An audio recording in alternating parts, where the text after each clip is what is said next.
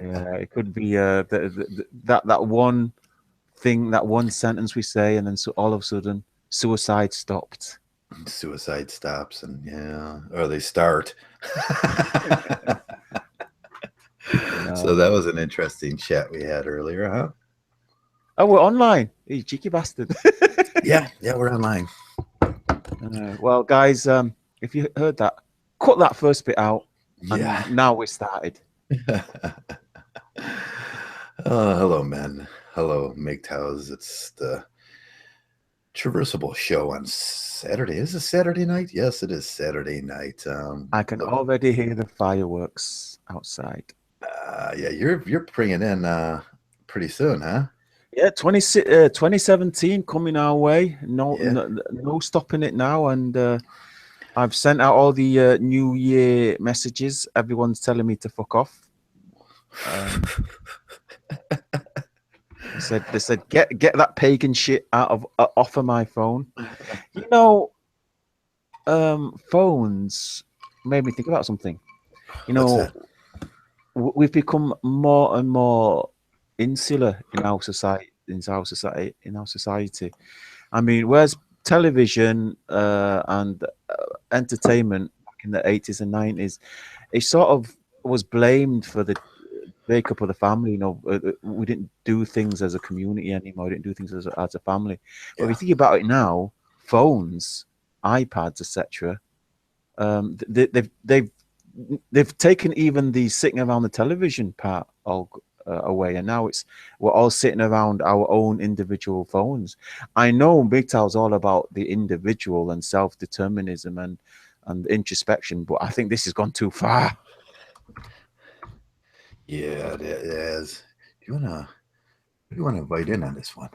Let's bring everyone in, Let's and bring everybody in. let's shame them. Let's shame those that don't come in. Let's tell everyone who's the party pooper. I was trying to figure out how to get Black Gnostic Speaks and what his do I have to do the other one for him? No, you have to do this one here. So we have to start all anew. Wow, all that work, all No, to that. get his name. Oh, you want me to have a go?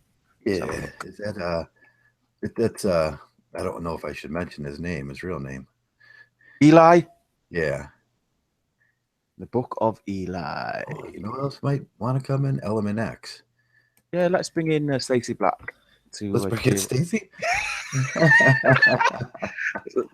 Messenger's had a heart attack. Just Oh yeah, he just grabbed his heart and he's like, no, not that. Yeah. we're just joking, bro. Tis a season to forgive. Let's chill down. Yeah. I want to send a you know what? I can't get angry on either.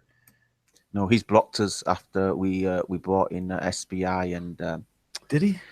and staying free Mgtow. I'm afraid that offence was one too far over the line. Oh, he didn't. Or did he? No, he didn't. Okay. I was just joking. It's, Yeah, I'll send it's him the the link. season, you know. Everybody likes Link. Link. Yes, they do. That's they hate him, but they love him. Hmm. Yeah. Bring in the coca. You tried last time, didn't you? He wouldn't come in, would he? No, he. After all said and done, he is rather shy, Yeah. quite shy.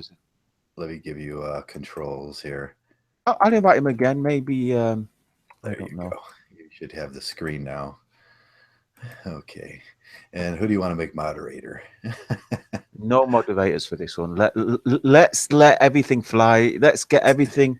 It's a throwdown. It's a Let's get everything throwdown. out on the table. You know, let us not enter into this new year with any grudges, any chips on our shoulders, or any unresolved issues amongst the men. I mean, surely, if it's anything that we've learned, it must be that this is what it's about. You know, this entire Mgtow, this manosphere, this YouTube. In fact, everything has to be based around the Getting it. people. Yeah, the people getting this thing back on track. And I don't think it's off track, but I'd like to see, more of a design to it.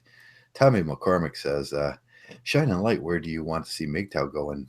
2017. Oh, I think Mgtow's fucked. There's no healing it. There's no bringing it back. It's totally fucked. Just drop It's it, FUBAR mate. It's because Fubar. it's What are you FUBAR. doing still talking about Mgtow? It's 2017 now. That's yesterday. Now it's all.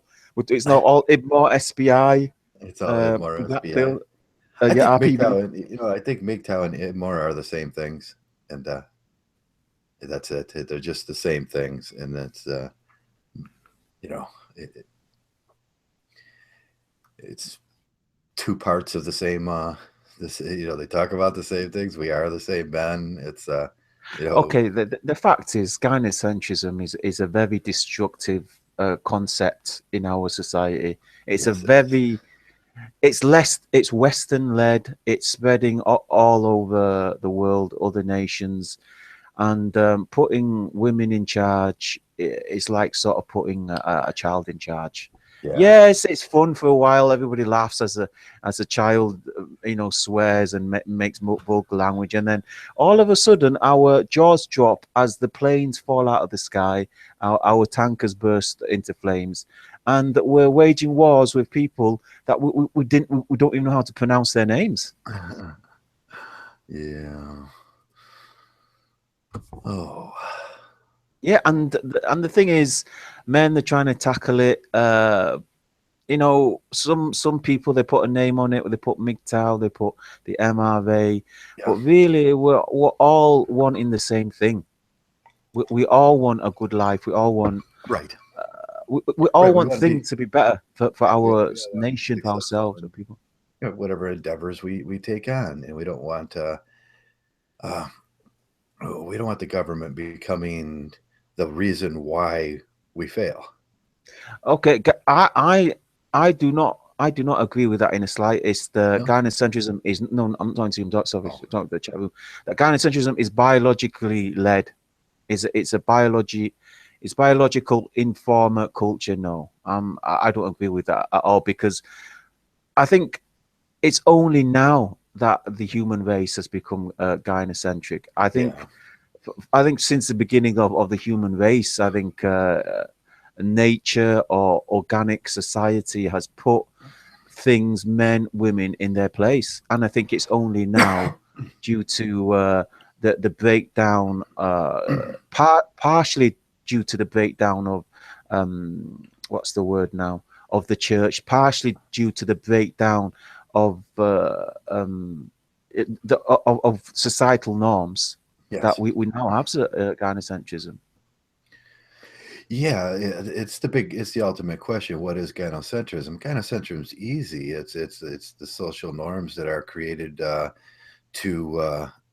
to as it's those social norms that become normalized in our lives that we take for granted, that are pervasive in our lives. They manipulate our lives, and it's almost a marriage of some sort of that you have to agree with, and these social norms that when men think about gynocentrism, I don't think they do think about gynocentrism. It's Well.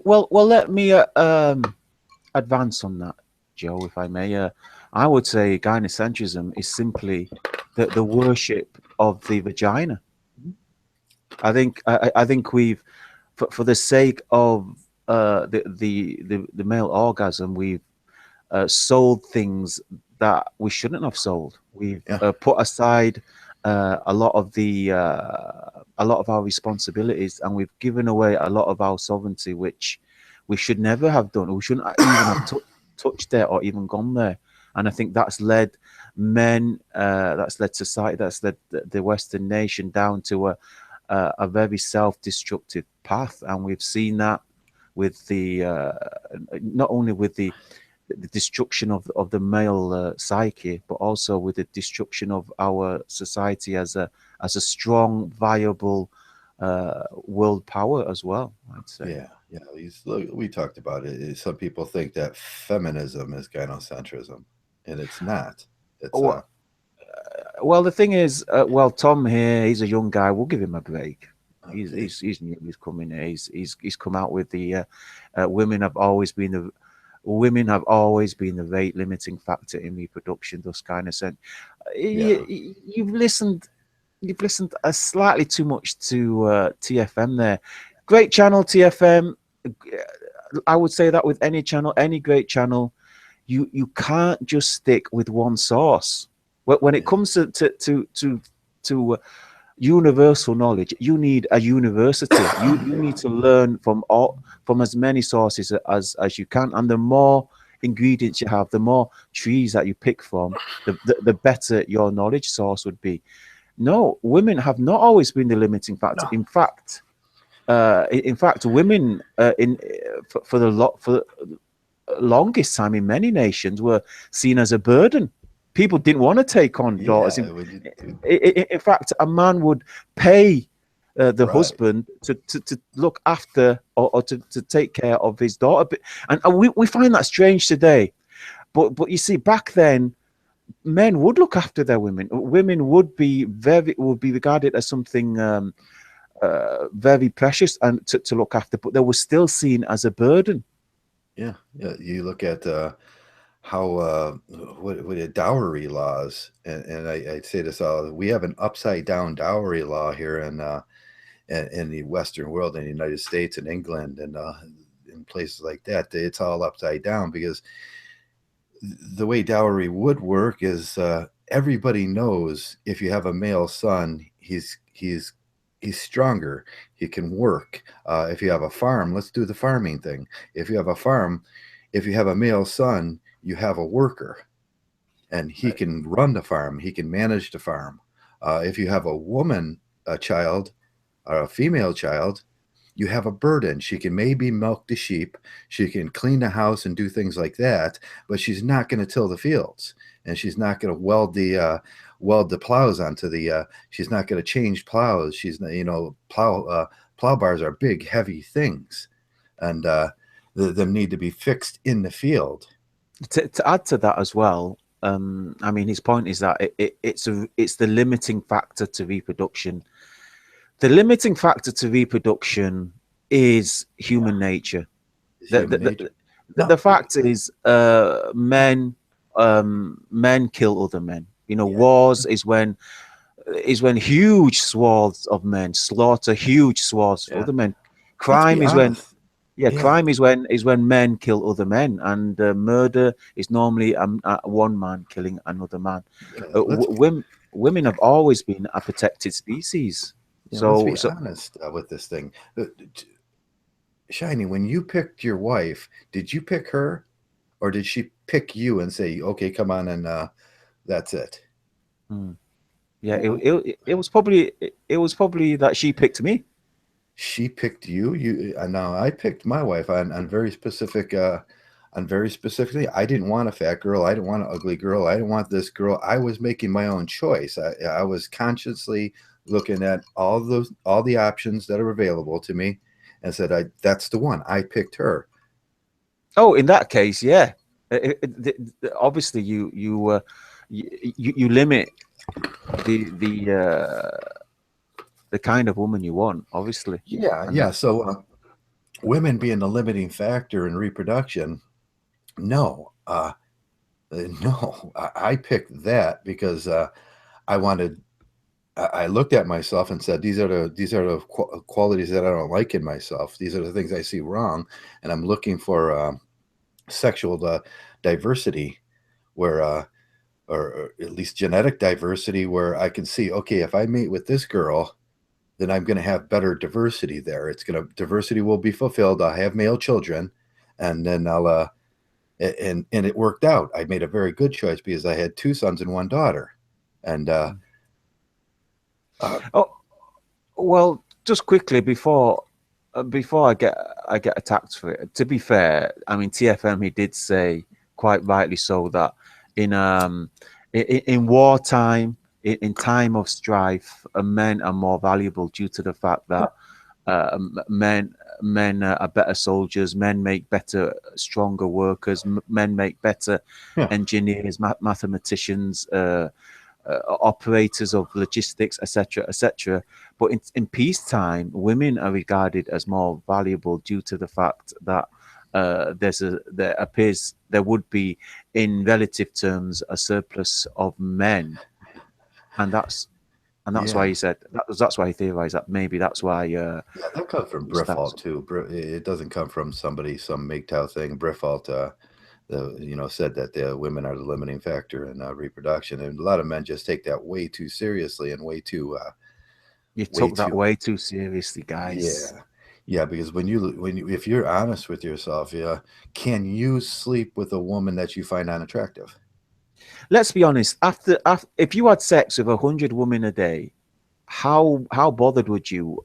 How bothered would you be about sleeping, having sex with women? I mean, it's just about.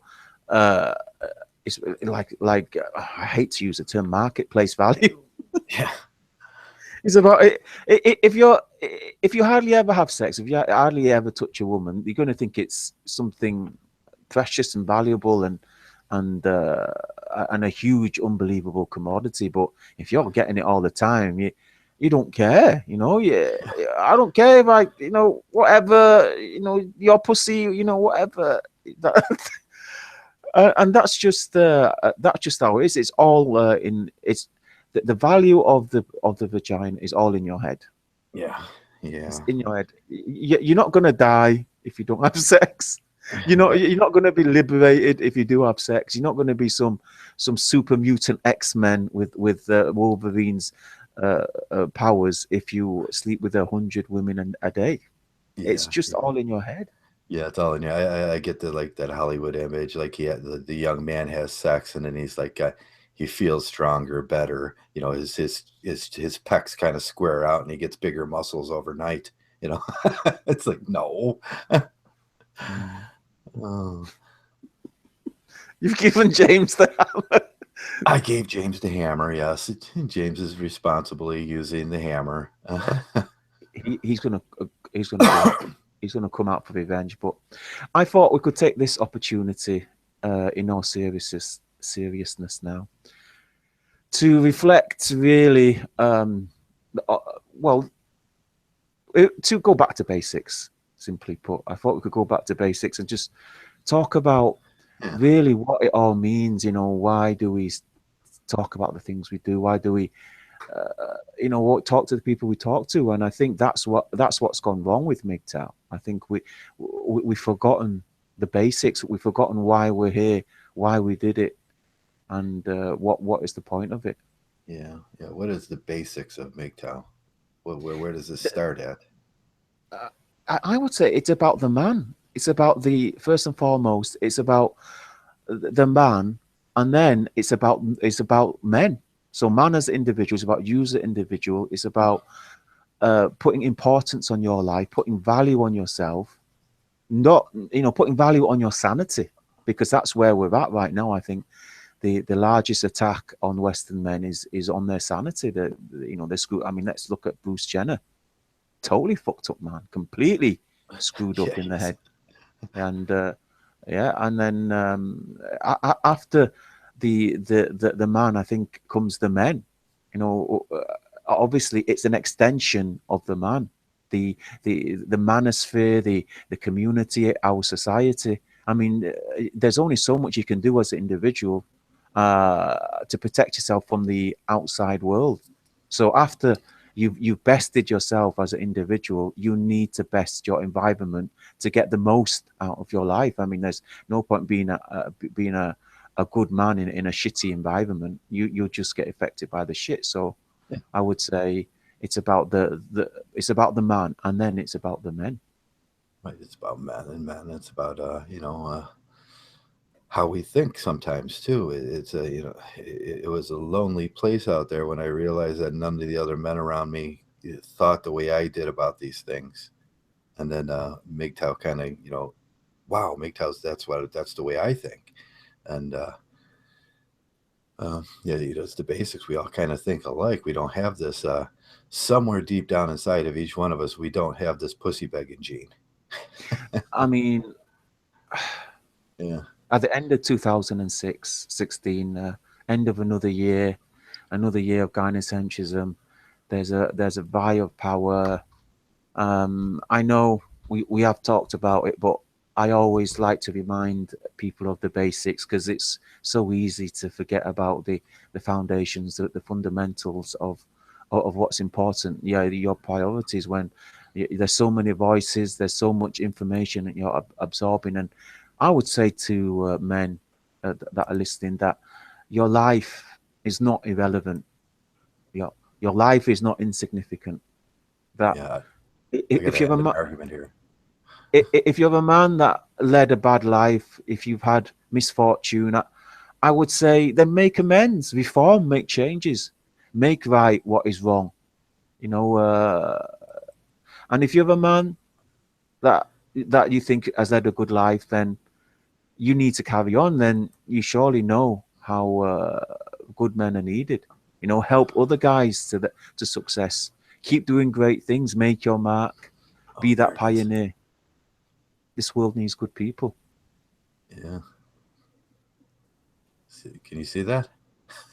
Yeah, it's the first lady, the most honored woman in America, the pinnacle, the role model of femininity, the American beauty, surely, Yeah, yeah, the one that all men strive to bed, the one that all women strive to emulate. Is it not? No, have I yeah. got that wrong? I think, yeah, 10 strong ladies. Now, they were saying, is she a dude? Well, there's only one way to tell, and me and you are not going to find out. Okay. Yeah, you see those large pecs there, and I see them squared off. That little Adam's apple there. I thought the guys would just start freaking out when they seen that.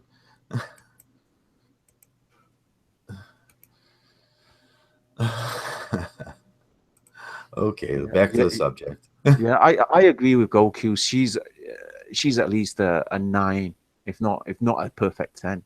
Is she a Come, perfect 10? come on, guys. Who's with me? Goku's has got my back here. No, the Williams sisters. Yeah, the tennis players. Oof, Are they dudes or not? a couple of beauties there. Honestly, I don't know how you Yanks do it. You've got all the beauties over there. We're missing out over in the colonies. Oh man. Yeah, so back to the basics, huh? So Yeah. what do we got? We got what is a Mgtow? He's the guy that just doesn't disagree with the gynocentric system. We got gynocentrism. We got hypergamy. We got Briffault's law. We got all those fine things. Uh, Well, a better question would be why Mgtow? why Why? Mgtow? Yeah, I'll be a Mgtow. yeah. Who's asking the question? You know, it's What? it, Mm. it's like who's asking the question? Well, should I be a Mgtow? Do I think like that? Uh, that's the question. Generally, men that have doubts about the present system. Yeah, James Denton is he's sad about the amount of Russians that are in the US. Yeah, we need to get rid of the Russians. There's just far too many. We have So a Russian migration. the Russian migration, the Russian diplomats was a start. 35 had to leave. We need to we need to let's face it. We need to exit all the Russians to prevent this forthcoming war. Thank you, James, for that. We appreciate that. Yeah, yeah. I don't know about your neighborhood, but my neighborhood has been overrun with Russians, I and they're I just just running. can't believe those big fluffy white hats. Yeah, they're raping girls, and they're Yeah, these like raping Russians. Honestly, it's like everywhere you go, it's like gangs of Russians rape with gangs their of Russians. Yeah. with their erect penises sticking out of their pants, ready to insert into any hole that presents itself. Oh, I bleed stars and stripes. He says, That's what they all say. I bleed. I bleed apple pie. That's what they all say. They you can't believe anything Russians say because part of their religion is to lie. You can't believe a single thing they say. What what do the Islamics call that when you lie to your? That was an argument. Paul used to bring that up all the time. Paul Elam? No, Paul Wilson, the ball, the ball. Can you believe such a man exists? Such a Yeah, creature. Gollum. The Gullum. Mgtow Gollum. He does look like Gullum. Oh, message deleted. Who Oh, deleted that look there, you see. Look, James is at it again. message? There you go. James There you got go, Gokus. Goku's on timeout. Oh no, Goku's is a good viewer. Oh yeah. So what is that called? I can't remember what he called it. When, The Russians are the real world Romulans. there was Romulans. That's too funny. You can make Star Trek analogies. All right, come on. You're going to have to remove the hammer from James now. He's misbehaving. I'll do it. You're gonna do it. Remove it. Oh. Yeah, so where were we? Yeah, I mean, I hear people talking about their culture and their nation and society. So why not be part of it? These same people that talk about culture and nature and society, they sit in their rooms, you know, in their mother's attic, you know, and they make these videos talking about culture and they've got nothing to do with society. You know, they're like recluse, they're like nihilists. Well, um, why don't you show with action what people can't hear with your words? You know, be an example. You know, do the change that you're telling everybody else to do. If it's such a necessary thing, why aren't you doing it? All these channels talking about destruction of their culture, yet Yeah. they're sitting in their mother's basement. I'm just hurt. My boy, who said Johnny Midnight? Johnny Midnight has been on fire today. He says he just hurt his boy pussy. Now, I'm not quite sure how to make that out. Either he's got a little boy, and he regards him as his pussy, or his he was talking about his penis. That's too funny. God. Oh, okay. It's been a long day. It's been a long year. It's been a long year. Yes, it has. It's been a long year. No Mgtow wants to talk to any other Mgtow because they've all got some issue with each other. In one hand, you've got Mgtow that says, you know what, fuck you all, fuck Mgtow, and then in the other hand, you've got another group that says, just subscribe, just make a Patreon, make a donation, and I'll say whatever you want me to say. I'll talk about whatever you want me to talk about. And then in the middle, you've got a very small band of men who still are talking about the basics and who are still talking about how to fix things and how to address men's problems. And they're the ones that people ignore. Yeah, it's true. Yeah. For a small donation, me or Shining will say anything you want me to say. Oh my. Yeah. Oh no bro downs inside the throwdown. No, James is gay. Did you that's a shaming. That's code red shaming. Okay. Yeah. Did you ever get into that code red and how many types of shaming there are? What's no Code Red? Isn't that from the film A Few Good Men? Yeah, they got code red shaming, code green shaming, they got this color code system on shaming now. No, I've got no idea. Yeah, and it all goes with an explanation of the factors of shame. Mm. Oh, yeah. Hello, Renee. Hello. Yeah. Okay, well, let's end in a positive note. What's been the highlight of your year? What's been the highlight of your Manosphere year? Oh, the highlight of the Manosphere year around here this year. Oh man, that would be a tough question. I have to think about that one. It's got to be. I think for me, it's got to be the full scale Hmong attack that descended from Tyler Preston's from the Tyler Preston. What's it? His what is it? What's Scooby Doo's little gang called? Scooby Doo's little gang. Okay, Tyler Preston's Scooby Doo Gang. That was the highlight of my year. I had endless amusement just reading those totally, totally The- retarded little kids from the yeah, special needs section of YouTube.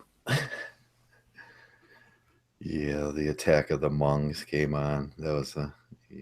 Oh God, yeah. That was pretty. It was pretty. You know, it was rewarding to for at that point when I realized that I was right about that kid.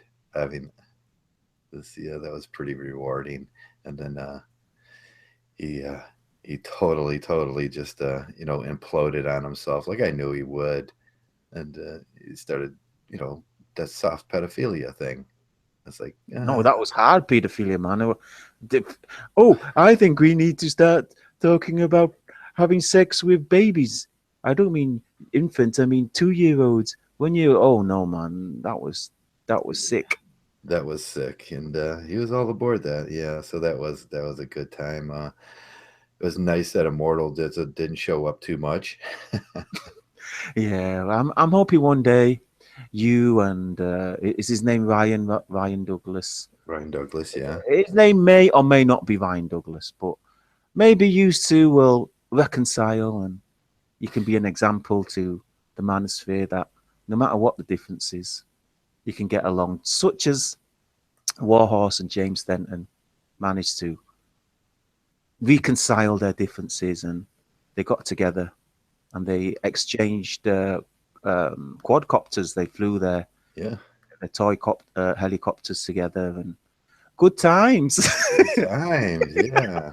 Yeah, you know what I miss? Saturday nights with Tifa. I don't miss that much. I don't miss Tifa that much, really. Yeah. There's just two people there watching. It was like me and you, and it was just like it was it was just funny. Look at James. It's come out now, yeah. There's no more denying it. James has let the cat out of the bag.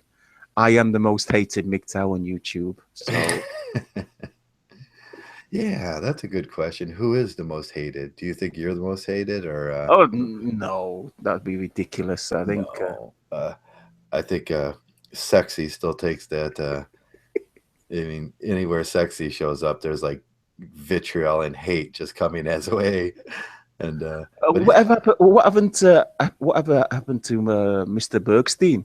Mr. Bergstein, the dancing cock show.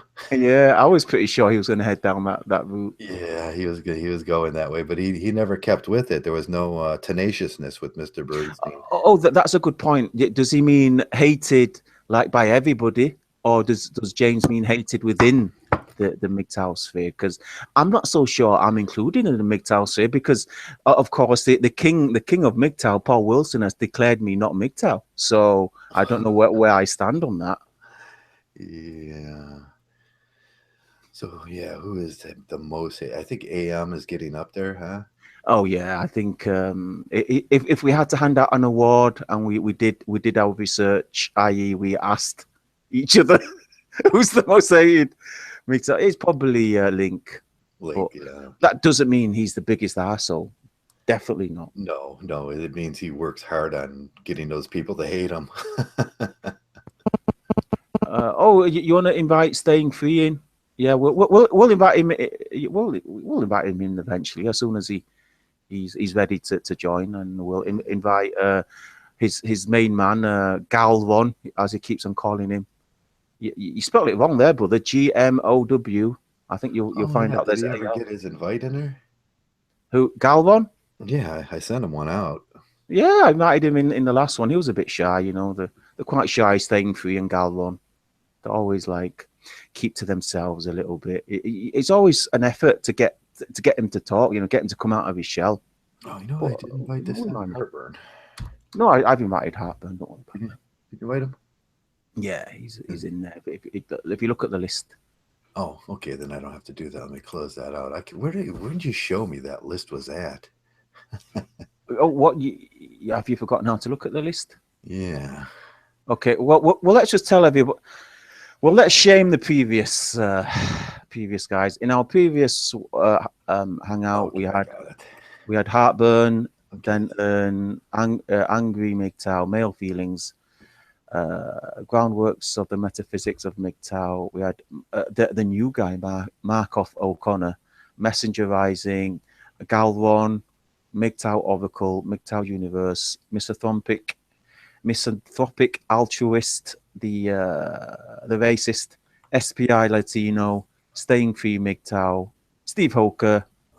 Oh, I've gotten this game. His account's called The Controversial Truth, but we all know him as Haven. Stephen Haven, yeah.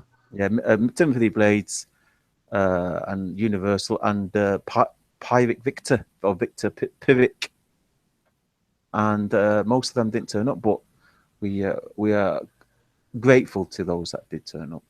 But for this one, you want to tell you want to tell the boys and girls at home who were hoping to come in to this one? Oh, and this one, who I invited in? Yeah.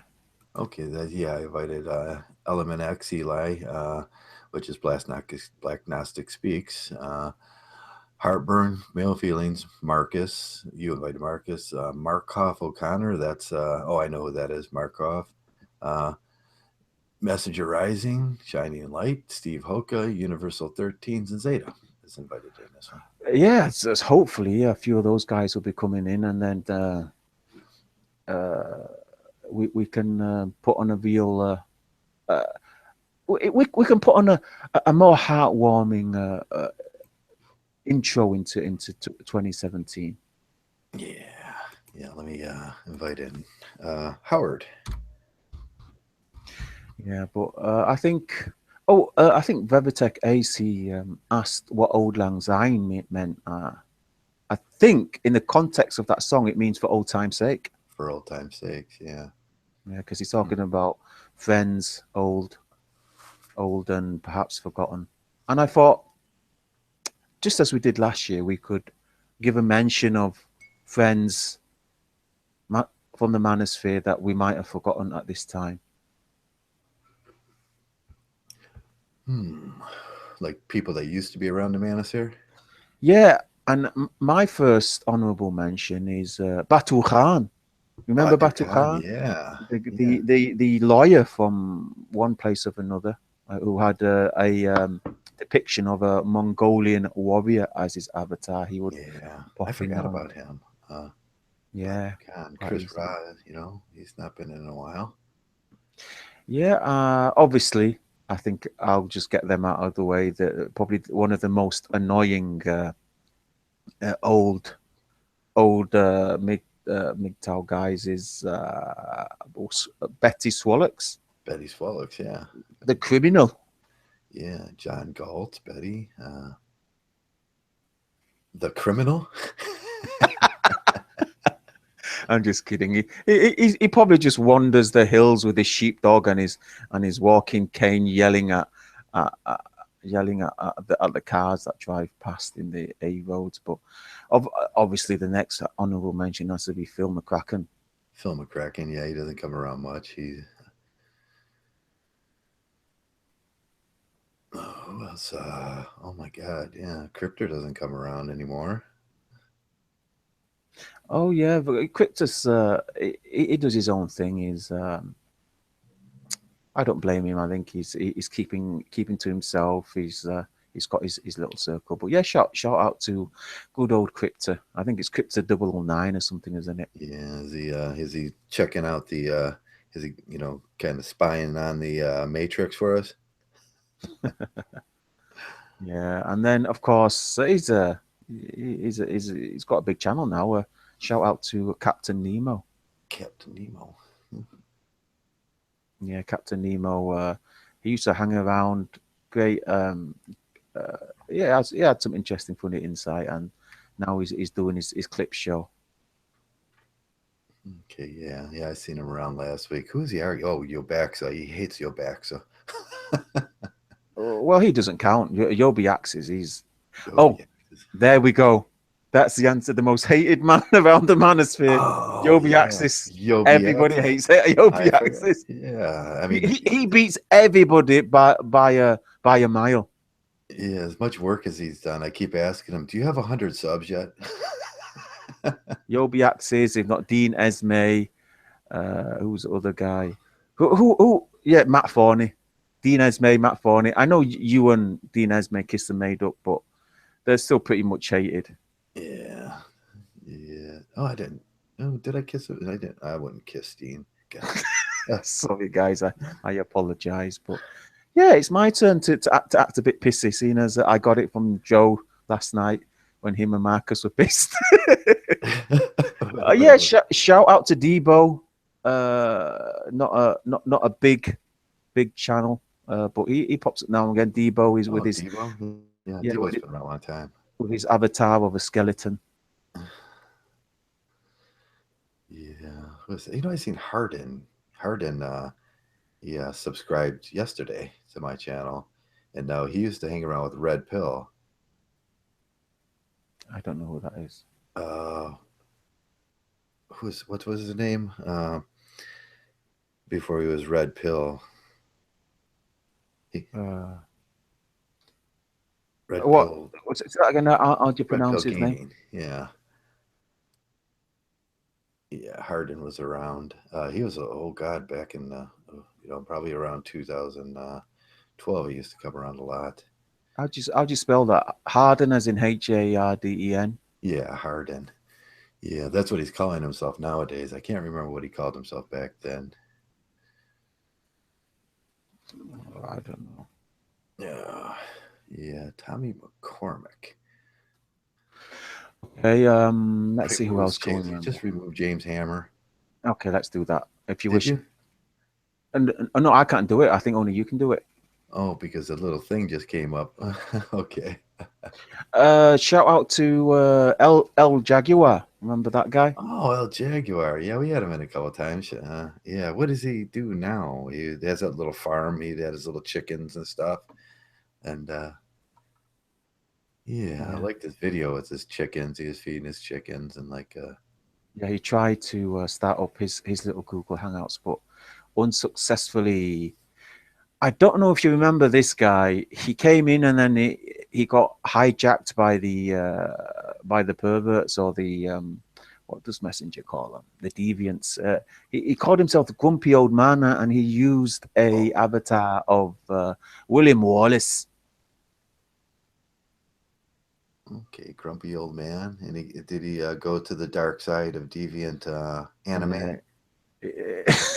He was just seduced by the dark side. You know Just how some seduced. guys are. It's like, oh, why don't you join our hangouts? And they'll like, they'll like show their balls, show their asses, show their tits, and oh wow, this is wonderful, better than those monks. They're boring as hell. And Yeah, then I and like it. then next thing you know, you're sick and bored, shitless of the same balls and asses and tits on the hangout, and then you disappear completely.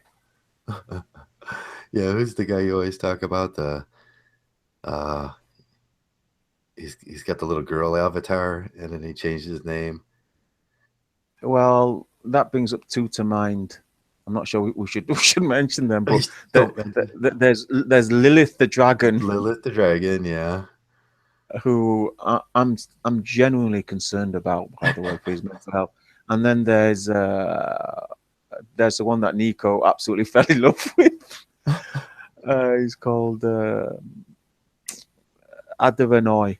Adderanoy, yeah, Adderanoy. We haven't seen in a while. Uh, the cross. What was her name? Crossing Ways. Crossing Ways. Yeah, Yeah, your main man. I mean, yeah.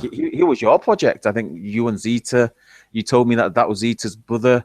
I don't I asked know. Zeta. Zeta got offended. Zeta then blocked me for about 6 months. Did he block you for Oh, 6 months?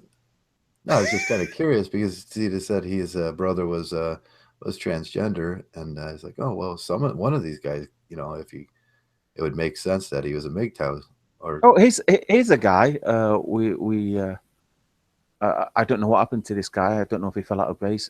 Fell out of our graces, but Kyle Horner, Kyle Horner. Yeah, what happened to Kyle Horner? Love the Kyle. knight, the knight of Yorkshire. Knight Oh, of Yorkshire. yeah, he got mad when we went after Tyler, didn't he? Did he?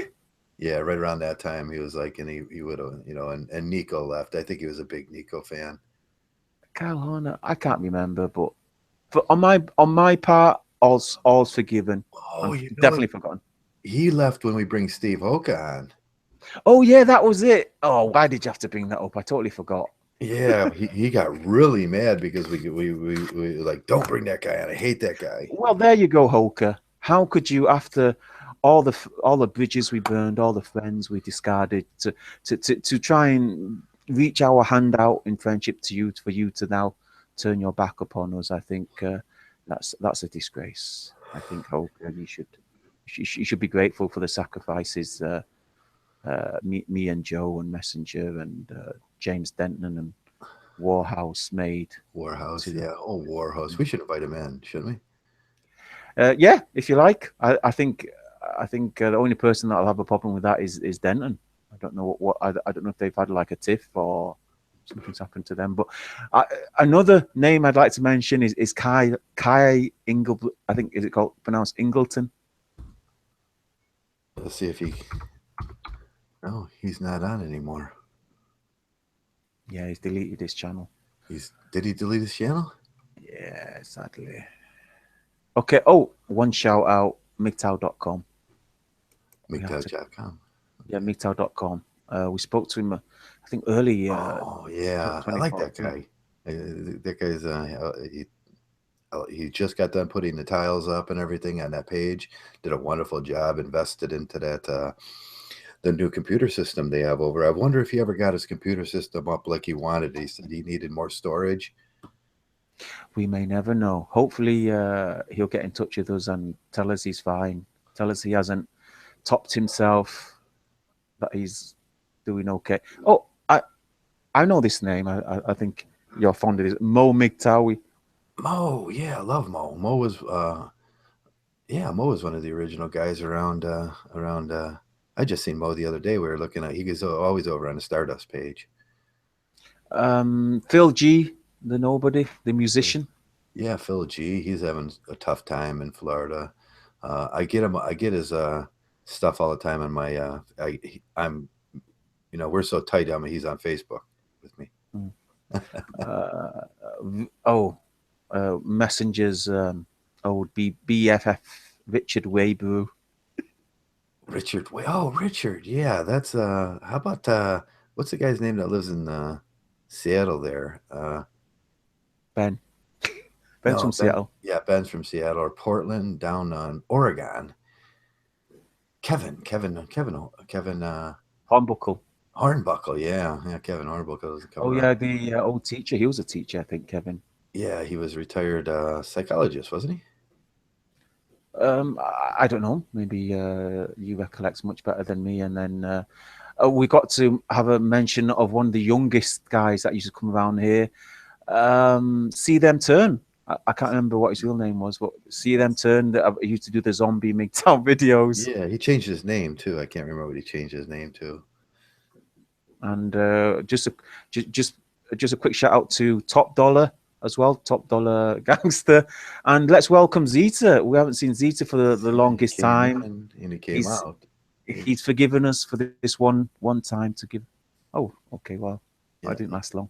came in and he That's he okay. must have lost his connection.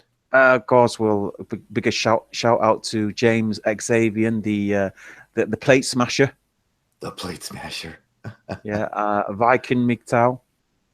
Viking Mgtow, yeah. Yeah, There's it, yeah. yeah. He didn't get the sound right away. Of course, Avention, the jihadist. The Shout out jihadist, the venerable jihadist. yeah, the violent jihadist Vention, the head chopper, the throat slitter Vention. Mention. Oh, that's hard to believe. He's such a good guy.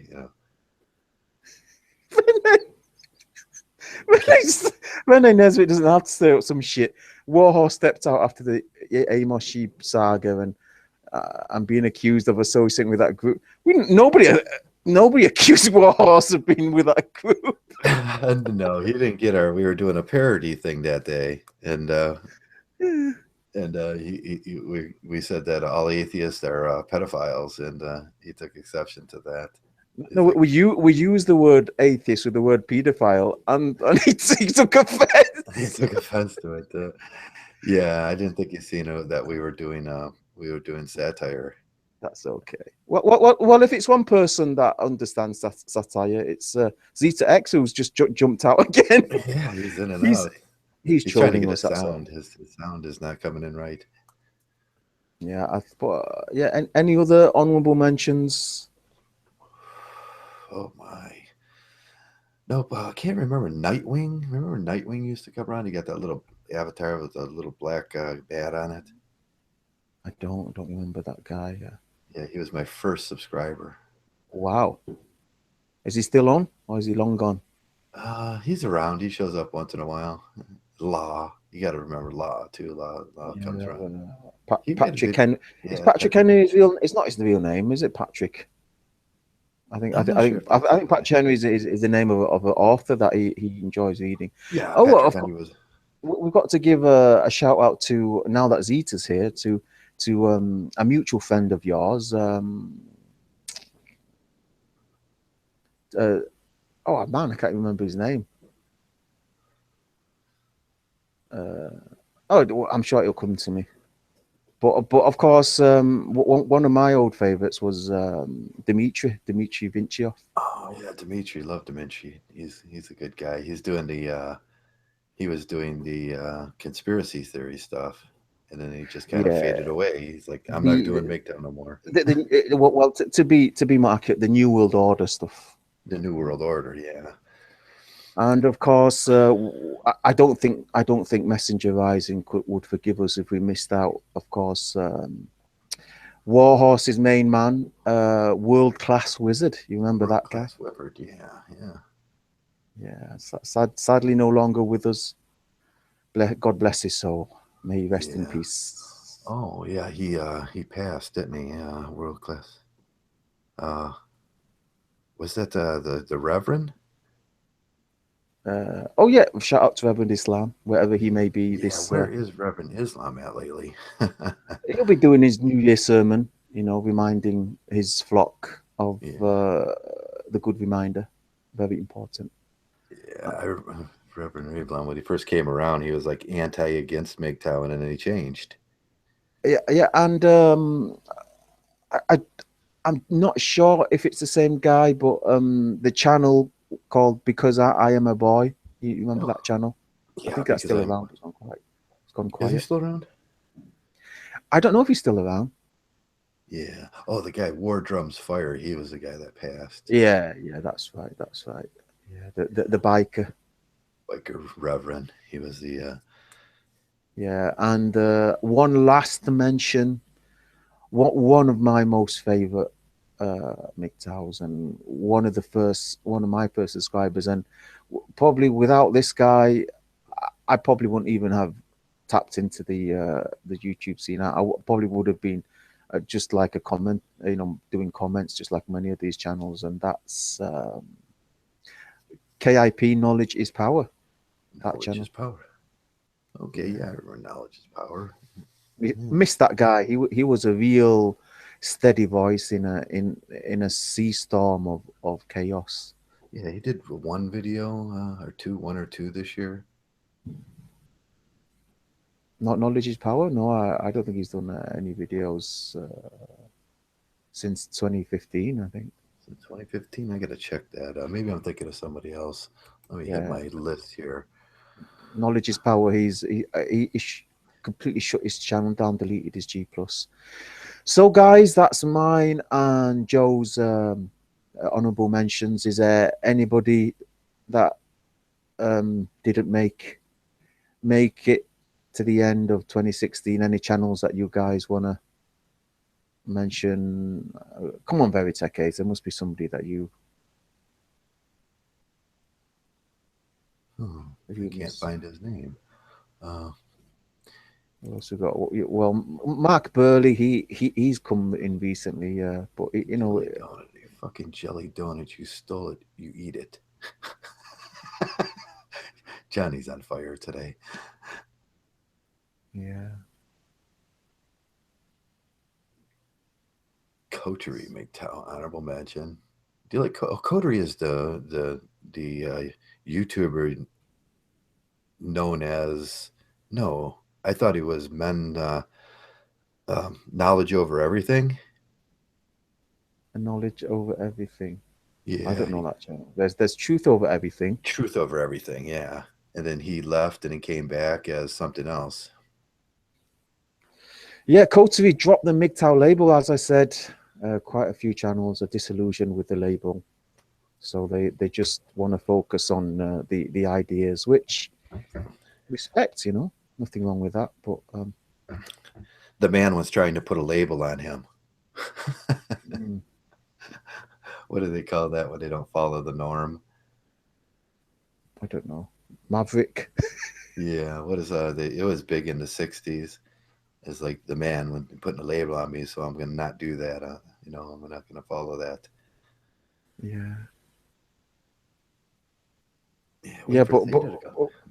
but Coterie, he's a new channel. He's one of the modern channels. I was saying one of the channels that I didn't make. Oh, there's Zeta. Okay, I was just gonna. Oh, Hello okay. there. Oh, Am I audible? yes, we can hear Yeah. you at last after so many years. Oh, good. It's been eons, gentlemen, and hello to everybody in the chat room. It's been a hell of a while. It's been an ice age. I've almost forgotten what you look like. I forget what I look like. What are you talking about, man? How's business over there in Toronto? How's the chauffeur business? I'm going to have a busy evening tonight, I can tell you. So I've got about an hour to kill here, and just thought I'd drop in and say hi, wish everybody a happy new year. That's cool. It's cool. It's been a phenomenal year for me. Just made some changes, change of business, and moving forward, living Mgtow one day at a time. So what kind of changes?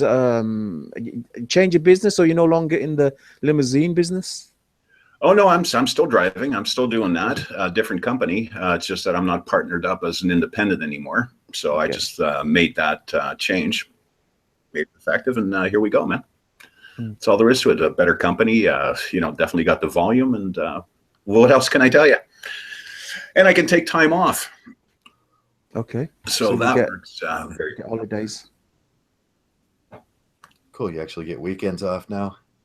Well, rotating weekends. Rotating weekends. It's not all that peachy cream, Sunday or Mondays or slow days or something like that. Yes. No, actually Mondays are very busy days in my industry. So okay.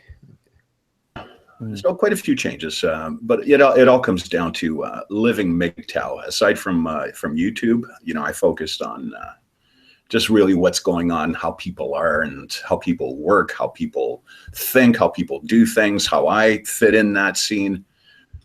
Hands-on Mgtow. That's all I can say, man. Yeah. How was the trips up the cabin? You say you're able to take days off? So. Well, that's just it. I haven't been in a couple of months, but like I said, I try to make it there. I want to make it quarterly, 4 times a year, if not more. So I'm scheduled a February outing when it's minus forever, up in the good old Canadian wilderness at minus 20 below. That's Celsius for those who are on the Fahrenheit scale. I think that's about 3 degrees. Or minus 1 degree Fahrenheit, and I get to feed the birds out there. Do you like the winter, the snow thing up there and everything? The winter sucks in a major city. Okay, I think you know that, Joe. Being in Cleveland, Cleveland. The winters there really suck. It only sucks when you're in the city. As soon as you get out, it's wonderful. I love it. Yeah, the snow looks a little different on the countryside. That's it. Have you caught any fish? Any pike? No, I haven't fished in eons. When I go there, it's just to be in the wilderness, and if anything that I do is photography. I've posted it before, so that's pretty much it. It's a retreat. What's that? Well, before he explodes, Tom McCormack is asking, how do you get over one-itis? I have no idea what he means by one-itis. Is that like a disease, a venereal disease? What is that, one-itis? One-itis is one woman focus, the one and only. Oh, well, you're just too young, Tom. You know, don't focus on one woman. If you're gonna go there, you want to get 2, 3, or 4. You know, don't, because if one breaks your heart, you've got 3 to lean back on. You know, don't believe this romantic Disney bullshit. You know, if you're gonna do it, have a couple of plan B's and C's. That's how you get over one-itis. Otherwise, what I would do, I would run round the lake until my legs fall off, and then woman doesn't matter. Just having a bath, having a shower, it's all that matters, and then you just fall asleep. You guys, how do you get over one-itis, if that's what he means by one-itis? One-itis, how to get over that one that you thought was the one? Who? Hey, time again. That's all it is. It takes time to get over. You know, you can try and convince yourself and be rational about how fucked up the situation is when you're under the spell of one-itis. But the reality of the situation, it's going to take time, months, if not a year and a half, because it's an imprint, right? And that imprint is there, and all you do is obsess about that person. Okay. Yeah. And obsessions. Hey, I'm going back a couple years. You know, Barbar did some research, and he says, yeah, it can take to about a year and a half in some cases, you know, for that obsessive compulsive disorder to come back and stabilize, because your neurochemistry is completely out of fucking whack. Well, yeah. I can tell you guys about my first crush. I mean, I had this beautiful girl. I was dating this beautiful girl. We were just little, you know, we were, 12, 13, and she split up with me because a couple of years ago we got back in touch. I found her on Facebook, or she found me on Facebook. I can't remember. And then I saw her. She was a bit fat. She wasn't as pretty. Her skin all blotched up. Her hair appeared to be falling out. She had 5 kids to some hipster guy. And I remember I had a fight with him over injections. I mean, she got all her kids immunized, and I said, that's just stupid. You don't know what they put in that shit. And then they blocked me after that. But yeah, I mean, if you want to get over one-itis, I mean, you should know in a few years' time, you're going to find it disgusting. You know, and that's just it. Crushes are a passing. It's a fleeting thing, Shining. It really is. And what you just spelled out is exactly what happens. You give it enough time, that person will change. Okay, and it's just a question of how appealing you find her at that time, right? It's not a permanent thing.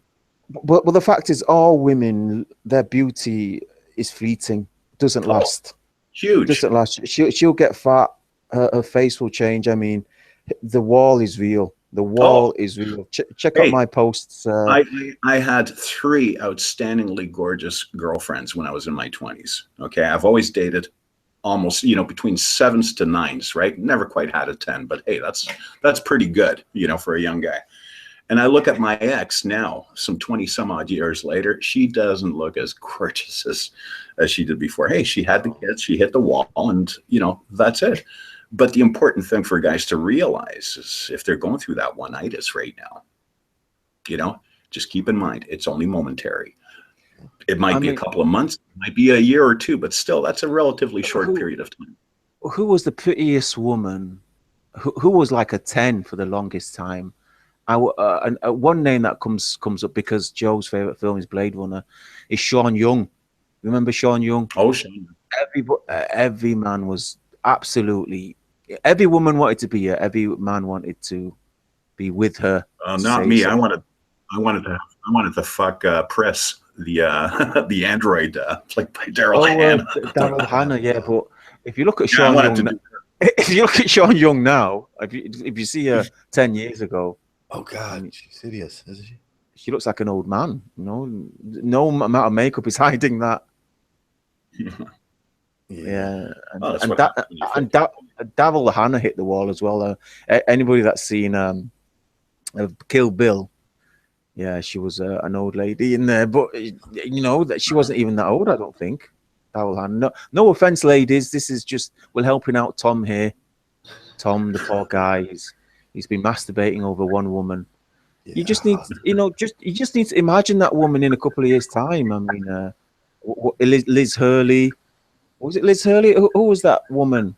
That was like the most beautiful. But anyway, the most beautiful woman in the 50s. She hits the wall in the 60s or 70s, etc., the 60s into the 80s. Okay, Universal 13s then. How's your sound? Universal 13. How are you, brother? Long time. Hi, guys. Pretty good, man. Hope you guys are doing well as well. Oh, doing very well from this end. Is it 7 o'clock in the morning there? Or It's 11:15. 11:15 in the afternoon. So you're into New Year's Day right now, huh? No, in the morning. In the morning, Traversable. Oh, 11:15 in the morning. Okay, yeah. Yeah, you're already into the New Year's Day. I got the sunlight. Yeah, I woke up just about an hour and a half ago. You know what I mean? Okay. Yeah, I had a missed call on the Google information bar, and I thought, you know what, this is a chance for me to join in, and just say hello, maybe talk about a few things, and I've really missed you guys, man, since the last hangouts we used to have. We miss you too, brother. It looks like you've aged 1,000 years. I know things are quite stressful in your position, and our hearts and prayers go out to you, brother, all the way down under where the men thunder and the women roar.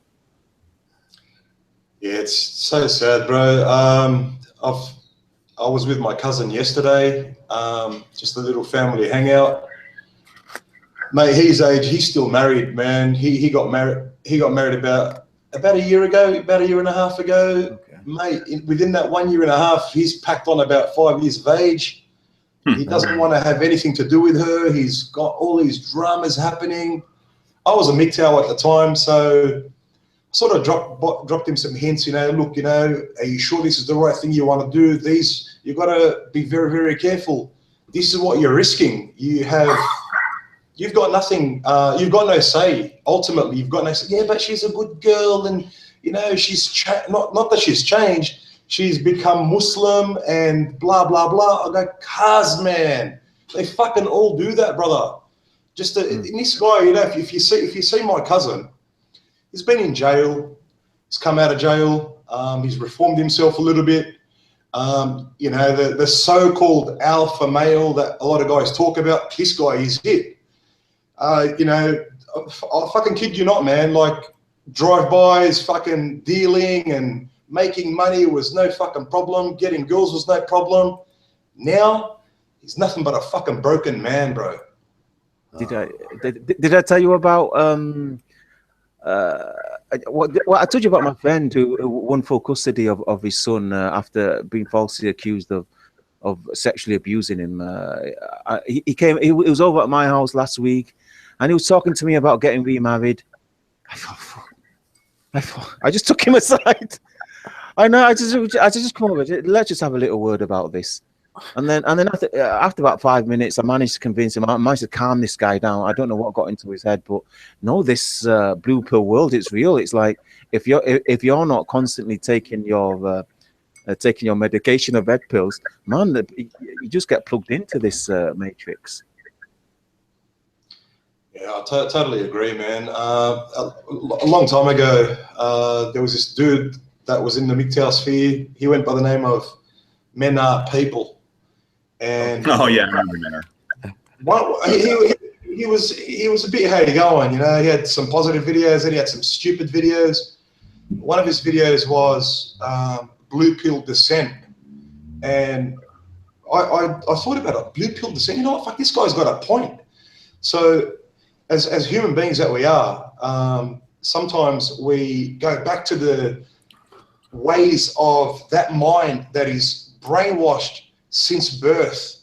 The music when we wake up, when we jump in our cars, how does that song go? Love is in the air, everywhere I look around. Yeah, fucking bullshit. It's propaganda is in the air everywhere you look around.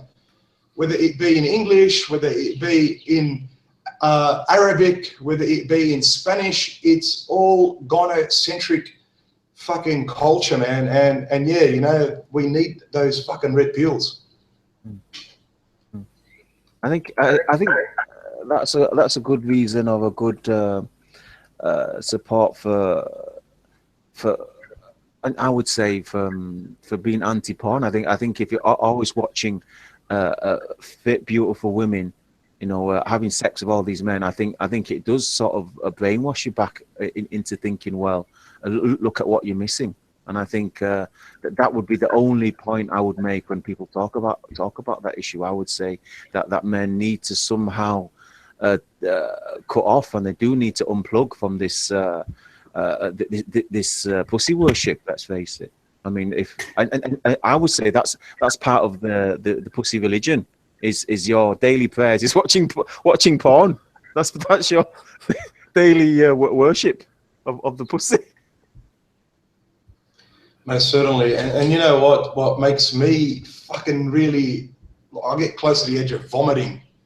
Females know this. Yesterday, I left early from my cousin's house. It wasn't his house, it was my other cousin. There was about like 30 of us. And they, at about 11 o'clock, started to pump up some music really loud. And you see the females all just fucking starting to dance. And these females, they're not related to me. There are a couple of them that are, but the others aren't. The majority of them aren't. They're all dancing and fucking showing their legs and advertising themselves. I'm like, Mum, Dad, I'm going. If you need anything, let me know now, because I'll probably see you guys either tomorrow or the day after. So take care, you know what I mean? And they understand, because I talk to them about Mgtow and its philosophies and the mindset and how we perceive and interpret things the right and appropriate way. So they understood straight away. And females know. Look, to a certain extent, I've watched porn, man. And, you know, I'm a Mgtow monk. I've watched porn. And I've noticed a lot of things. Even when you're watching these videos, it's like they're titled, one guy gets lucky with 2 females. Why the fuck didn't those 2 females get lucky with one guy? Why is it portrayed in such a way? I mean, even the title within itself has that element. It has an element of mind segmentation. I would also add that one of the things that entice you back into the pooper world is your company. I would say if you're not having like fully awakened guys that know the dangers of you know, even just tapping into that, you know, just pump and dump dating or whatever. If you're not close with somebody that's constantly reminding you to draw the line somewhere, I think it is quite easy to fall into that trap. I mean, just listening to this guy. I mean, this guy he was destroyed by his by the false accusations, and then speaking to the other guys as well. It's like, and you know, the guys that have been like divorced and then married and then divorced and married. I'm telling you, it's because these guys are fully plugged into a matrix, which includes their friends, which includes their entertainment, which includes all the stuff that they that they do on a daily basis. If you're not fully unplugged from the matrix, I'm telling you, you're just going to fall back in. Either you're going to be peer pressured, you're going to be socially shamed, or you're just not going to feel that you fit in with this poo-pilled world, I'd say. I also want to add to what you're saying there, Shining. And Joe, we had that conversation about a year or so ago, Joe, about, listen, Mgtow is very attractive to women, okay? And I've run into a situation just recently, actually, you know, with a chick half my age, you know. Be careful, be really careful, because, you know, that one blowjob away, if you don't have your guard up, you're going to get swept on your feet, man. Be very careful. Mgtow is very attractive to women out there. And I found out. No, I think that's just usually to you're a very attractive man. I think women probably find you irresistible. So be on your guard, brother. Well, you know, I mean, you know, in my 20s, I had a high SM, and I did very well in my 20s. My 30s, throughout the 90s and the 10s, the early 10s, you know, the whole dynamic changed. And keep in mind the city that I live in, it's feminist central. Okay. I mean, this is in this city, you know, you've got the highest number of Mgtow, highest number of PFLs. Sorry for mentioning that. It is what it is. You've got a high number of incels, and every guy that you see that's in a relationship is a cuck. Okay, look, listen, guys, listen. There's the four of us here. We've got a real problem here. We've got a young man here in the chat room. He's generally hooked on this one individual woman. He's saying that he's calling it one-itis. I've never heard this expression before. This must be American. But he's saying that what if she displays all the traits of a waltz? You know, not all women are like that. But listen, Tom, listen to me. Listen up, bro. All women are no waltz until they turn into an adult, because after that honeymoon period is when the shit hits the fan. I said this a long time ago. The marriage is not the problem. The divorce is the problem. But the divorce is so toxic, it annuls any good that you enjoyed during the marriage. All the good times, all the sex you had, that all gets blown to shit because you think she's disgusting. You think vaginas is disgusting. You think sex is disgusting. You think all the times you made love, she was thinking, she was, you know, and then the children you had with her, you know, they're now used as a weapon. Everything good that was part of that relationship turns to shit. So no matter how wonderful it was, and it can go on for decades. I mean, I said earlier, I made a video about an old man. He spent his entire life with his wife. He never married, never had any woman except for her. But in the end, it was a disaster for him. So I know it's strange to sound that how can one moment destroyed years of a good relationship? The fact is that one moment lingers until your death. You guys want to add to that? That pretty much covers it, you know. Yeah, I'd say the same. It's covered. Yeah, I always think about that. All those good times and all those things that you had in your head, that this beautiful relationship and that white picket fence and everything, that doesn't mean anything at the moment of that divorce, or the moment she points her finger at you and changes her mind and has the police remove you from your house. Nothing else matters after that. And you're like, oh, shoot, I could weigh up all that in one hand and how much this is going to cost me now, and what's going to happen to my future. And no, oh, yeah, that's the moment that will define it. I don't know. I think if Tom had a best friend, I think Tom's best friend would take him out to a strip club or something like that. Just see how cheap it is.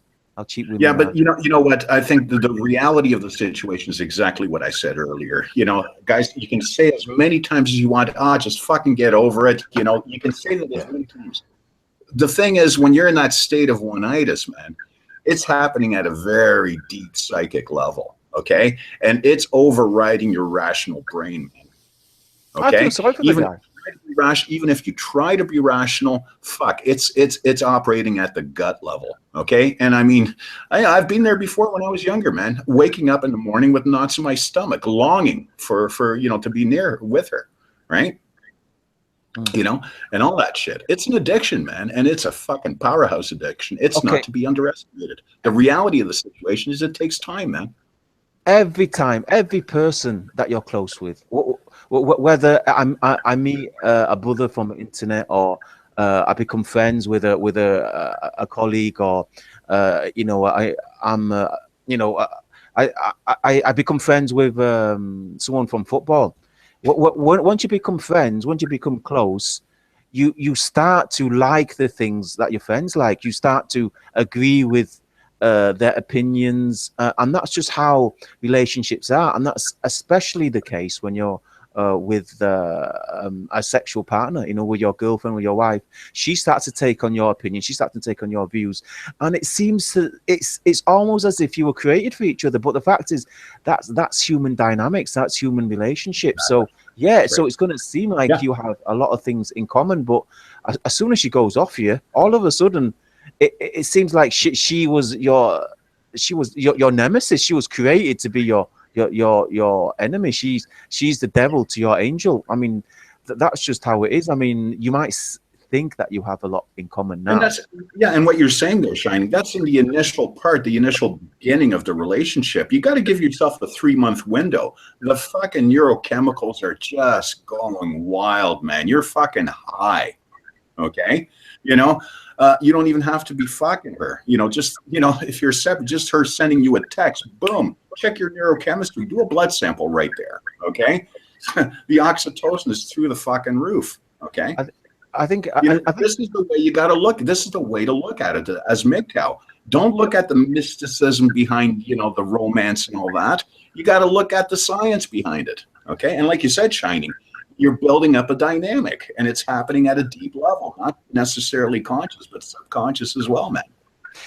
I think if anything, this will teach the guy a lesson. I think eventually he'll see just how shitty she is. I mean, women are notorious for betraying their I think men are the ones that believe that they'll spend the rest of their life with this one woman, whereas this woman is thinking, I'll spend the rest of my life with him, if this and if that.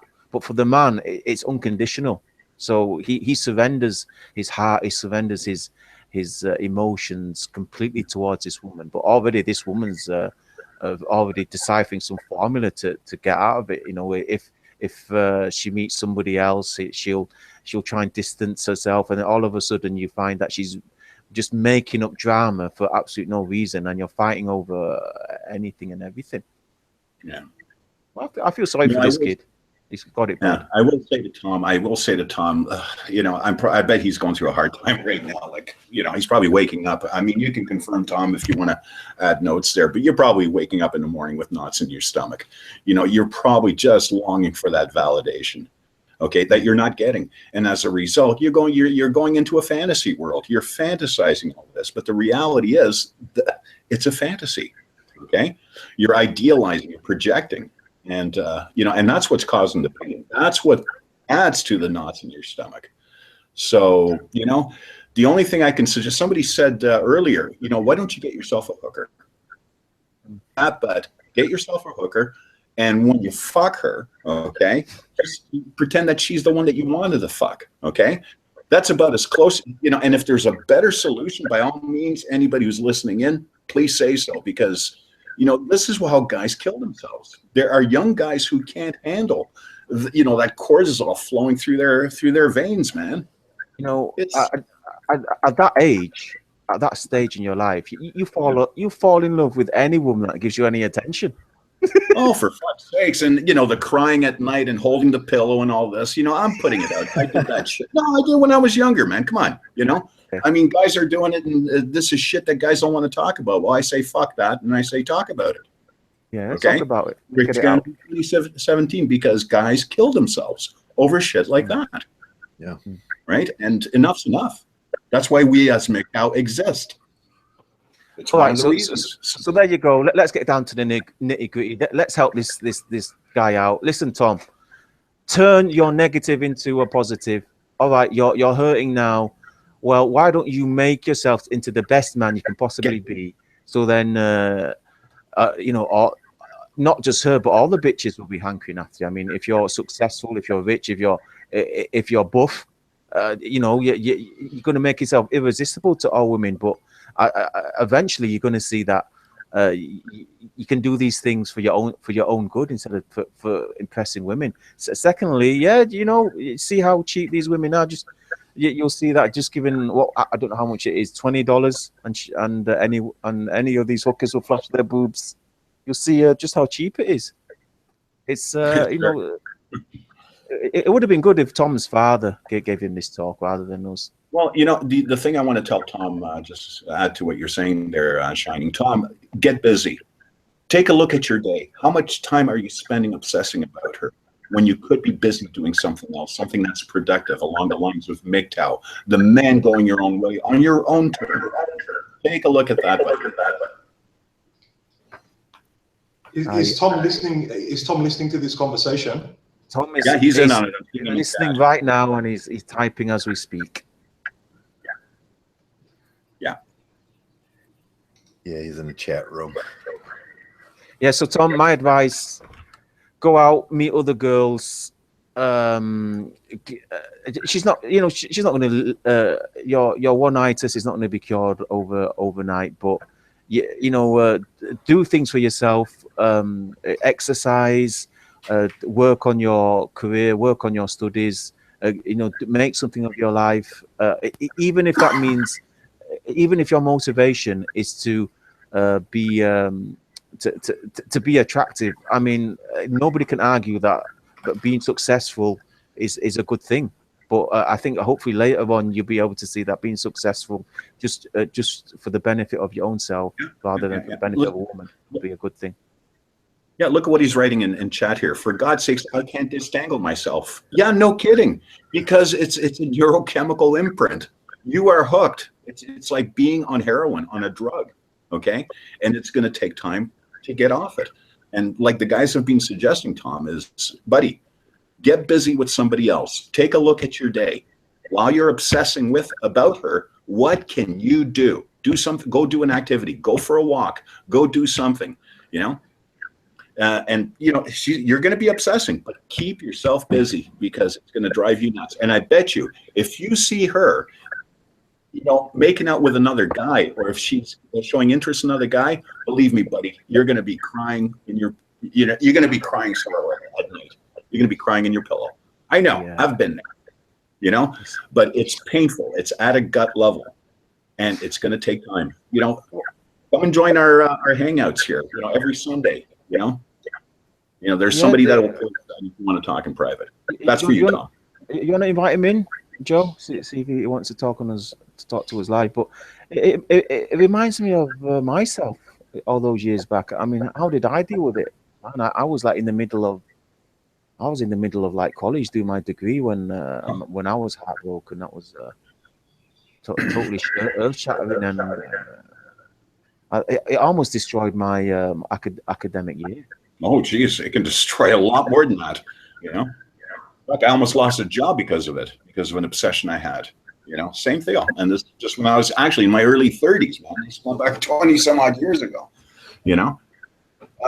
You know, you can be easily caught off guard. It's very subtle the way they show it. All they have to show is a sign or say something that, you know, if you're longing for validation, you're at your most weakest, Tom, or anybody listening in on this. You're at your weakest, okay? And, you know, that's, you know, once you realize that and you can work with that and realize that a day at a time as you're going through this, you know, it's just a question before you'll get over it. But you'll get over it on its own time. Unfortunately, you know what will get over it if she comes up to you and starts making out with you. Then all the knots in your stomach will disappear.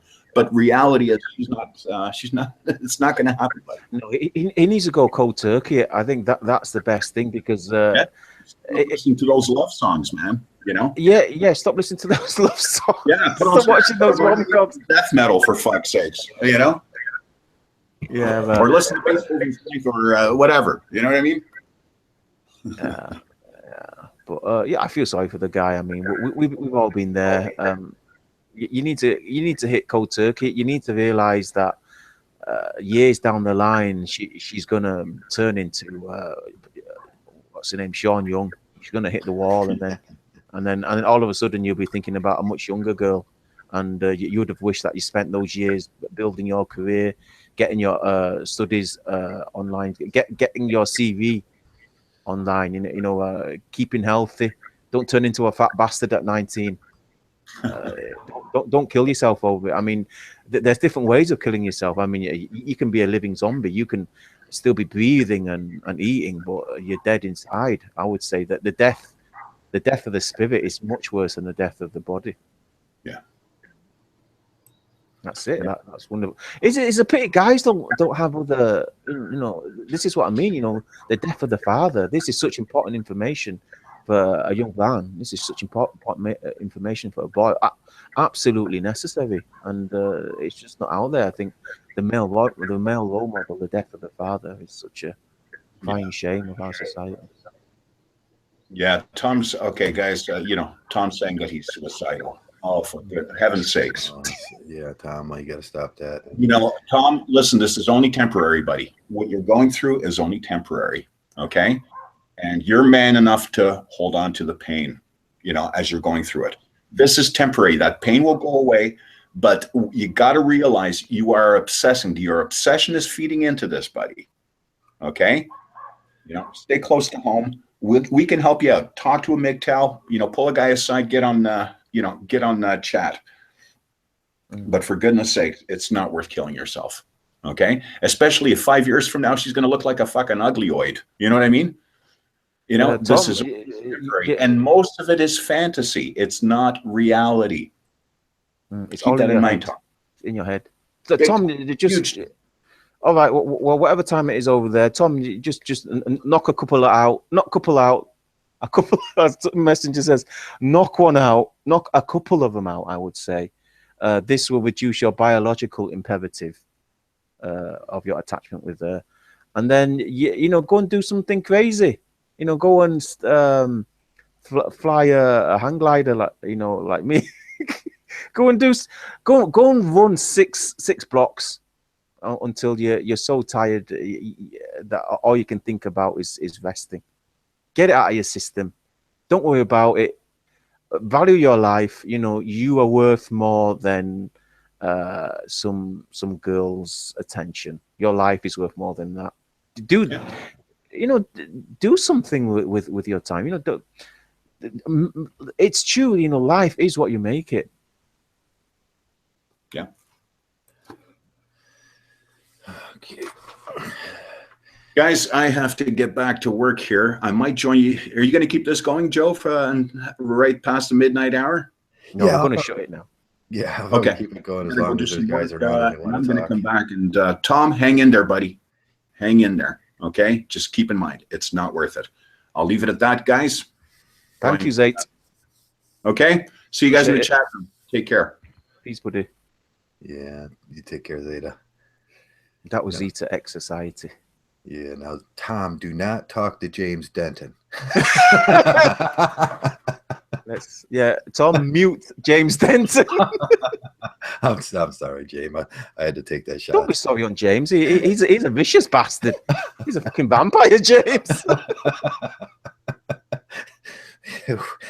Oh gosh, no, you just got to get with it, and you know, start doing something. I know what it's like to think like that and everything, but yeah, just move along, because it's just not good for a man to be in that place. And just stay here and talk to the guys around here. We'll be on well past 12. Tom, just stick around and you know, have a drink and relax. I know it's a terrible place to be. I mean, you know, looking back, I think that was one of the worst moments of my. Yeah, probably one. Isn't that a bad thought though? It's like one of the worst times of your life was getting over some girl.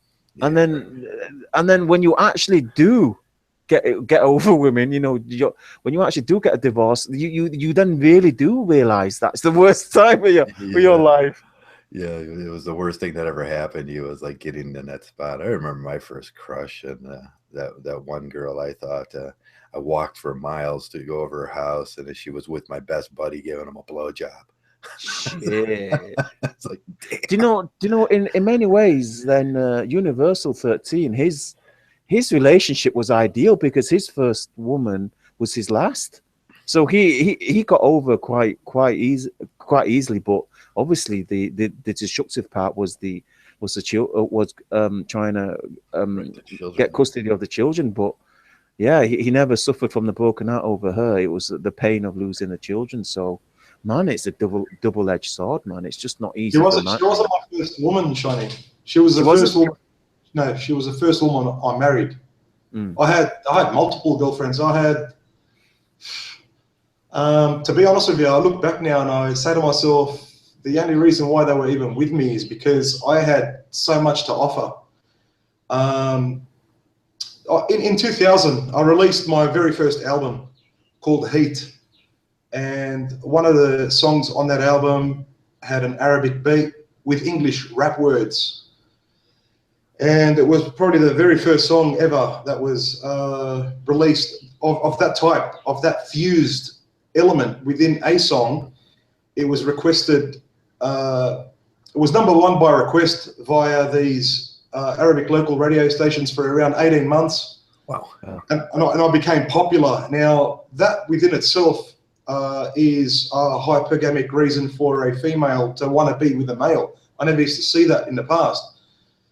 But I do, if I sit, and I've had cups of coffee and I've sat down and I've reflected on why did these females want to be with me at that time? Because I know I'm not the best looking guy in the world, but there must be a reason, and it falls down to these type of reasons. It's when you've got so much to offer. That's the only reason why females associate with men, because we have so much to offer, but they project the complete inverted opposite of the truth, of reality.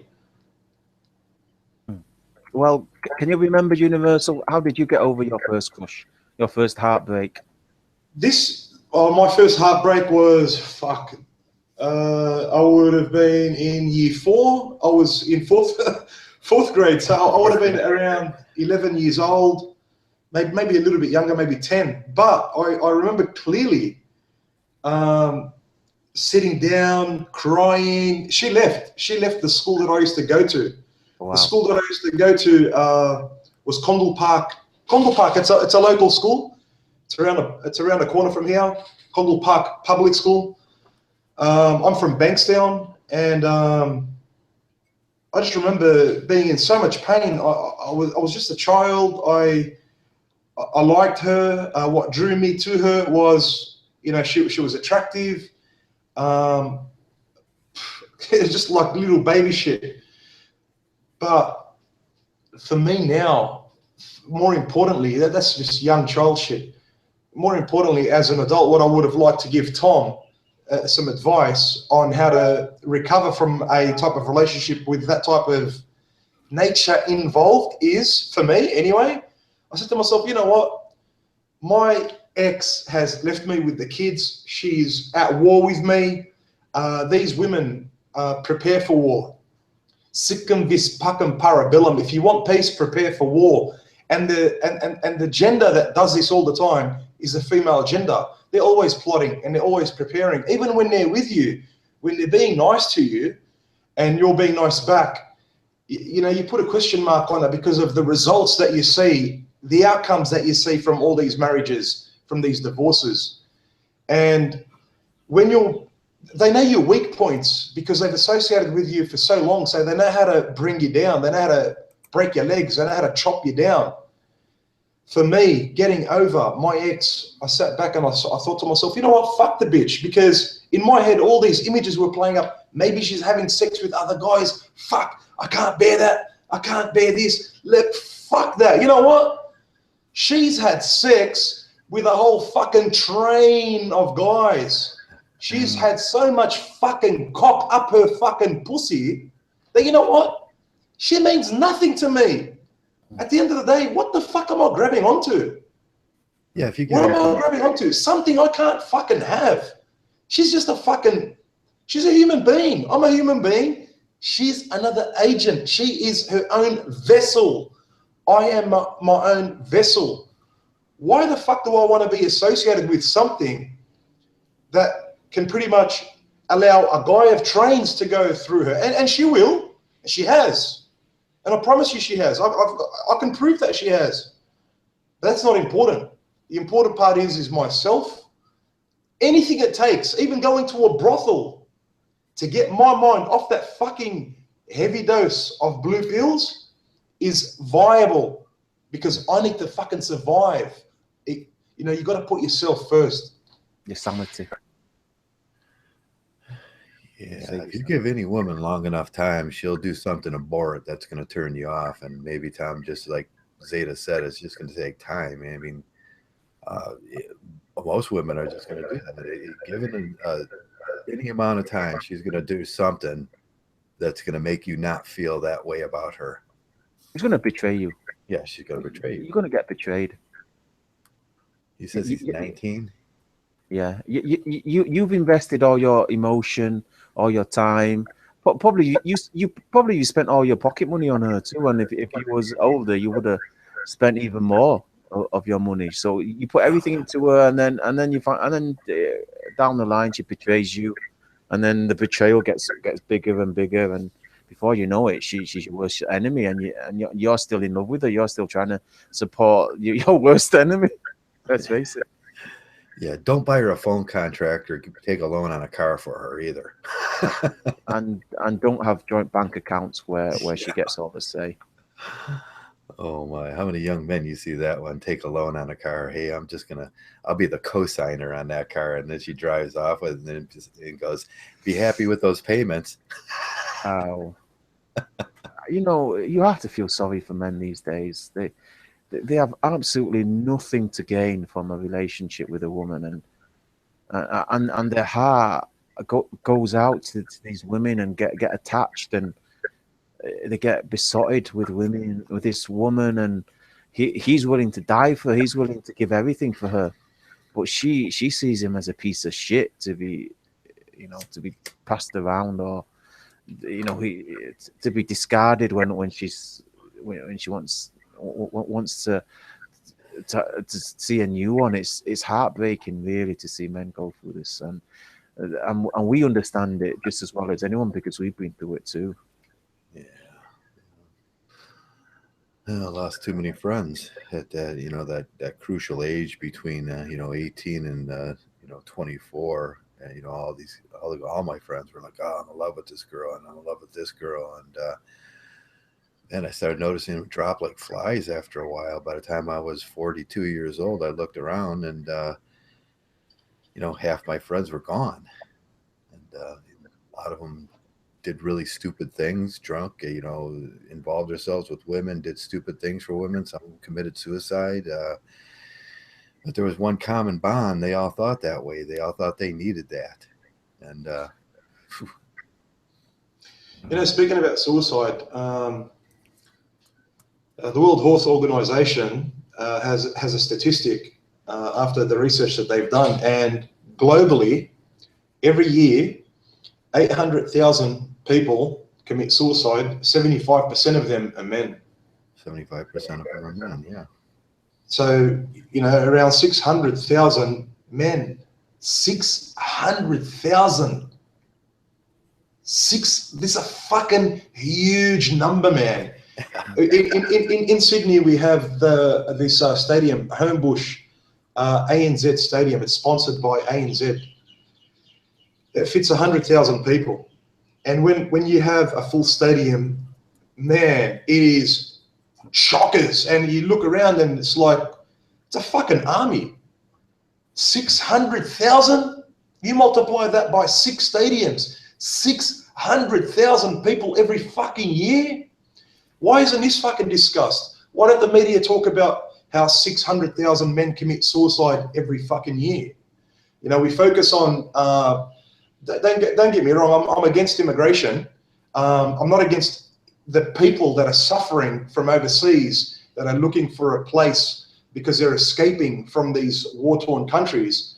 I'm against immigration because the quality of this life is going to suffer because of the fact that we have an elite, an establishment that completely works at the detriment of men. And this is why we have 600,000 men a year globally committing suicide, because these establishments all have the same type of protocols and rules that they are trying to, well, they have already brought them in. They have already brought them in, and they've got an agenda that they're focusing on.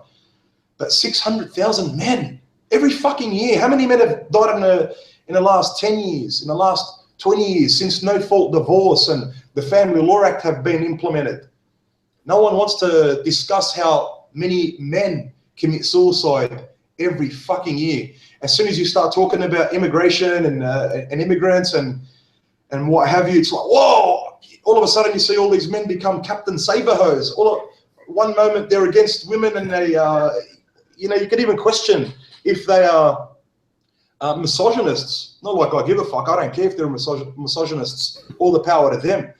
But when you talk about immigration, they become Captain Saberhose. But there's men there too. Why can't you be impartial when it comes to helping men out when 600,000 men per fucking year commit suicide? these guys are hypocrites. You know, they talk about, oh, we're Mgtow, we're pro men, we're pro male, or all these bitches, and all of a sudden, oh, we've got to save our European women. We've got to save the American women. Look at these brown rapists. We've got to save our women. We've got to save our country. All of a sudden, these guys, the pro-government and the pro-women, the pro-feminists. You know what gets to me? Sorry, Traversable, but what gets to me is why the fuck? I mean, if these guys knew how bad these countries' policies were, they wouldn't even fucking come here, man. They'd probably go to another country altogether. They wouldn't come to these Western countries. I know they're fucking being blitzed where they live, and their countries are fucking ravaged. And you wouldn't want to look. Long story short, I myself. If things don't work my way with regards to local court and family court, I might even leave Australia.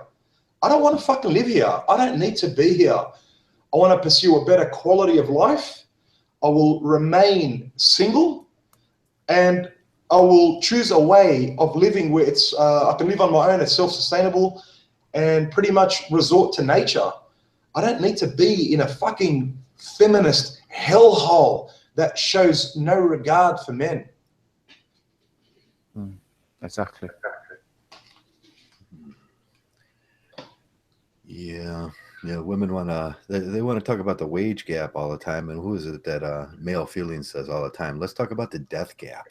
You know, the more important issue in the media, you know, I don't see a week or 2 days go by without some media pundit wanting to talk about the wage gap.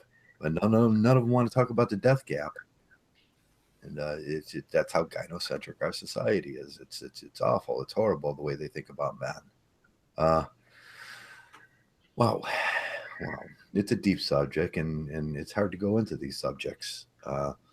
And when you know thoroughly that the media is not going to listen, they don't understand. There's that flyby that goes right by them when we talk about these things. Yeah. As somebody, Badass Dan has timed out Tom.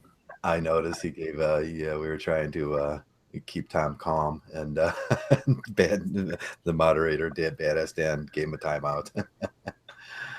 Lesbian relationships aren't even stable. Oh, I don't know.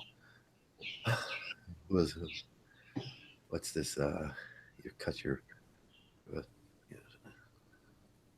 NXT. Oh my God, yeah.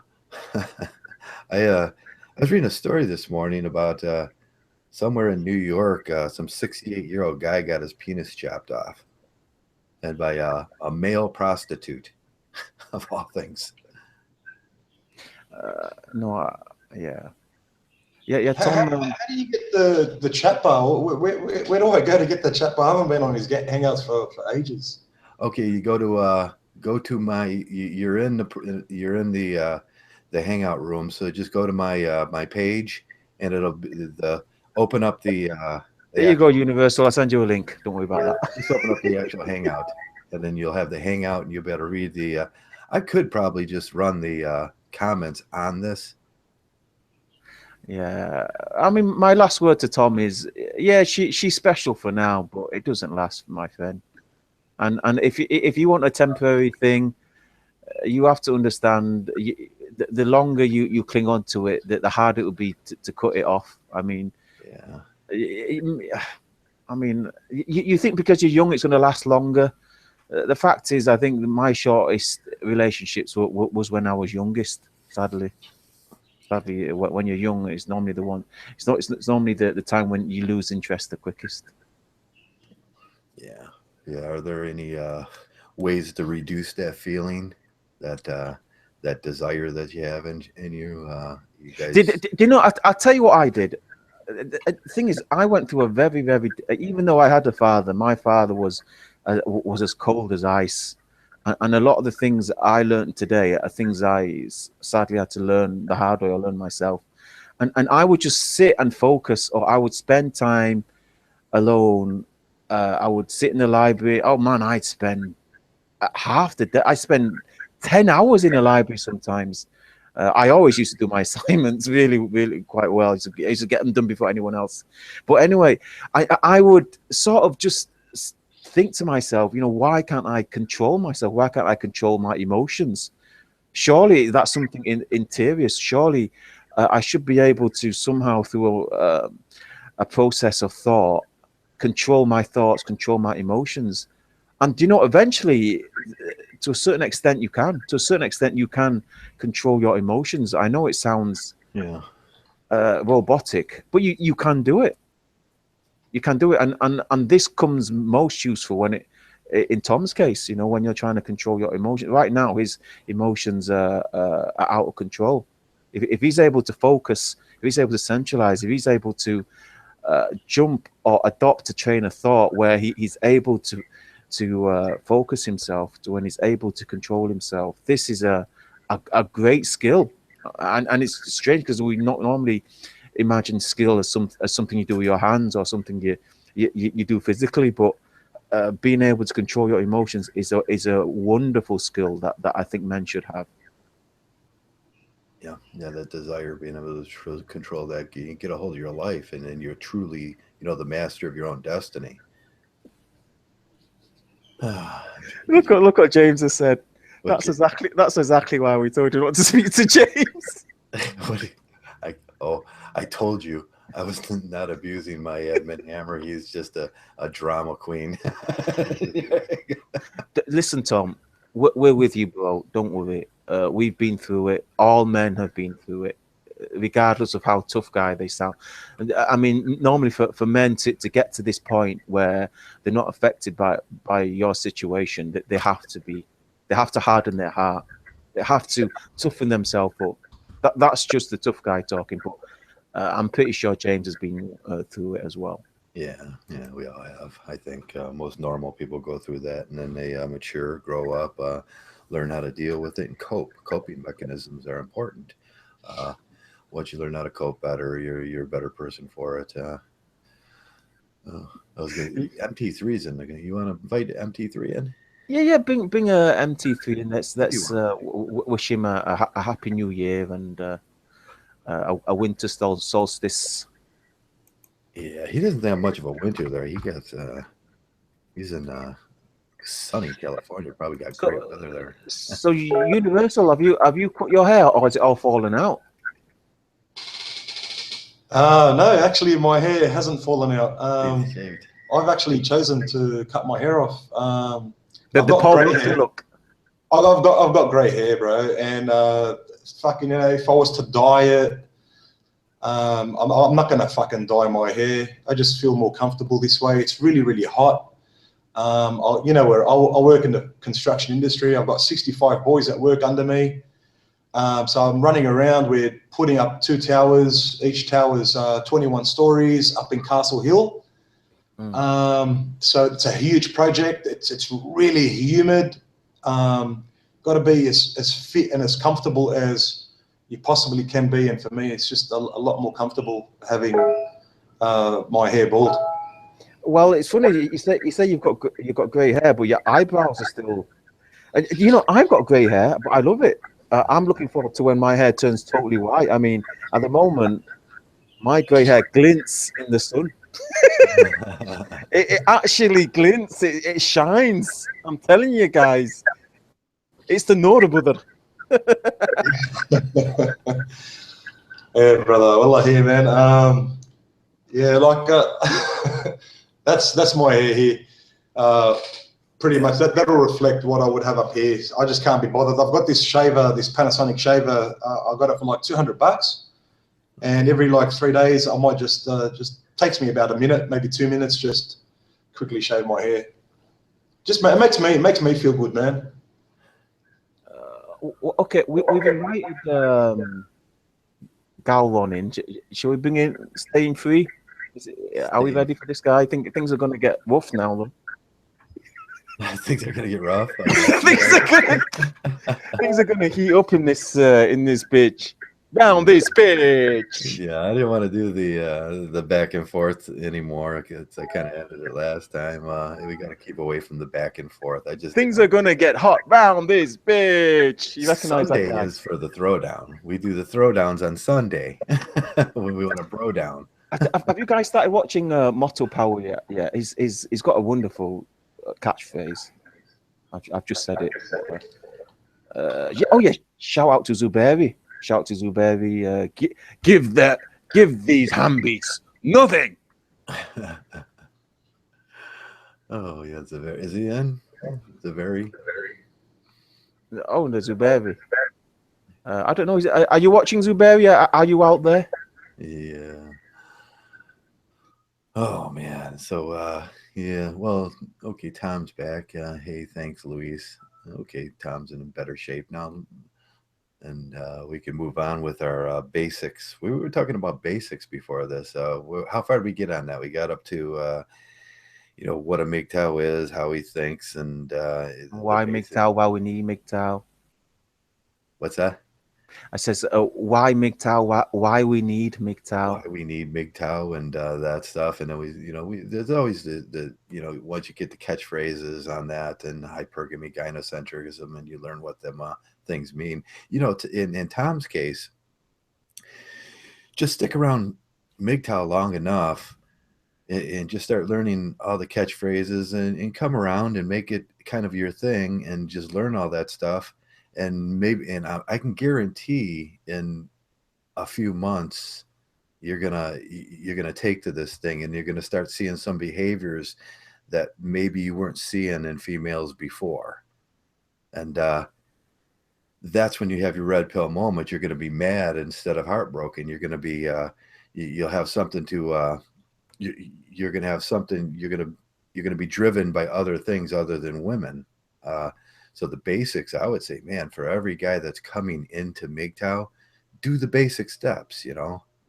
I think Mgtow does help you control your emotions. Yeah, we should have a book or something like the basics of Mgtow and Dick and Jane form. I don't know, and Dick and Jane form. Yeah, no, it's just something simple. Maybe ninth grade writing, something simple. This is the basics of Mgtow, and this is going to get you past a lot of your emotions. This is going to get past a lot of those feelings. Maybe it might make you a little jaded. Hey, but I'll tell you what, a lot of guys need to be a little jaded. Yeah, who the fuck is Walfar staying free Mgtow? No. Yeah, so I sent that thing out to MT3 if he wanted to come, and he didn't say whether he wanted. He's watching in the background. He always watches in the background. He's always a bit shy. He's Mgtow teacher. Yeah, he's gonna do his bring on his production. He likes to do his production there for a minute. Round this bitch. So I just loved that guy's videos. Who's that? There's a guy called Mgtow, and every 5 minutes he's saying, "Around this bitch." Around this bitch. That's his catchphrase. That's his catchphrase. Just as Zuberi says, "Give them nothing." Give them nothing. Yeah. These ham beasts, these Klingon bitches. I don't have a catchphrase, and I was always trying to put a catchphrase together. I got to get a catchphrase. See. These ham beasts, these Klingon bitches, these BT-1000s. BT. Oh, I was going to ask you, what is BT-1000? It's after the RoboCop. What is that robot called? Something the T-1000. I can't remember. The Ed 209. There's the Ed 209. Okay. And then there's the T-1000, and I think he's named it after these robots. He's named it after a robot, the T-1000. So Yeah, where does that come in with women? The BT-1000, I think. The bitch 1000? I presume so.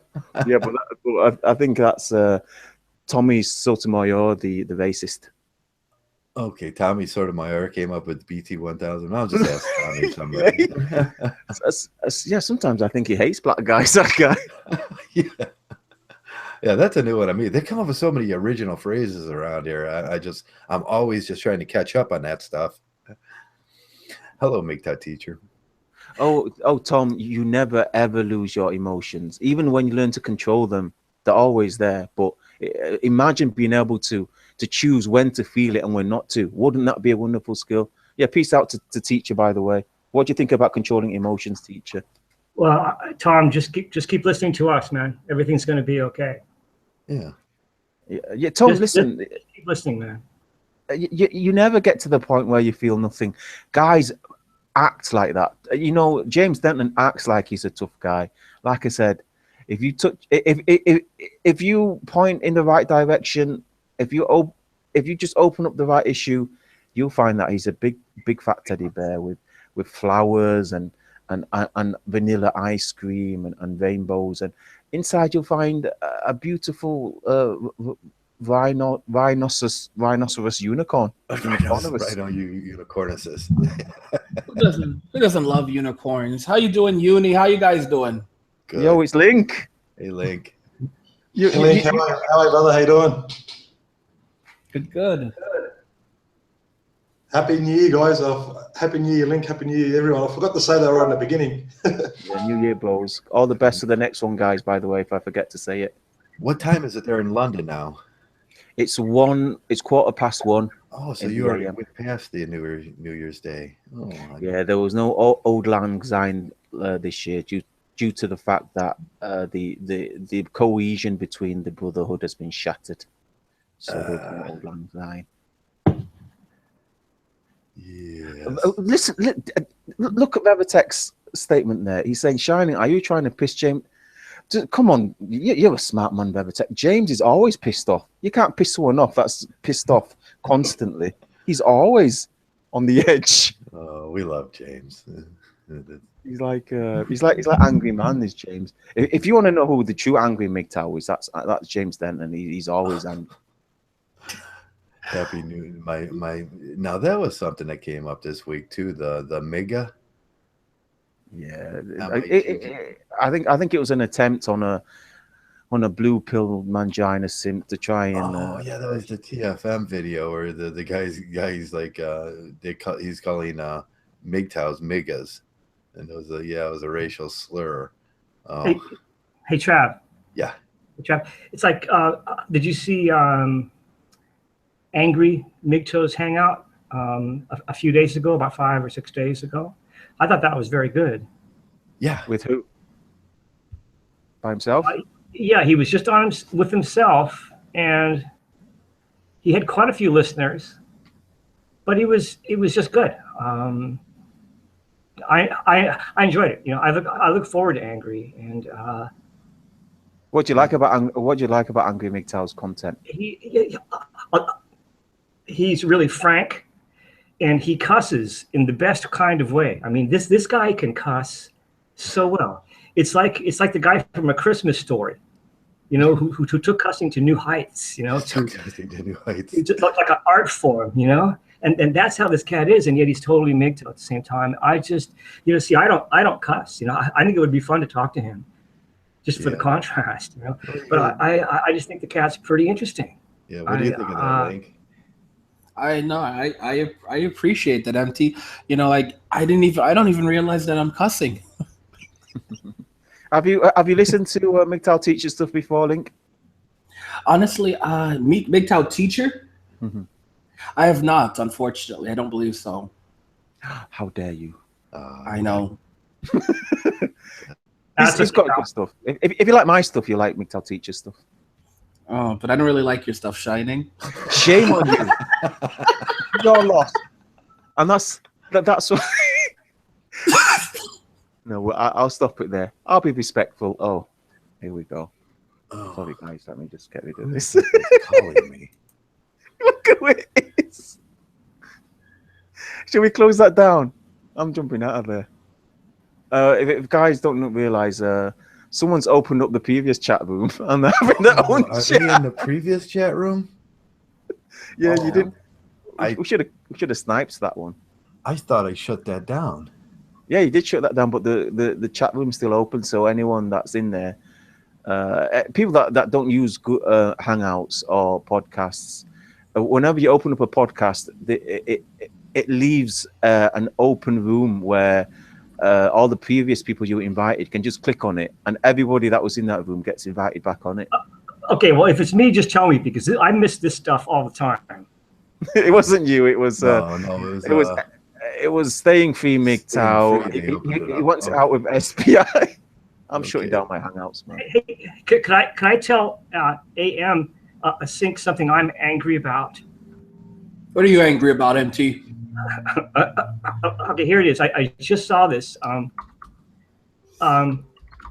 is it? It was a public service announcement by. Oh, let me look it up. It take just a minute. Just give me 10 seconds, please. It was called the Joyful Heart Foundation commercial. Did you see that? It was the theme was "Boys Will Be Boys," and by the Joyful Heart Foundation commercial, and it was inferring sexual assault. It was the most annoying, misandrist public service announcement I've heard in a long time. Have you seen this thing, Angry? I have not seen it, but it sounds downright atrocious, but nothing surprising in the times that we live in. Yeah, that's right. It was just normal. It comes off as a normal, high-quality commercial by the Joyful Heart Foundation commercial. And I was telling our friends a couple of days ago, I'm all for supervising children and teaching boys to keep their hands to themselves. But let's stop this guilt trip where it's always on the boys, because I've seen plenty of bully girls out there, you know. And this has just got to stop. This is to me, it's like a war against boys, as they say. You know, it's funny. You have these people attacking men, knocking us down, tearing us, trying to rip our lives apart. And then you look at the kind of crap that is happening around the world. I mean, the attacks, the killings, the slaughters. You know, if you left it up to the feminists, this country would have already been taken over by Muslims. And when I say Muslims, I mean the people, the radicals from those countries that, you know, the radical Muslims. And when you think about like Obama, you guys are lucky Obama didn't become your president, because he would have just taken over. Oh my gosh, I hate that guy. But anyway, staying on topic, you know, I'm listening to MT talk, and as I'm listening to him talk, you know, I'm surfing the web, and the first thing that comes up on Google News: Istanbul nightclub Santa attack kills 35. At least 35 people were killed and about 40 wounded in a terror attack in Istanbul Sunday when gunmen reportedly dressed as Santa stormed an elite nightclub where partygoers were celebrating. I mean, come on. And that's why we have to ban Christmas. Wow. Shoot the wow. Anybody remember that movie? Try again. It was fucking Jungle Book. I'm not gonna try again. Jungle Book. I just watched. Look at no, remembers when they were like, all right, whatever. Staying free Mgtow. Look at this. I'm seeing a lot of the faces that usually pop up in the chat. Pop up in the chat. How do you even see me pop up in the chat anymore? AM. You ass. Yeah, you ass. You damn right he's an ass. I literally just tried to say that your moderators were being simps. Women shouldn't be allowed in a man's discussion, and I got blocked. Wait a minute. Really? You got blocked for that? That shouldn't have happened. It shouldn't have happened. I've been calling this out for, I don't know, let's see. I've started my Saturday chats for like over a month. And it's Saturday, weekly chats. And what have you actually did about that, sir? Sir! Stay free. I didn't even know you were blocked. You didn't know. You didn't know. Dude, you stop having no... Literally, even Mark Burley has tried to tell you that your moderators are simps. As soon as that Sabella thing comes up, it's like, oh, that motherfucker said something bad about women. And Sabella, block. Like, dude, me and Traversable have went into the effects of just having a woman, just a screen name of that being a woman. The effects on a man's biological and psychological actions.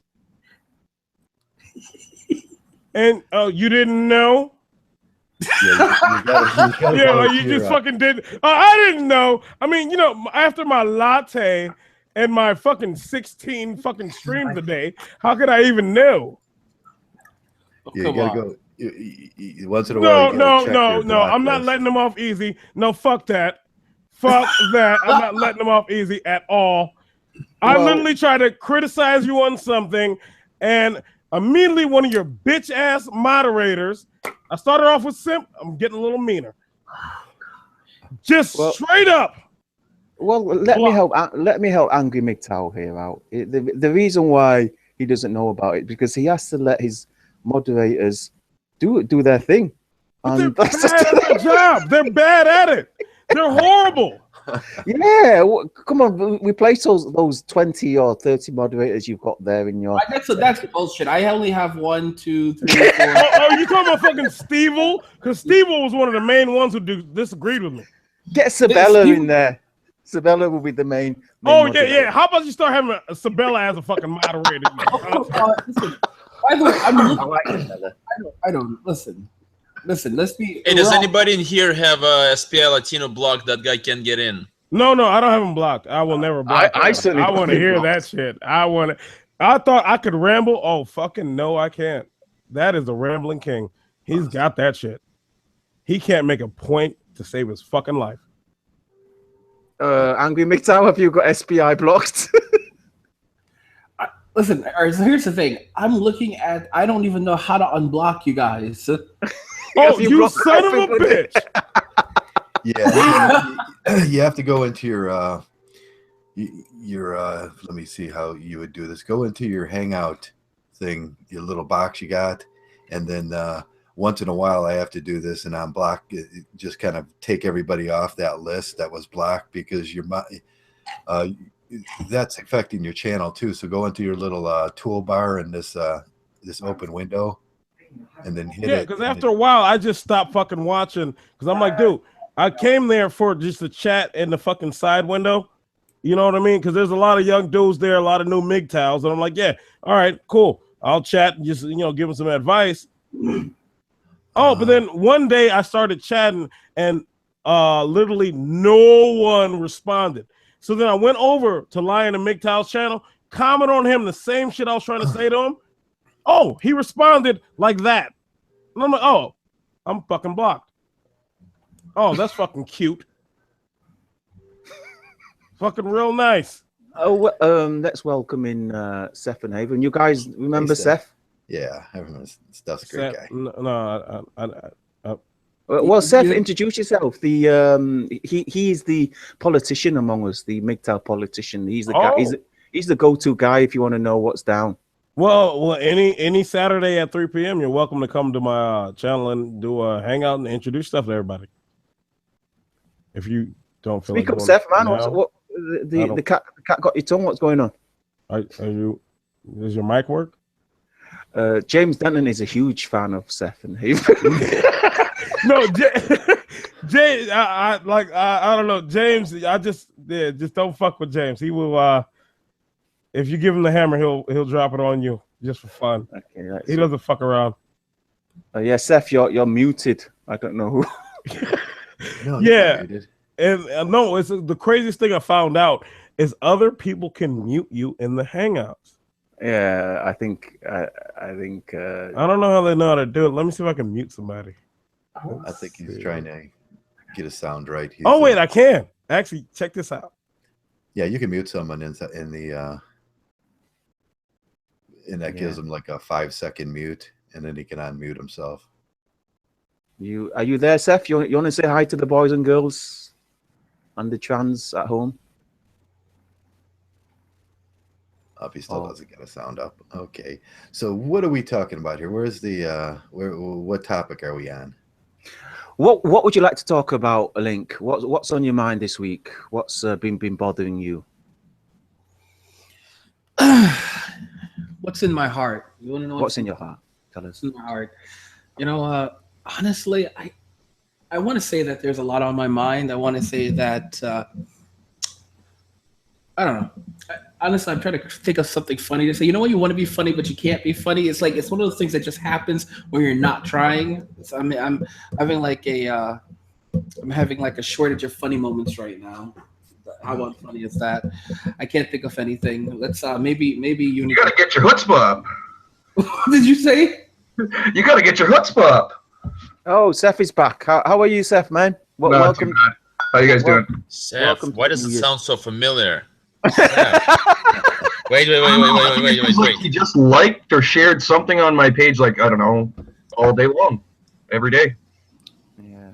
You know, Wait, is that Mgtow Jesus or the guy who had the robot-looking character? No, that's not Mgtow Jesus. What happened to that Mgtow Jesus? Yeah, whatever happened to Mgtow? He was annoying, wasn't he? He No, got that's a not. banhammer dropped on him. A big No, one. that's not. That's not Mgtow Jesus. Seth is an old favorite of ours, and I'm kind of disappointed you've forgotten him. I mean, you two were getting on quite well. You used to say how. Is how that much... the guy who constantly kept saying that he's a Jew hold on, and that's why he Hold can on. something? No, you've got the wrong guy. But yeah, anybody? You know, something I will bring up though is passion. You know, I'll tell you guys something. It's been fun. It's been really rough. Really? I saw what you just did. Stay free. You want me to talk? Huh? So like I'm gonna let you talk, but don't do that again, you ass. Hey, Link, did you unblock Latina? Unblock Latina? Yeah, unblock, you fucking idiot! God damn it! Latina is saying he's blocked though. I'm not blocked. I don't have him blocked. I don't have anyone blocked. I didn't do that at all either. Let me check. Swear to God, I'm literally talking just like yo. Can't remember. Let me talk about passion for a moment. You know. Go ahead. Yeah. Lately, I've been. I'm gonna mute you. I'm gonna mute. I'm out of boop. That worked. Yes, I do. I do have an issue. All right, so I want to talk about passion for a little bit, and I couldn't help it. For me, go ahead. I'm done. I swear to God. Before I want to have. Lately, I've been kind of tired. Oh gosh, empty. Lately, I've been kind of tired, and you know, I don't really do anything besides make videos and make videos. That's it. I eat, sleep, and make videos. And something I'm realizing is that passion is such a crazy thing, because right now, my passion, the only thing I want to do is make YouTube videos. The only thing I want to do is do my podcast. And aside from like, you know, other small projects I do, you know, I'm just been working, and like, it's funny when you find your passion, when you find something you're passionate about doing. Just from me talking to guys like this all the time, it's, you know, even when I'm sick, I have to do it. I feel like I'm gonna, you know, feel like things are like the world is not, it's not right if I'm not doing it. You know, like when you go to the gym every day and then you miss a day at the gym and you feel horrible. Any of you guys ever experienced yeah, I know what you're talking about. That's how I feel when I don't make a video. Like if I don't make a video one day, I feel like I feel sluggish. You know, exactly. And you know, it's just funny how amazing passion is. Passion can truly transform your life, and it can really reinvigorate you, even especially in the tough times. You know, I look at some of the crap I've been getting from Sandman recently about making so many videos. But, you know, someone said this recently about Sandman. They said that I'm the people's Mgtow and Sandman is big business. The reason why Sandman is having a hard time competing with me is because I'm out here having fun. I do this because I love doing it. I do this because this is what I enjoy doing. So that's why I'm on so often. You know, you're not going to see Sandman in a hangout like this, just having fun shooting the shit with a group of guys. No, he's not going to do it. You know, I don't get me wrong. I'm to be fair to Sandman, if you paid him, he would probably show up. But paying that bitch anything. I mean, I don't say it. I'm not saying it in the sense he's a bitch. I'm just saying, like, dude, why would I have to pay you just to talk about Mgtow? You should be grateful that another Mgtow is talking to you about Mgtow, talking some Mgtow shit. Like, dude, just think about what the shit you have to deal with through the week in the Blue Pearl world. Just go on to work and all that shit. And then you actually get to talk to a like-minded individual. I'm not paying you a fucking thing. Well, don't forget. You want to talk and exchange ideas, yeah, that's cool. But other than that, fuck you.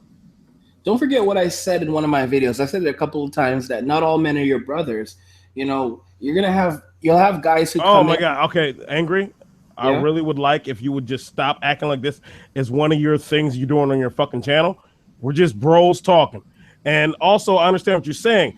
Always remember the male instincts. That a man that you even call red pill and Mgtow and all this shit, know him in person, all that, you never know when he can fucking turn on you because his instinct can drive harder than his rationality at a moment when he's weak. You done, Stay Free? You done? Oh, you dick. Yeah. Are you done, Steve? You let him speak. Fine, fucking fine. I'm just gonna jump out for a few minutes. Sorry, guys. It's not arguing. It's just like we're just adding on points. Yeah. So, like I was saying, it's funny when you find something that you enjoy, you can really hold on to it, but you have to be careful because anytime someone sees you doing things that you love, they'll try to put you down, or they'll try to they'll try to, eat away at that happiness or whatever joy you're finding in life. And I think that going into the new year, going into 2017, one thing that a lot of men have to remember is that, you have to find your passion. A lot of guys are listening right now and, they're not in the best of places and they don't know what to do, or, they're still trying to figure out how they're still miserable or they're still sad, which is one of the reasons why. Oh, Dank, you can shut the fuck up because I'm not drunk as fuck. I'll get there eventually. I wasn't talking about you, but No. obviously. I was reading the comments, man. There's people watching. It's not just about us talking. But all yeah, the time. Definitely. Because the people say things in the comments and you don't just automatically block them. Man, bro, I wish I could just point my remote at you and hit the mute button. And then I'd punch the shit out of you. Ass. I'm just playing. I'm sorry. Go ahead. But it was pretty funny. Not really. The point is, it me. The point is, you loudmouth. You laugh like Eddie Murphy. All right, I'm sorry. Let me mute it. The point I'm trying to make, guys, is that when it comes down to it, there's so many guys who don't know. They feel they're misguided right now. I think that it's critical that people listening, you start looking for your passion. And your passion doesn't have to be anything substantial. It doesn't have to be, you're going out and you're building a house or you're doing something that's literally mind-blowing. For me, just making a YouTube video, making podcasts every day, that's like so awesome for me. Like right now, this is my passion. It's something so simple, but so many people get value from it. For some other people, just carving wood, making carving wood, and you'd be amazed. Like you start doing something, you do it to the best of your abilities, and others will start to notice that what you're doing is truly incredible because you begin to refine your talent, or it's just the amount of work and consideration and care that you put into it. You put value into something, and others will see that value. 1, 2, 3, 4. So passion is one of those things you guys have to just think about. I wanted to share that. I'm done. Yeah, I was about to say because there's like 7 people in this fucking chat, and there's no way in hell you should take up that much time without asking for literally. You're not even making a question or some respondable thing. With regards to passion, Link, mate, I totally agree with you. And you know what? That's the beauty about the videos that you put out. I just wanted to mention that nobody thinks about the hidden element, which is we actually care for men. And that's like an underlying message that no one actually brings up to the surface. Yeah. It's not only, see, I made a video a week ago or 2 weeks ago where I talk about money, content makers kindly requesting money. I've got an issue with that. But when Sandman, you know what, Link, a piece of advice from me to you, if Sandman ever makes a video against you, don't even worry about him, bro. If anything, he's going to be bringing subscribers to your channel, mate. Just keep doing what you're doing. Don't let anybody fall to you, bro. Just keep it up. Thanks, mate. Yeah, and Universal Studios, I did see a couple of your videos, and dude, I'll be honest, dog, bro, shit was dope. Mad respects, real talk. I'm not even playing around nothing like that, man. I can see that you actually do give a fuck about exactly what Mgtow is really speaking about, and I hope to see more. Thanks, bro. Yeah, I've got like, look, to me, I've been a Mgtow for about 3 years, and I've realized that a lot of my subscribers are just family, man. It's like a surrogate family. Even at work, that they become your surrogate family. When you've got that Mgtow mindset and you've made up your mind, you realize that family is not only within your immediate family or extended family. You've got this family that are made up of men that actually care for your well-being.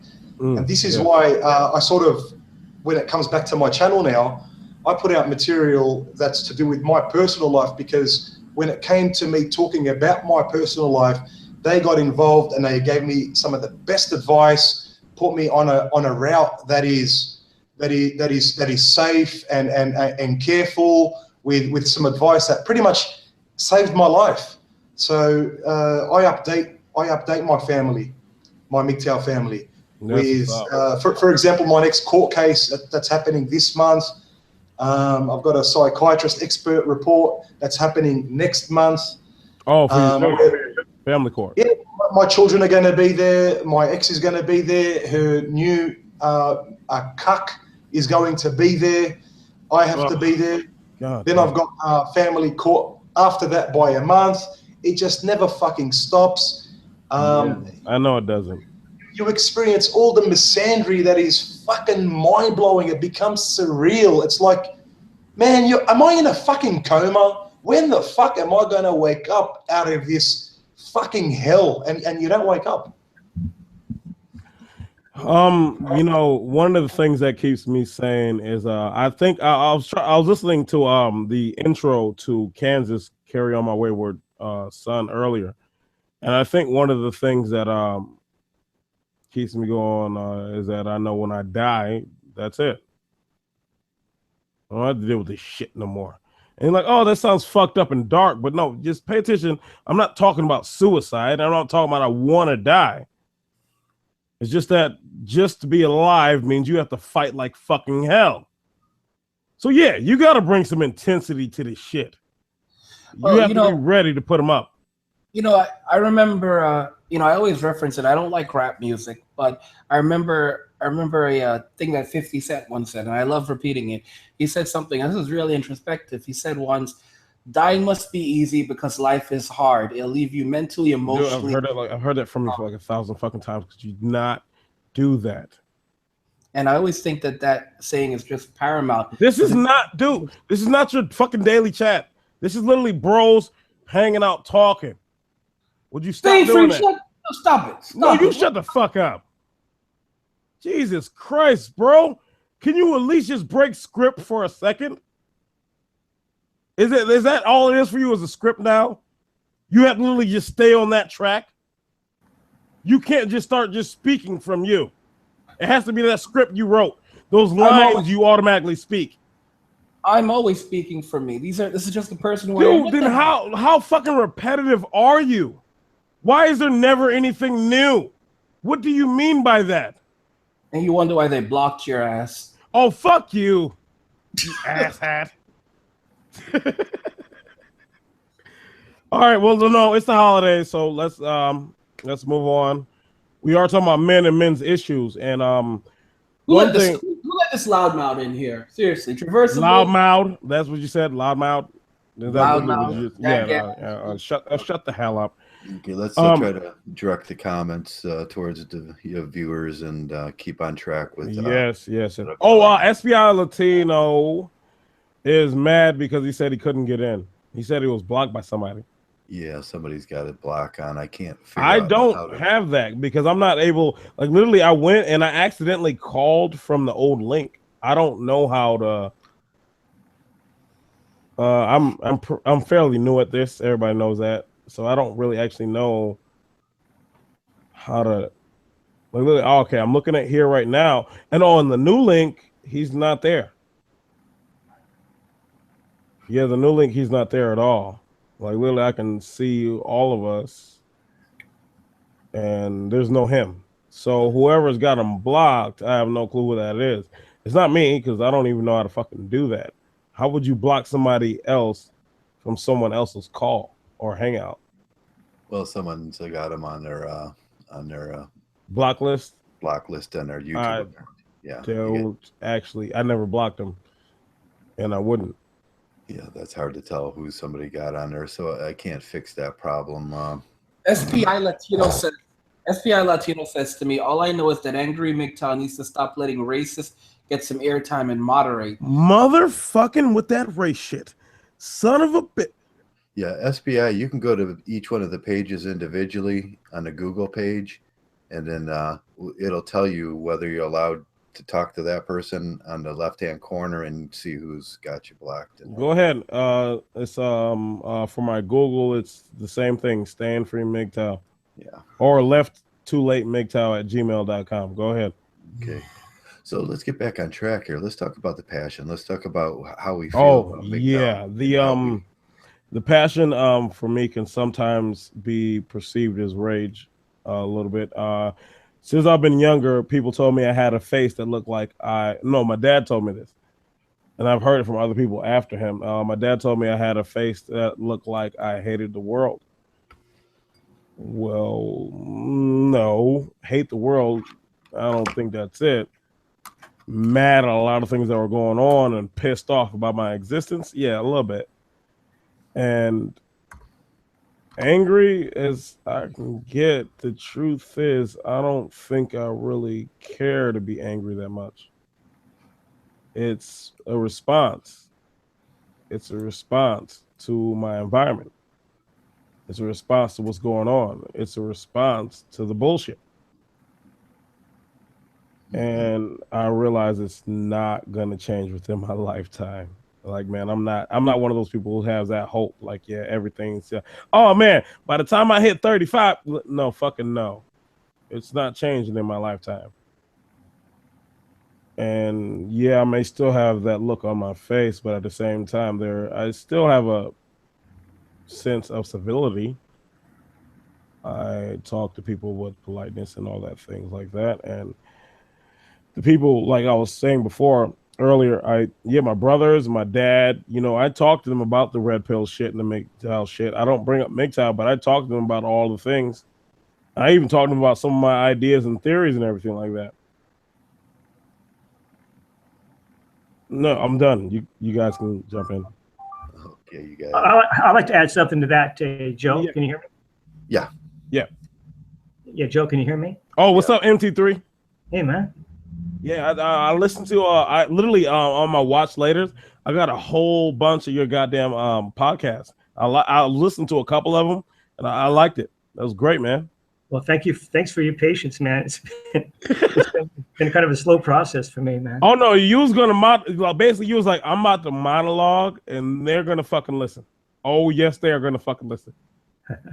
Well, I was thinking about impressive Mgtows this year, and what Mgtow has impressed me this year. This is kind of a nice time to think about it. And I have someone I'd like to mention that really impressed me this year. And I'm going to kind of preface this by saying that there are some MRAs and some PUAs who are compatible with Mgtow, like the mayor of Mgtow, for example. And I just want to say that I've seen this cat all year long that is kind of like an ambassador between the tribes. This guy seems to be able to go between these different groups. And I just want to say that it's Zeta X. And I think he has a certain genius and a certain Mgtow role. I'm not calling him out or anything, but no, I get what you're saying actually, because I kind of started to notice a little bit of what you're talking on now. Could you please continue? I'm sorry. Yeah, and he can like bridge gaps. He could grow off Mgtow, and see his role is pretty much bigger than mine. I have this tiny little channel. I just deal with myself and multimedia applications. But Zeta deals with minds with whom he interacts. Literally he go like, dude, you'll see him everywhere. Yeah, this is a greater task. So, and think about this. Just think about this for a second. What if Mgtow hit the mainstream? Oh God. What if it was just 15 minutes? If we needed a spokesman, can you think of a better man than Zeta? Listen, I don't think you understand us, Mgtow. We're men going our own way. We don't give a fuck about the media. We don't give a fuck about ain't no Mgtow PR program. We're not here for that. It's great. It's great what may be happening with maybe Zeta's able to work with us, but at the end of the day, get along with us. But at the end of the day, we're men going our own way. We're not men going to Hollywood. That's the honest truth. We're not playing that MRA game. And Mayor of Mgtow, I've never really considered him an MRA. I don't consider going out there and giving blankets and socks and shoes to men who are living in poverty MRAs. That would be calling Uni an MRA for helping men with a place to live. That's not an MRA. Men helping other men doesn't make you an MRA. Going out there and saying that I'm trying to change the laws and I'm trying to change the way things are and work with women, that's the MRA. We're not trying to end up on Fox News. We don't want a spokesperson. The moment we start saying that we want a spokesperson is the very moment that we start tearing down Mgtow. Mgtow is about individual men going their own way. We can talk to each other, we can collaborate with each other, but Mgtow is so great because it's focusing on the individual. And if you try to take that nature of the individual away, you end up with a collectivist way of thinking, which is exactly feminism and women operate. And look at the MRA. The MRA has already been infiltrated by feminists. You've got women like Naomi Wolf, who is a outspoken feminist, sitting on MRA panels. I've said it countless times that women, these so-called anti-feminists, they're not anti-feminists. They support first and second wave feminism. It's just third wave feminism that they don't like. We don't want that. We're not trying to go mainstream. We're not trying to go for that. The name Mgtow will go mainstream, but I'm not going mainstream. You're not going to see me doing these giant interviews. I mean, if I do an interview, I want to tell them all to go to hell. To be honest, that's the way I operate. Yeah, we're not here for that, man. Yeah, we see the brightest and the best of us, and Paul is pretty bright. How it goes for Paul, and how it goes for the honey badgers, and how it goes for even that cat that wrote the book, and he was the skinny cat from England. I can't remember his name now. When these people get into the mainstream, it never goes well. These people do not understand. The media does not understand, and it usually comes down to a hatchet job. Honestly. Yeah. That's why literally when I have my chats, I do advocate automatically for Mgtows to understand. Don't go out in public preaching this shit to other men. Stop it. Yeah, now you gotta be pretty sharp with these people, and I think Milo does a good job. But he's not really a Mgtow. He's not really an MRA. He's I don't know what he is, but he does a good job when how he deals with the media, and that's a skill. Yeah. But as for like Paul, I seen Paul go on try to get interviews, and it was always the never gay turned man advantage though. I was talking about this with a gay guy that I know the other day. That Milo can go on stage and say the most outrageous things and get away with them because he's gay. Whereas a man will just get completely shuttered down from speaking whatsoever. Yeah, it's part of that agenda they have. Yeah, well, I was talking about it with my buddy. He just lives next door, and he's like, yeah, it's true. As a gay guy, I can say absolutely anything. And one of the funniest things is you guys, you're not allowed to talk about anything that has to do within the woman's world whatsoever, or you get completely shuttered down and attacked. But I can say whatever I want about it, and they take my advice on it. Even it's ridiculous. And yeah, I know. It's all of a sudden, if we get down on our knees and start sucking cock, all of a sudden that qualifies us to give advice on the other side. The other side of things. That's the only qualifying factor that you need to have. Wait. What's the name of your channel, bro? What's the name of your channel, bro? I want to subscribe. I don't really have a channel, but once in a while I jump on Tyranny Unmasked. I run a website, so I end up writing a lot of articles and stuff. Tyranny Unmasked? Yeah. Yeah, I haven't talked to Tyranny forever. I like Tyranny. I subscribe to him. So I'll jump on his thing channel pretty frequently and do updates with him here and there. But otherwise, you can just find me on the website. Trav, I wanted to ask you actually. So what are your thoughts? Because bitch Obama, I'm sorry, that's not a man. I don't know how he even fucking got in office. His wife is stronger than he is. What are your thoughts on the move? Well, actually, the backup plan that a lot of Mgtows, and even the fucking anti-venomers are having on going to minds.com. Minds.com. I've been looking at that for over a year now, and the problem that I've always had with it is I work with a bunch of different like posting programs and scheduling programs for my different for all my different posts, right? Yes. And minds.com isn't compatible with any of the apps that I would use or that I could possibly change to. So please explain. For now, it's a no, because I would have to strictly manually go over to minds.com every single time instead of being able to load to. When I say when I'm asking you, I'm saying like you said it's not compatible with a lot of the apps you use. If it's not too time consuming, could you just hint on that really quick? Oh well, there's that, and there's another one that I've been looking at, which is I think it's called Stream It, but both of them I have the same problem. I can't. I'd have to individually do it. And you mean basically if you put it on this one place, you'd have to go ahead and then go to Minds and do it there too. Yeah, because I use like a management program so that I can post on all the different social networks that I have for all the different profiles that I have on all the different things for the website, right? Yeah. So it becomes time consuming if you end up having to do every single different network individually and so on and so forth.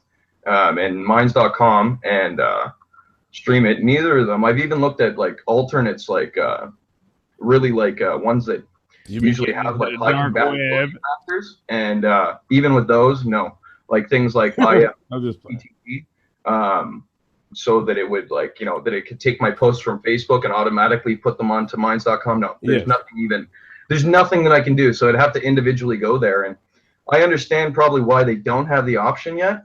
But when it does come available, then I'll get onto one of those. But until then, like I'm on every social network out there. So if Facebook isn't working for me, that's okay. I'm on Instagram, I'm on Pinterest, I'm on Tumblr, I'm everywhere that I can possibly be. Okay. So who cares if Facebook is? Oh, and also quick question, because you don't have a channel or anything like that where you're making videos, but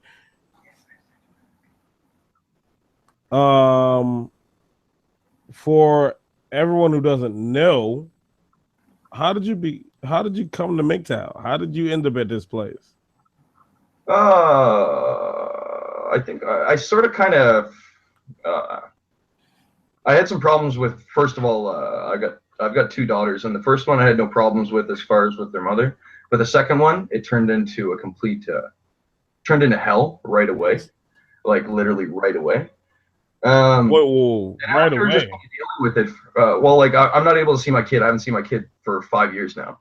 I've got a court order that I have to pay an amount of money that's in excess of what I make.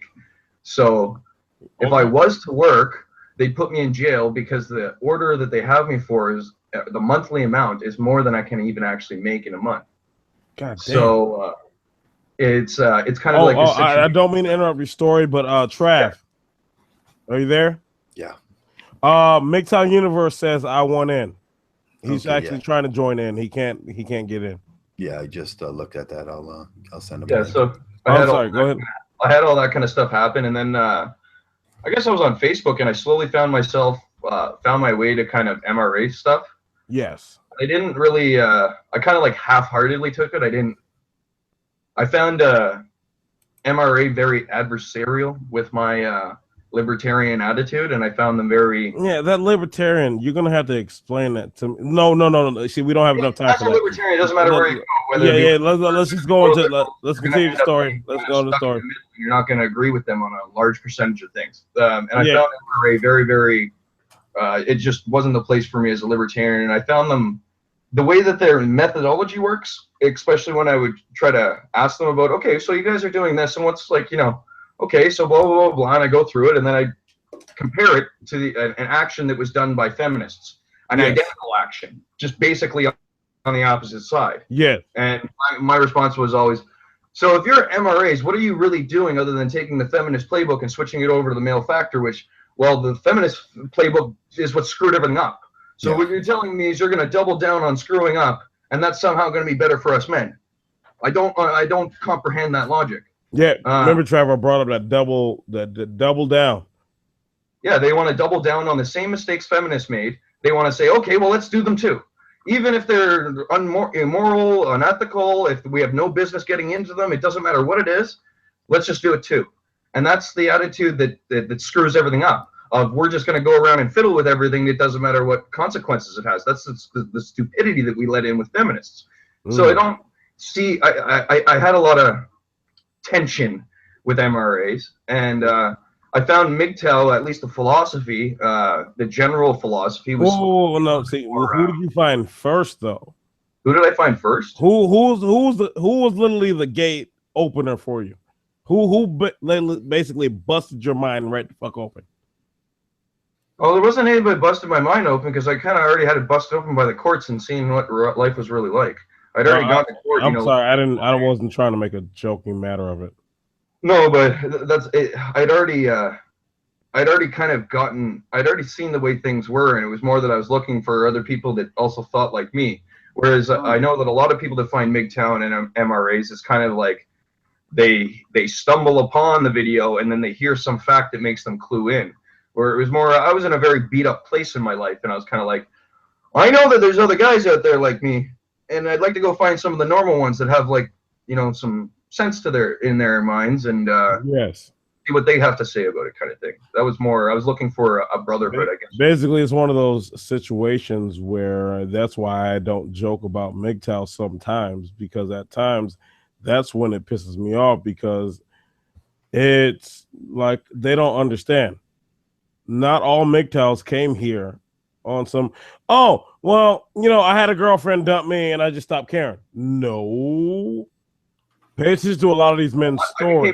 After like all that kind of stuff happened, I stopped working, I got really depressed, I became very isolated. And the internet was definitely one of my only things around. Yes. So I'm not the kind of person that I'm pretty good at identifying my problems, even if they're really big ones. And kind of saying like, well, I need to do something in that direction, even if I don't know what I need to do, just start walking in the direction out of your own hole kind of thing, instead of sitting there. Yes. So yeah, I was in a really rough spot, and that's what I was looking for. I was looking for other people that were in similar situations, who have gone through similar situations like me, and that weren't going to just keep on telling me this nonsense of, oh no, it's not like that, or no, you're blowing it out of proportion. The not all argument, basically, that you need to find a good one. Just like somebody that would actually say, yeah, I've actually been through the exact same thing. It's fucking insane how this can be done, isn't it? Yeah, I know. Yeah, the craziest thing. I've been told that I'm supposed to be the oppressor, but I end up going into the courts and. Well, dude, you are a fucking white male. I'm sorry. I'm sorry. It doesn't make any sense. Anyways, so yes. After all that, it kind of breaks you down as a person, because there's no ability. When there's no ability for recourse, you get really. It's well, you can't fight back. As a male, we are predators of the human species. Why not just sit there and do absolutely nothing? Why not just play dead? Right. Because at that point, you what else can you do? Your instincts and your whole body are telling you, "Well, kill the threat," but your brain is telling you, "Well, dude, you can't. You can't." It's not even that. It's you've tried to kill the threat for a long time, and you've exhausted it. You've even gone when there is no recourse, and you've done irrational things or crazy things or whatever you can just to try to get something. But there is no recourse for you, and everything that you do makes the situation worse. So at a certain point, you realize that you're fighting a battle that every single punch that you try to throw is going to come back and hit you harder. Yes, that double recoil. Doing anything, because even if you're not throwing punches, if you're just trying to take steps forward, you're gonna have somebody kicking you in the face every time you take a step forward. It's that same. There's no way to go. So yeah, I had to kind of find my head again. I had to kind of build myself. You found yourself really. When it comes down to Mgtow, this is a theory and an idea I'm working on. If any man wants to just kick me in the fucking face and say shut the hell up, go ahead. But it's one of those things where I think when in finding Mgtow, in a way, you are technically finding back yourself. It's one of those like again, like you can go on the Mgtow channel and just speak immediately about your thoughts, your feelings, all that shit. You will get criticism and you will improve, and you can just let that shit hang out. As long as that's no like weird, crazy shit. We all know the limits. Don't be stupid. Yeah, and I find that if you know why somebody actually came to Mgtow, you can kind of predict the way that they end up being a lot of the time when they get in Mgtow. I find a lot of the guys that they kind of come in from just like a random fact. They're very excited about the information. They're like, everybody needs to know this. It's got to get out. They're like truthers. They're very much like truthers of Mgtow. Is truthers a real movement? It's a term, and it's kind of a personality, right? Somebody that like is very pushity with information, and the information that people don't usually see. Well, they used to call that know-it-all. On that mentality that this information needs to be exposed and it needs to get out to the masses, and it's that's a fucking dumb idea. But it's like in a certain way, it's very much like it's a self-righteousness complex. Like you found the key to the universe now, and you're going to give it to everybody. It's a preacher complex. It's virtue. Look how awesome I am. Because I was just coming to kind of have somebody else that just so I could have some other people to identify with. Mm-hmm. It was more that I came, I take in the knowledge, and I go through my life, but I don't see bringing Mgtow to people the exact same way as they do. They see it as bringing it to people through, like through mass amounts of information. Whereas I see it about doing it in a very subtle way, like a lot of the way that we do with our website, that we'll have memes of all sorts of different stuff that is very agreeable to the majority of people. But then every once in a while, we'll throw in a really, really, really, really, really, really feminist condemning Mgtow meme.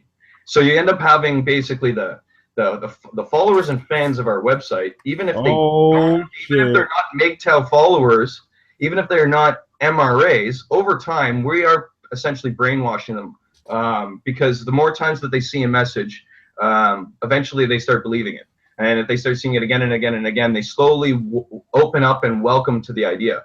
And I used to be in marketing before I started getting into running a website. Oh yeah, so now that's making me understand a little bit of how you're speaking. I know a good deal about psychology and about how to use it in a sales sort of way. And I take that aspect to Mgtow, because I know Mgtow is kind of like having a product that's really, really, really expensive. Not everybody's going to want to buy it. So if you turn around and that's the only product you have on your calendar, well, you're going to spend a lot of time going through a lot of no deals, no sales. And that's really demoralizing and really hard for somebody to keep on going. You got to have a lot of passion. I get what you're saying, but you understand that there's no sale when it comes on to Mgtow. It's not a notice sale. It's that they turn around and they see it enough times. And I'll give you an analogy. No. When I said no sale, I meant that basically there is no selling. It isn't, but it is marketing. It's a philosophy. It's the same way that we don't need to market. There's no Mgtow PR program. No, you don't need to. It's not that you need to. It's that you're getting your point across. And there's certain things that you just keep on pushing it in their face. It's just part of our stream, our flow. Yeah. We're going to keep talking. If we're going to be a website, we're going to have a category that includes Mgtow. We can't turn around and never include Mgtow memes. But knowing that if you turn around and put only Mgtow memes, I will slightly discuss. The only amount of fans are going to be Mgtows, and we can't have the only amount of our fans Mgtows because we want a range of people. Bullshit. There's all other people that might be libertarians, or there might be right wingers, different things that they will slowly over time end up warming up to it. And I've had people come. Well, that's not a good thing, because once all those groups go into. I'm sorry, go ahead. How is it not a good thing to literally reprogram people the same way that they've been programmed to basically hate men? To actually wake up and say, oh, wait, whoa. Mgtow and MRA, and there's actually stuff out there that's wait a minute to what I've always been seeing. So we do it in all I'm saying is I do it in a completely different way, and it's much more subtle. We shouldn't reprogram people, because we're sitting here trying to get rid of the programming. Well, how are you going to do that?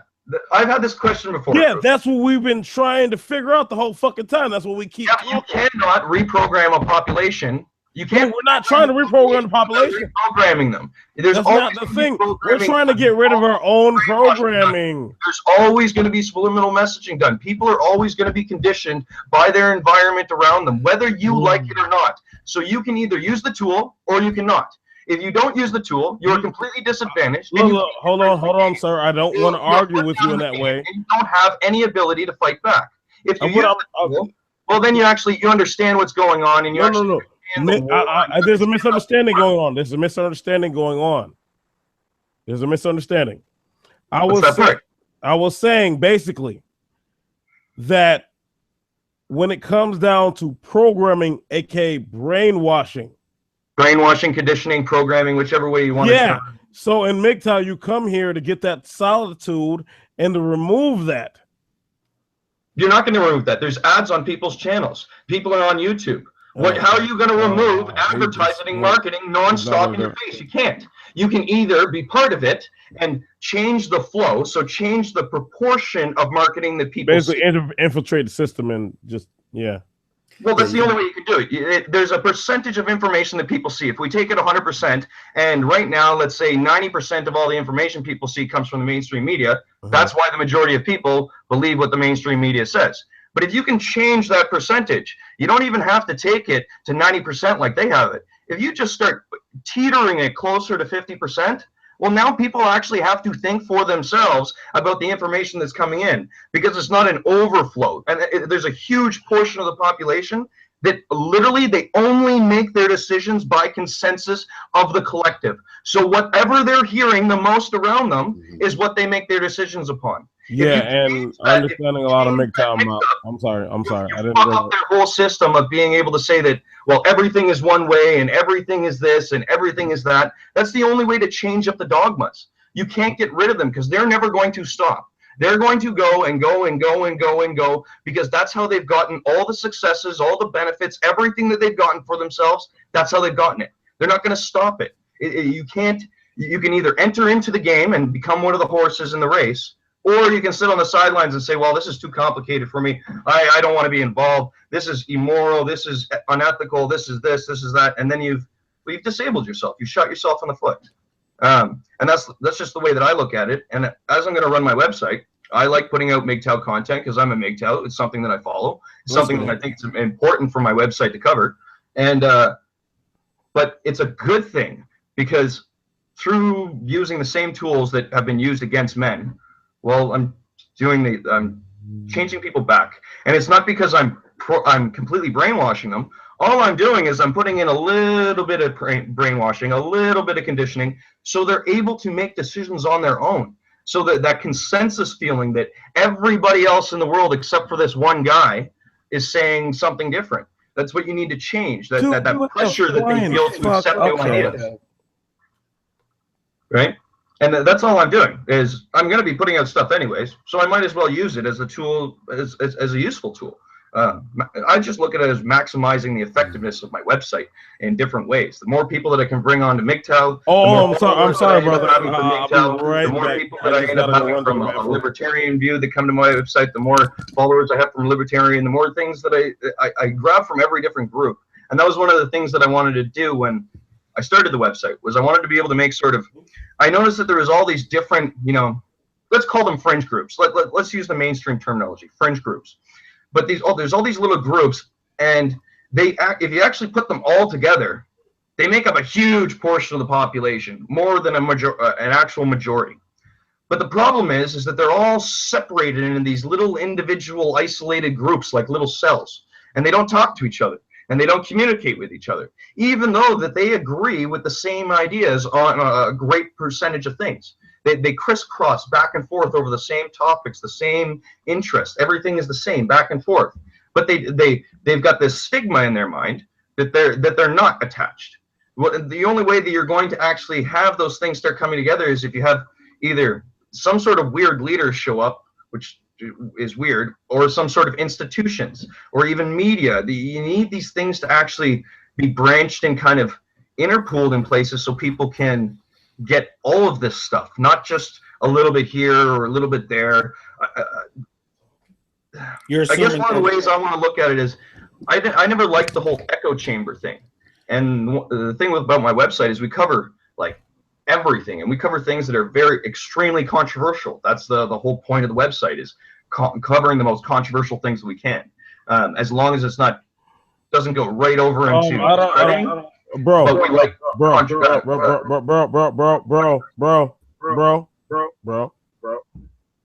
You've made some great points. I like a lot of things you're talking about. I like how you promoted your website. Yes, I already bookmarked and we'll check it out.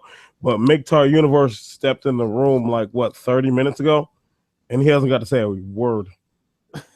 Well, let's give him a round of applause and a welcome. Hello, Yeah. Universe. What's up, Traversable, man? Oh, Yeah, no. wow. Yeah, it's been a while. God damn, man. You that shit was pent up, wasn't it? You was ready to go. Yeah. The couple of problems with the unified approach. One, you're assuming that people in general give a shit about men. Two, when you say the small fringe groups, what groups are we talking about exactly? Well, I use fringe as a term, but it doesn't even need to be fringe. Just there's different movements or different groups, and many people turn around and identify there's a number of different ones, but they seem to say they act like they're not connected, like there's no. Hey, did anybody look at the chat? Portions towards them. Nean Dank is an asshole. He's like, bro, jobs, bro. Even Renee got in on it. And it's not that I think that people care about men. It's that people will care about whatever they're conditioned to care about, whether it's men or women. If you turn around and you condition somebody to care only about one and not about the other, well, that's how we end up in the problem. I actually have to disagree heavily on that one because it goes strongly down to biology and instincts. Yeah, but you're trying to say that we are not humans and we don't have rational thought and we can't go against instincts. No. See, you don't have to yell at me, brother. I'm not saying that. Mike, I'm sitting like 4. Oh yeah, let me hold on. It's probably my mic. My mic might be too loud. Let me go ahead and try to adjust the volume. There's nothing in history that indicates that society really cares. Oh yeah, about it was the volume. Like men have always been disposable, no matter what country or point in time in history we're talking about. Yeah, but you're missing the fact that men have chosen to be disposable. Actually, it's your mic now. Actually, I just realized. Yeah, I turned the volume down. It's your mic. You're right. Men have been disposable, but that doesn't change the fact that they have been disposable. You're turning around and you're trying to do the feminist thing. It's wait, hold on.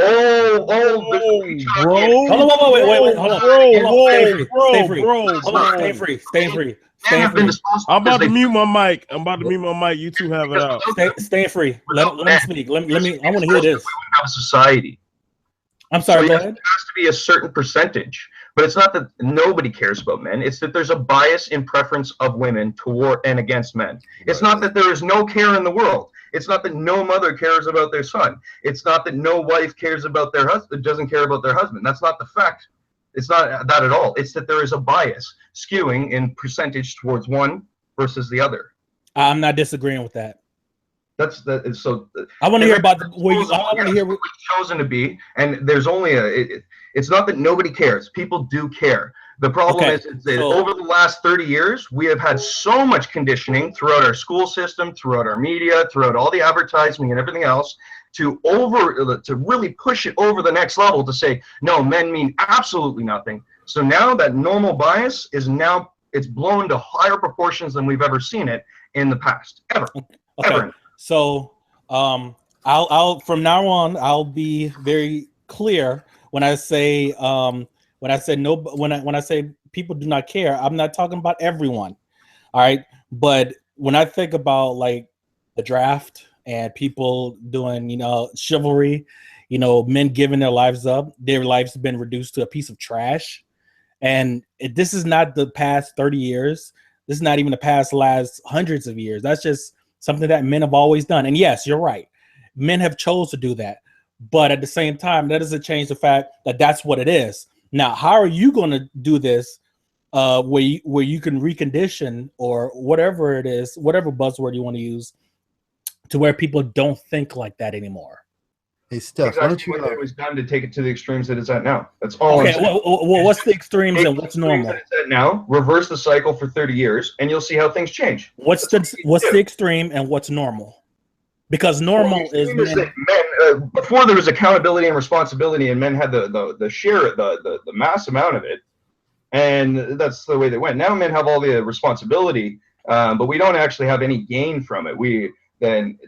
A great amount of the responsibility has been shifted to the other sex, who doesn't actually take the accountability for these things they're supposed to be responsible for. It just gets shifted on. So that was the part where you end up screwing it over, because we all know that because of biology, men are generally going to be smarter, stronger, all that kind of stuff. We're going to end up having to take care and disposable of half of the population. Otherwise, they just won't survive. They simply will not survive. You know, a great fact about it is I was just looking at numbers for taxes, and it doesn't matter where you really look at it. On average, women do not bring in as much taxes as they end up taking from the system. They end up taking it well in excess of what they end up actually paying in. But men actually pay more in taxes than they end up giving back. So it's a positive for the government. Okay, I'm still trying to figure out where. Go ahead, Trav. You want to say something? Controversial truth. I think what both Staying Free and Mgtow Universal, what groups do you encompass in that? I know the groups that you encompass because I've went on your website and I kind of look at it a lot, and so the groups that he angles at are the kind of groups that are like us, and there's several of them on there. You got about 8 or 9 different groups on there. Yeah, we've got 8 or 9 different groups, and we come at it from a bunch of different angles, and we'll basically accept any group into it that meets all the basics. And we've brought it up from the beginning. It was always, well, if a group holds basic human rights as an outmost, and that's their main focus, and they have no problem putting that above everything else, well, that's a group that we can turn around and include in this network or web. And that was really the way that we started it up, because if we're going to start, say, a network or web, you've got to start with an idea that is non-arguable. It's a given. It's an axiom. So that we start with, well, all we're in support of is basic human rights. It's not something that somebody can turn around and argue from. And then we go out and we branch into all the different actual groups that actually give a shit about basic human rights in the various different ways that they do. How does this connect to men? The truthers are big into, like things that are going around with the military industrial complex and our soldiers being basically wasted off for no reason. These are basic human rights war crimes that are going on. Libertarians, just by libertarian stance, all they really care about is basic human rights, and everything else, as far as entitlements and everything else, it doesn't matter to them. If you can't turn around and you can't justify a violation of somebody's rights in any circumstance, really, unless that person has first violated somebody else's. How does this connect to men? Because that's my concern. Like literally everybody you're talking to right now, their main thing is how does it connect to men? If you want men's issues to be heard as often as women's issues, they need to actually have an outlet in places that bring them forth. I'm not an MRA. Bring them forth, you'll never hear about them, and you'll continue with the exact same. Mgtow teacher, Mgtow universe, Traversable Mgtow, Universal Studios Mgtow, Staying Free I don't see MRA here. Yeah, you got to kind of understand what Seth does here. We have to focus on a market group that we think that I do this in a lot of my spare time when I'm not around here. The group I go after is the sports group. We talked about this once before, Mgtow Universe. I go to the basketball pages, and I go to the football pages, and then I put my avatar up there, and sooner or later someone asks me, what's this Mgtow stuff? And you'd be surprised how many guys on those sports pages start talking in a Mgtow way. I agree with that, Trav, but I'm glad that you specified the Mgtow stuff. Yeah. What I don't mind. I don't even go ahead. Steph gives Mgtow the opportunity with his group to speak up and do that same thing. I don't mind that as long as it stays Mgtow and it's not like Mgtow and 2.0. or whatever, Plus, whatever buzzword. No, I generally don't even put up my own points about Mgtow. I cover Mgtow articles, Mgtow speakers, Mgtow videos when they come across my way, and I have the time because we've got so many subjects that I don't always have time to be on Mgtow every single day. Right. I don't try to change it any sort of way, or nor do I even promote in any sort of way that everybody else starts up a website like me and becomes a Mgtow marketer in some sort of way. It was more that my entire life, my job has been marketing. So after I had everything fail in my life and I was building back up, I decided to make a website, and marketing happens to be my background. Psychology, why people buy things, why advertising works, how it works, all the little fine details. This is what I've done my entire life. So I can't help but adapt these skills and principles into the next business or the next job or the next thing I'm going to do. And if I don't, it's kind of a waste to, do one job my entire life and then say, oh, well, they say no Mgtow marketing. Oh, so shit. Well, what's up? What's up because of Mgtow? It's not that I'm marketing just Mgtow. It's that I'm marketing my website. And Mgtow ends up being one of the points.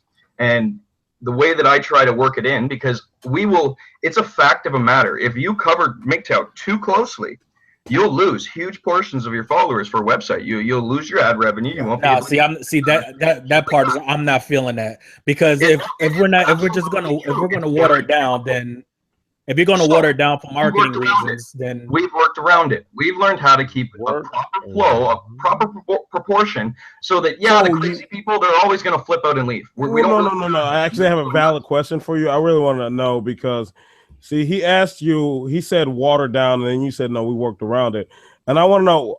Could you please explain to me when you say worked around it? Because you told me your background. You told me all that. I want to understand what you mean when you worked around. How can I water down a meme or an article? I don't. I don't change it so that it's better curtailed for the audience. I'm not changing any of the information. I'm changing the percentage of the information. Wait, you said meme or article? I'm playing around with the flow of the information that people get. Because it is a fact of a matter. Whoa. Dude, did you just say you're playing around with the flow of information that people get? I do the same thing on the sports pages.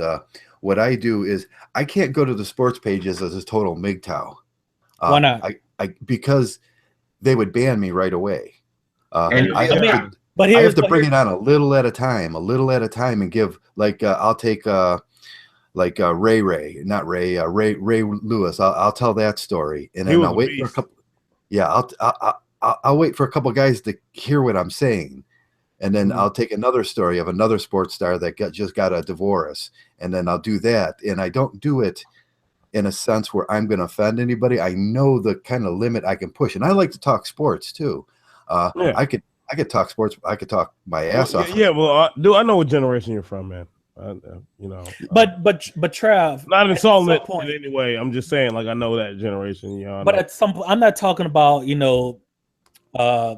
don't know what would be considered extreme, because hell, I've been called an extremist, and I don't think I've said anything extreme. All I've done is state facts and talk my own opinion. I haven't said anything about killing women or women should be raped. I don't think any of us have. I mean, the fact of the matter is, Mgtow is extreme to these people. They've never heard it before. And if I lose one of them when I have a chance to just kind of bring it on real slow and just kind of let that sink in their mind, they'll come over here. I don't care if they come to my channel, but they might come to your channel or Stay and Freeze channel or Mgtow. They can have fun. Go ahead. They can go to any channel they want. I just want to bring more men into Mgtow. I don't care if they go to Sandman's let's just channel. talk about this shit. It's a male discussion. That's the whole thing that I keep trying to say. This is a male discussion. Let's let more males talk. Once they get here, I expect them to act in my area the same way I acted in their area and talk about Mgtow. But they've gone from you giving them a nibble to now here's the whole fucking thing. Yeah, when they come here. Can I just use a really good analogy, a story from sales? I think your mic is a little too loud. Sales, it was a massively saturated market to the point where somebody might end up turning around and seeing a sales guy every single week of every single month, every single year for years and years and years and years and years. And over those years and years and years and years and years, even though that it was in the media, everybody was doing it, you were getting, you get letters in the mail from the government saying it was a good idea and everything else, there were still people that never turned around and did it for years and years and years and years and years. And the only reason why they didn't do it for years and years and years and years was because it was a new thing and they were unsure. So they just waited until they had seen it enough times. Yeah, well, the thing is, the thing about men is a lot of us here, we've seen it and we still see it on a daily basis. So there's no new fucking thing. It's there and there and there and there and there. and we see it.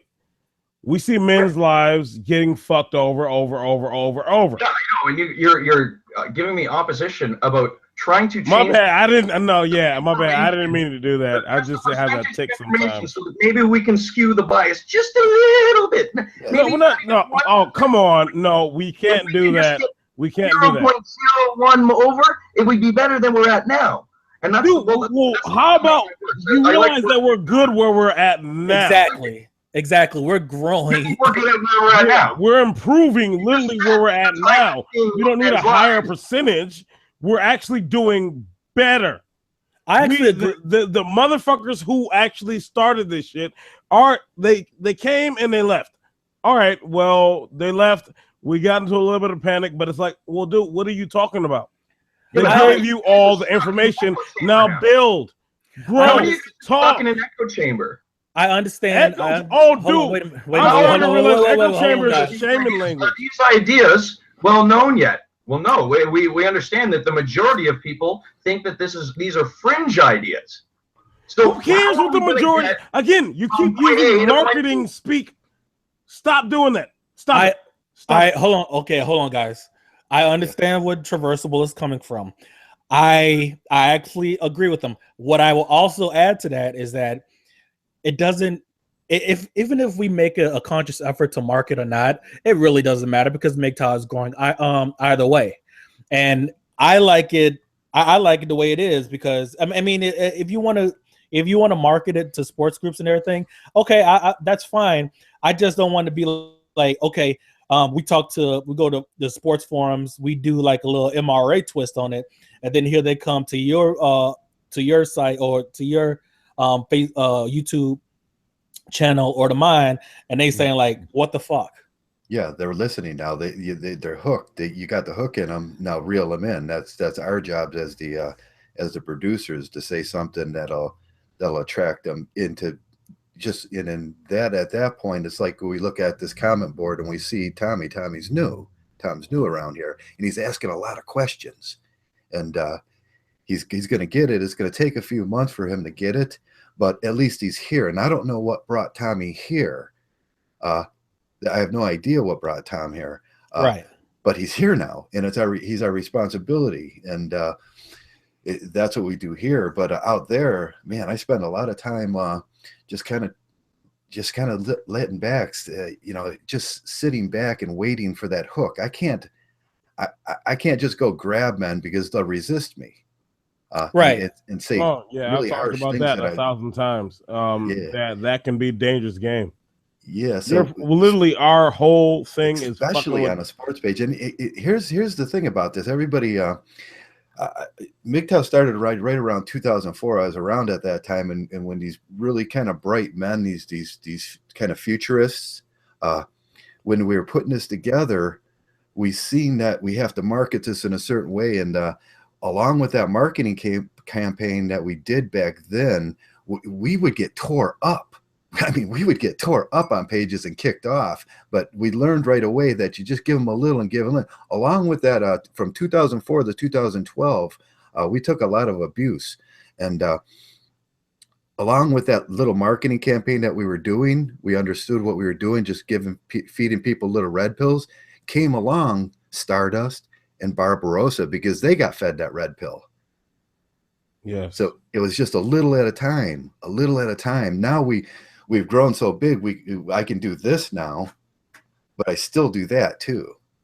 Well, Trav, do you understand where I'm coming from when I say the point that we don't need to grow as the advantageous movement of advertising or marketing? I don't mind not necessary anymore. I don't mind the marketing as long as it stays pure and we don't turn into like that's our Mgtow flash here or whatever. Oh, you got the Mgtow shop, you got the Mgtow store. Oh, look at those dudes! They're doing Mgtow and their Mgtow scarves and their Mgtow skinny jeans. Oh yeah, we don't need to get to that point. Marketing with we're not talking about solid marketing. We're talking about the market of ideas. Yes, boom, fucking ideas. That's one of my biggest things. Yeah. Throw your thoughts out, throw your ideas. No matter how crazy you think it is, Well, for some people, and yeah, they got arrested. They need to be arrested. But as far as rational thinking, logical ideas, go ahead, throw them out. Yeah. Who's really gonna be the police of you? Think about what I'm saying. Well, Who's gonna be the police of fucking you? Yeah, no one's gonna police what I do here. It's my channel. I police myself. So, you know, Trevor, I was actually talking to the younger Mgtows, like the newer Mgtows and shit. Yeah.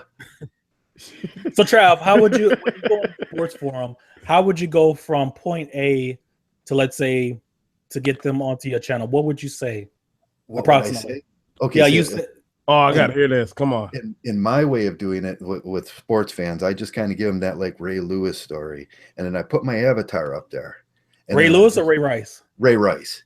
And then the Ray Rice thing, and then I look at they'll automatically attach that. They know what happened. And then a lot of the more common stories around the sports scene, the guys see the divorces, and then I give them the stat about the average NFL divorce lasts 2 years after they stop making that money. And then, oh yeah, that clicks something on. It's why does it only last 2 years? And we'll start talking about this shit. And some of the guys will actually rage against me. And I know I'm going to get that. I know I'm going to get called all the names I get called and 10 times more, but I just don't give it up.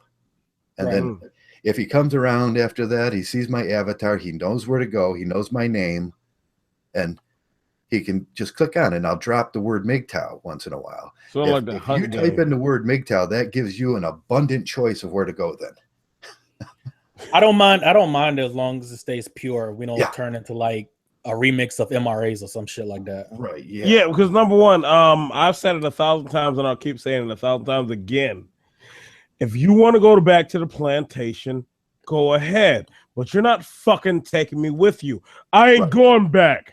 Yeah, you know, you're going to get guys around all the time. They're going to stop by, listen to 1 or 2 videos. I get hundreds and hundreds a week that stop by. They look at 1 or 2 videos. Thing about SBI OG, I think he didn't watch like straight up Barbarossa and if you watch Barbarossa, Spetnaz, like I'm talking about, you binge watch that. Like I binge watch like literally what I do now. I went in and I watched Barbarossa, Spetnaz, fucking TFM. I was binge watching heavy. Yeah, guys, once they get it, and I think I use Spetsnaz a lot, and Spetsnaz's video because he has that heartwarming, heart-touching thing that men can really attach to, and he's saying something. He actually, I'll be honest, yeah, that's what he hit my own psychology immediately. He hit my own mind. These my links that I give them go to my my Facebook page, and on my Facebook page, you open up my Facebook page, and I always keep the Spetsnaz video up there. Yeah, keep a couple of other videos, and then that just they can talk sports if they want, but sooner or later they're gonna click on that video. Oh yeah, I forgot to bring this up. For all my Mgtow brothers, there is to a point where we need to grab about 10 terabyte hard drives. Because Obama, the bitch president, gave away the DNS server domain to who? Domain to the UN. The domain name server to the UN. Yes. Oh yeah. I wasn't familiar. What is that? The UN is the United Nations. Well, I know what the UN is, but the server. Domain name server is like this. Okay, so you want Trav, ask me for a website. I'm not even bullshitting. Just ask me for you want a website, you want to start it up, ask me. Okay, what website can I get? Can I get cheese.com? No. That's offensive to people who find cheese scary. A domain name server is basically where you put in like www.google.com and it gives you the IP it's address. A translation between the IP addresses and the name you type in. Right. So if you wanted to actually register a website name, instead of going through the old organization that was United States based, you have to go through them now. And they get to vet you on exactly what's going to be on your website, all that shit. And they're the biggest censorers of everything. Okay. Yeah, now I already own a few domain names. I'll just transfer my transfer a website over to a server overseas. Fuck it. Yeah, and you think they won't look at your IAP address. I just use VPN over that. Yes, that's the thing. They're literally trying, like, it's so crazy. They're trying to go over that. They haven't, like, I'm not going to sit here and lie to them. They haven't went past where you can use a VPN and get past that. They're trying to go over that. And my thing is, fuck the left. Yeah, no, I'm not a super conservative. You shouldn't be having abortions. No, dude, no, I'm not that. But it's a little bit of an issue. Yeah. Because it's literally going towards, so I can't speak my mind. So I can't speak my mind when I'm going during the day. I can't Mgtow while I'm walking outside. I can't be like, oh, you hypergamous bitch. Kick her out the way. I can't do that shit. So then when I go home, you're trying to make it so I can't do that either. You're literally making it so where do I get my release? Where do I get that point where I get to get back to reality? Where do I get that point where I get to talk about all the bullshit that's happening? Where is that point? No, well, see, the thing is, you're a man. Stop complaining and man up. Do what you're told. But one thing they probably forgot is, fuck you. I'm not doing that. See, what I'm going to do is I'm going to find a way around it. It's always a way around it. Oh, 100%. Yes, 100%. Especially if you're a hacker. Remember human history. It's literally, we're walking through one of the new age bullshit times of history. AM, what's up? Yeah, I am. I'm just here listening. Oh, you dick. I wish I would have got that video from SBIOG because I really said some real shit on that and I wanted to cut that out. And the motherfucker just disappeared. I'm like, what the hell? No. Yeah, that's the thing that pissed me off about that because I was literally calling him on shit he actually said. And then just you go away. No. Why are you doing that? That's the thing. I didn't think people would really need to understand. There was no doxing from Mgtows involved or anything like that. We really wanted to hear him speak. Say it. Say all the shit you were saying before about SPI. No, goddamn it, I'm not supposed to. Fine. No, but there's one point I'm gonna bring up. The SPI Latina video that he did upload. SPI, the OG hybrid, did come in and said, "You get no bitches to me." He used that shaming language. So for a moment, don't act like, I was just, no. See, he was just coming in with rational points. No, he wasn't. Oh well. Just keep it moving. Yeah, I mean, moving on. Literally, people come. They come and go. I mean, some of them build up a subscriber build base. on the male discussion.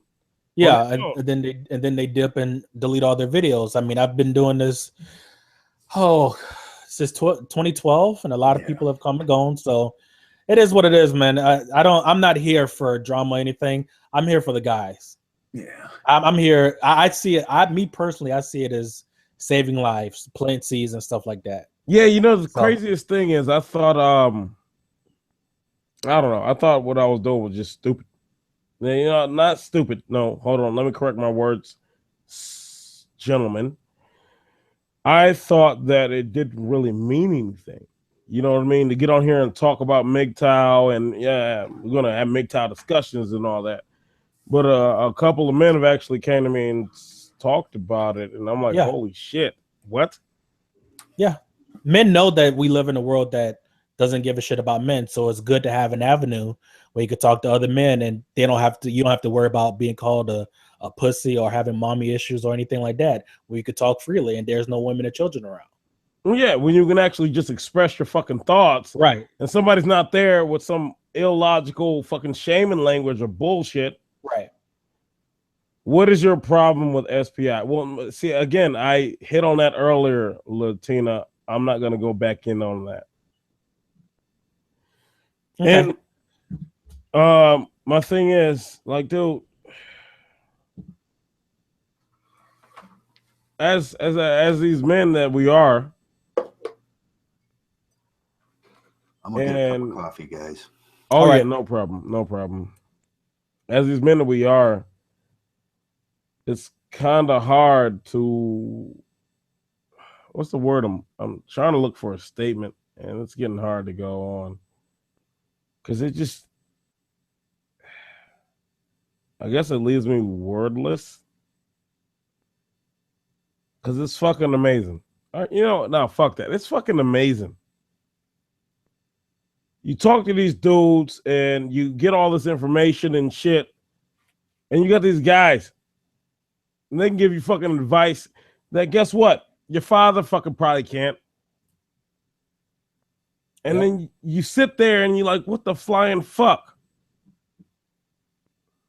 Well, that's how it is for me. It's like, what the flying fuck? Jesus Christ. Well, for me, like I said, I see it as kind of saving lives, not to paint myself as some kind of don't signal virtue. Don't signal virtue. I don't. Okay, but it's not. I won't say saving lives, but like planting seeds. You know, just a different a different perspective. So, because I know like they're not going to get this message from the TV. They're not going to get this message from their single mother. They're not going. They sure as hell not going to get this message from their father that they single mother. Oh fucking hell no! They're not going to get it. So. You a black dude? Yeah. I remember you are a black dude. I remember that shit. So you already know I'm at 100%. Single mother? Well, yeah, it's only what 70% of the time, 78% of the time. Yeah, you can safely make an assumption that a black person was raised by a single mother, and 70 to 78% of the time you're going to be correct. That's fucking pathetic. Angry Mgtow, you can shut the hell up. Ain't nobody. Oh, Mgtow United. I remember when he was Mgtow United. You just realized who I am. No, I recognize your voice. I knew who you were. Okay.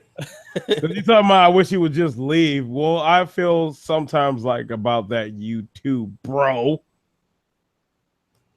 You dick. So stay free. What you have any projects coming up like Mgtow content and stuff like that? Oh no, I do my Saturday chats. I didn't host it this Saturday. I mean, obviously, otherwise I wouldn't be here. It's gonna be tomorrow, Sunday, 3 p.m. We're gonna be hitting on some points about female aggression because Shining did make a point that my channel technically one of my chats are for newer Mgtows. It's not for like well, I'm not gonna say not for because that's a dumb statement. No. A lot of times we do hit on subjects for the newer Mgtows. A lot of people I invite, like, dude, my channel is pretty much open. If I literally post the motherfucking link to jump in, right in the comments. It's right there for you. Right. And my whole thing is, Mgtows just talk, fucking just show your thoughts, ideas, just spread that shit out. Okay. And well, Angry doesn't have the same format because he's still a dick. Oh, here we go, guys. Let's not do this. Projects I got coming up. I have the Everything Wrong with Insecure Volume 1. That should be done. Oh yeah, Timothy Blades. I am talking about women again. I should be done on Tuesday. I had Supergirl season 1 done, and then my hard drive took a huge shit. But that happens. Yeah, so that's what I got coming up. I don't know. Well, go ahead. I'm sorry. No. Actually, you go first. I was just gonna ask that you and because I saw Mgtow Latino in here earlier. Did y'all straighten that? Dude, I really don't care about his existence, to say the truth. All right, so that's a no. All right, so what are some resolutions for 2017? Yeah, I thought about that, and to tell you the truth, dude, I need to know what the hell is that? People put that like little line symbol just to a response to a thing, and I'm just sitting there like, what the fuck does that mean? I have no idea. Yeah, it's weird as fuck. And SPI Latina, dude, fuck you too. I was trying to say I don't really care, As in, dude, it's over. Stop it. And jealousy, fucking no. No reason to have that. Oh my god. Wait. Are you dudes trying to start some shit back up? You fucking cunts.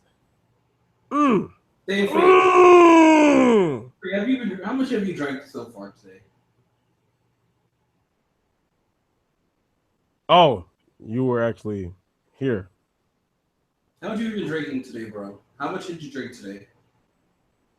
How much did you drink, bitch? Guys. What? He asked the actual question. I gave an actual question back. Nah, I'm just fucking around. Yeah, I had a couple drinks. I'm a little bit on a defensive mode. It's been a long ass Travcast. I understand, bro. But AM don't know. AM do. I do want to hash it out with you though, bro. Bro, we about to bro this shit out. And the way bros do at a bar, bro. You ready, bro? Right. Keep doing what you're doing. I really don't care. I mean, yeah, I had my things, my problems, and shit I said, but you're cool. Okay. Welcome back. You just came in on another one? Hmm? There's like, you have like 2 instances in here right now. There's 2 Universal Studios. Yeah, I noticed that. What the fuck is that?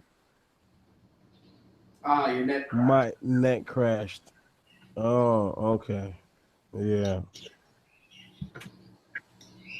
I don't know, but I guess we gotta bring up a topic, and I don't want to waste any of my material for tomorrow. So please, guys, all right, in the chat, hashtag ban staying free. Oh, fuck you, ND, you bitch. Ban me? Really? Well, because you're kind of hogging the microphone, and you're attacking. I'm not trying to hog the microphone. Nobody else is talking. So United, what projects you got coming up? Well, one of the things that I've been talking about in Traversable. Oh, let me grab my mic. Must sound like I'm in it. Yeah, one of the things that I've been talking about, Traversable actually helped pioneer this idea is working on a book. I started talking about working on a Mgtow book, and he came up with the idea that we can have like different Mgtows contribute a chapter. For example, one like a Universal would contribute a chapter talking about his experiences. In the child system, the court system with his ex-wife and all the things he's been through. I would contribute a chapter. I would write about, for example, the time when I was homeless and my experiences, and not going to medical school, how my life was impacted during my childhood, a lot of that stuff. And the whole idea is different Mgtows would contribute a chapter. And even if this way, even if my story doesn't resonate with someone, Universal Studio would resonate with someone, and someone could say, wow, this is exactly my life. Or Traversable story could resonate with someone, and someone could say, wow, this is exactly my life. So that's one of the things that I'm working on in the new year. We really hope to get this book together, and it doesn't have to be anything large. It'll just basically be like a something for everyone. So that's something that I'm really working on. I hope to get that out. Okay. I got a question. Why'd you shut down your previous channel? You know what? I keep trying to explain this to people. I was going through really bad red pill rage. I mean, like, I was in red pill rage for a couple of years, and I didn't realize it. I never knew. I always, a lot of people say red pill rage lasts about a year. It's a lie. Red pill rage can last for years. You can be in red pill rage for years. Some people are in red pill rage for a few months. Some people don't really go through it that badly, but it varies by individual. And I needed to take time off for myself to reevaluate. I needed to, I didn't leave the philosophy. I just left the community for a little while, and I closed out my channel because, the new channel that I've created, Angry Mgtow, I have content like, women are dysfunctional, women are degenerates. I have stuff like that. But the old channel, I had stuff along the lines of, women deserve to be beaten. I think that like the old, this new channel, it's not as it's not it's not hate driven. You know, this new channel is essentially me just talking, being raw and honest, and I don't have the red pill rage guiding me, right? You know, I said like I'm exhausted these days, but if there's one thing I can do, it's these podcasts. I love being on podcasts. I love making Mgtow content. I love being a part of the community. But I needed to leave the community for a while to find myself, to really discover Mgtow for myself. And I couldn't do that with Mgtow United Open. So I closed the channel down so that I can give myself a fresh start. And once I had healed up, once I had really gotten my head back on stream, once I had gotten over the red pill rage, I was able to, you know, I was able to come back to Mgtow bigger and better than when I left. You know, I'm much stronger than I am now. Before I was just making videos on the rage. Yeah. Now I make videos because I'm passionate about. You know, I will give you props on one thing though. Till Deer couldn't even come back at you. I listened to that whole thing about his newer response video when he tried to come at you and shit. And people can even look back. Yes, I literally did with no hesitation. Like again, I don't have an actual problem with Angry Mgtow. It's not one of those things. It's like one of those things where you like, hey, dude, fix this shit, you ass. He danced around everything. He actually didn't have any real argument. And I still give you props to that to this day. Yeah, those guys don't understand that Angry Mgtow is a character. And they're angling this hate at Angry Mgtow, and I kind of sit back and giggle because it's like TFM says, dude, don't you know you're talking to a monkey? And, that's the thing. That's why I found it funny why people think that I have this huge beef with AM. It's not a huge beef. There's nothing to it really. No, when it comes to SPI, the OG hybrid or whatever the fuck the name was, aka Mgtow hybrid experiments, yeah, there was a problem. But when it comes to AM, like, no, well, he's a Mgtow. He's talking Mgtow shit. Like, yeah, there was a problem in the chats. That's what I was mad about. But as far as what he's talking about and him talking, no. Yeah. I'm okay with that. He's got a game plan now. You got a game plan now, Link. That's what you're saying? Except for the fact that Mgtow's war survived the collapse. There actually is a little bit of flaw in that. I just wanted to say that Link never really left Mgtow. What he did was beautiful. He left to fix himself up, but he also left behind and left it with us, which is now the Mgtow Brotherhood. We're a collective, an online collective. It's like a private Mgtow community. He never really left. He actually just went to rehabilitate himself. I remember his older videos. They were some of them were a little bit over the top, I suppose, but he's come back fresh, smart, and better than ever. Yeah. He goes hard, I'll be honest. Like, thanks, and that's kind of, it goes back to self-care. A lot of people were angry when I left. The mayor of Mgtow said it. He said, I don't have anything against you. I was just angry that you left. And I understand his anger, but I don't regret leaving. I had to take care of myself because, right now I make videos based on passion. Before I was making videos based on rage. Rage doesn't last. Rage is a horrible thing. When you're raging, it's like you're just going and going and going, and you burn yourself out. The rage will burn you out, and it'll destroy your health. It'll destroy your mental state. Rage could kill you. Now, passion is something different. Passion, I wake up every morning, and even though I'm constantly feeling tired, I still find the energy to come on and talk to make these videos and talk to you guys because this is like it's like we're at a bar right now. I said it before. This is a bar. It's like this is the old male bar where we all just get together and talk and we're just having a good time. And I love it because women can't do this. I look at even some of the hangouts that women try to do, and they can't emulate this. You can't have a good time. The bitch Stacy in her jacket. Yeah. Does passion come with gratitude too? I noticed the difference between some Mgtow producers that are here and gone the next week. They never had a thorough, honest gratitude for what was given to them freely. And their self-preservation that was given to them by Mgtows, just like you and me and Universe and all of us. We do that. We give out this thing really freely, and when you get to a certain point, you develop a real gratitude towards Mgtow, in itself. Here's the thing, you know, when I was in the rage stage, I felt that people did not. I felt like there was not a lot of as much gratitude towards me because I was working. I was giving. You know, I felt like I was putting out all this content. When I came back, one of the reasons why I came back is because after I got over the red pill rage, and that's when I started feeling a lot of gratitude for a lot of the messages, a lot of the things that I learned. Can somebody boot SPI Latino, because he literally is just straight up starting shit. He's not even actually okay.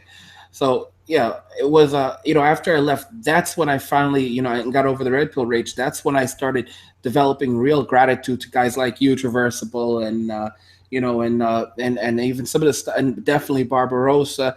I mean, that's when I became, when I really developed gratitude to say, I got a lot of this great knowledge myself because we learn from each other and we help each other. That's one great thing about the Mgtow community. And when I came back, one of the reasons why I worked so hard when I first came back is because, I'll tell you something funny. Sandman, when I left, he attacked me saying that I deleted 400 videos. This is something funny. You guys are gonna love this one. Sandman said that he said that you deleted 400 videos that could have helped other men. That he said that to me before I left. Said that directly to me. So when I came back, I was thinking about the whole gratitude thing, and I said, you know what? I want to make at least 400 videos to replace those videos that that I lost. And I never actually planned to keep making this many videos, but I wanted to put back out the content that I had deleted. I didn't tell anyone that. And it's funny because then Sandman turned around and attacked me. It's just to show you how bipolar the guy is.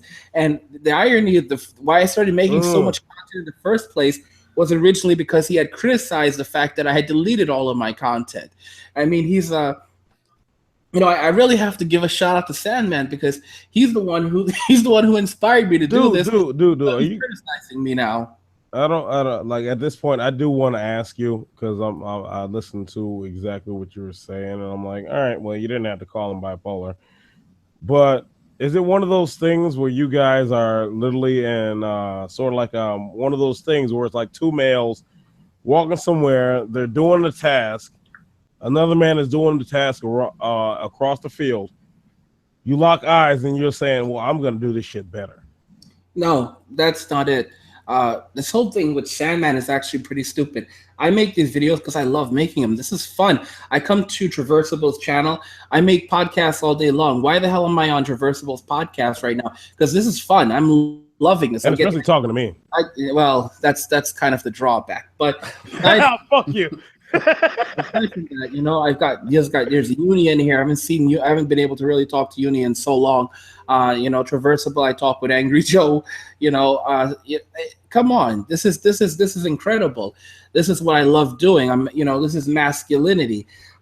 This is men who are awakened to the crap that's going on, and we don't only talk about Mgtow stuff. We talk about other topics, and we share our knowledge and our passion and things that are happening in our lives.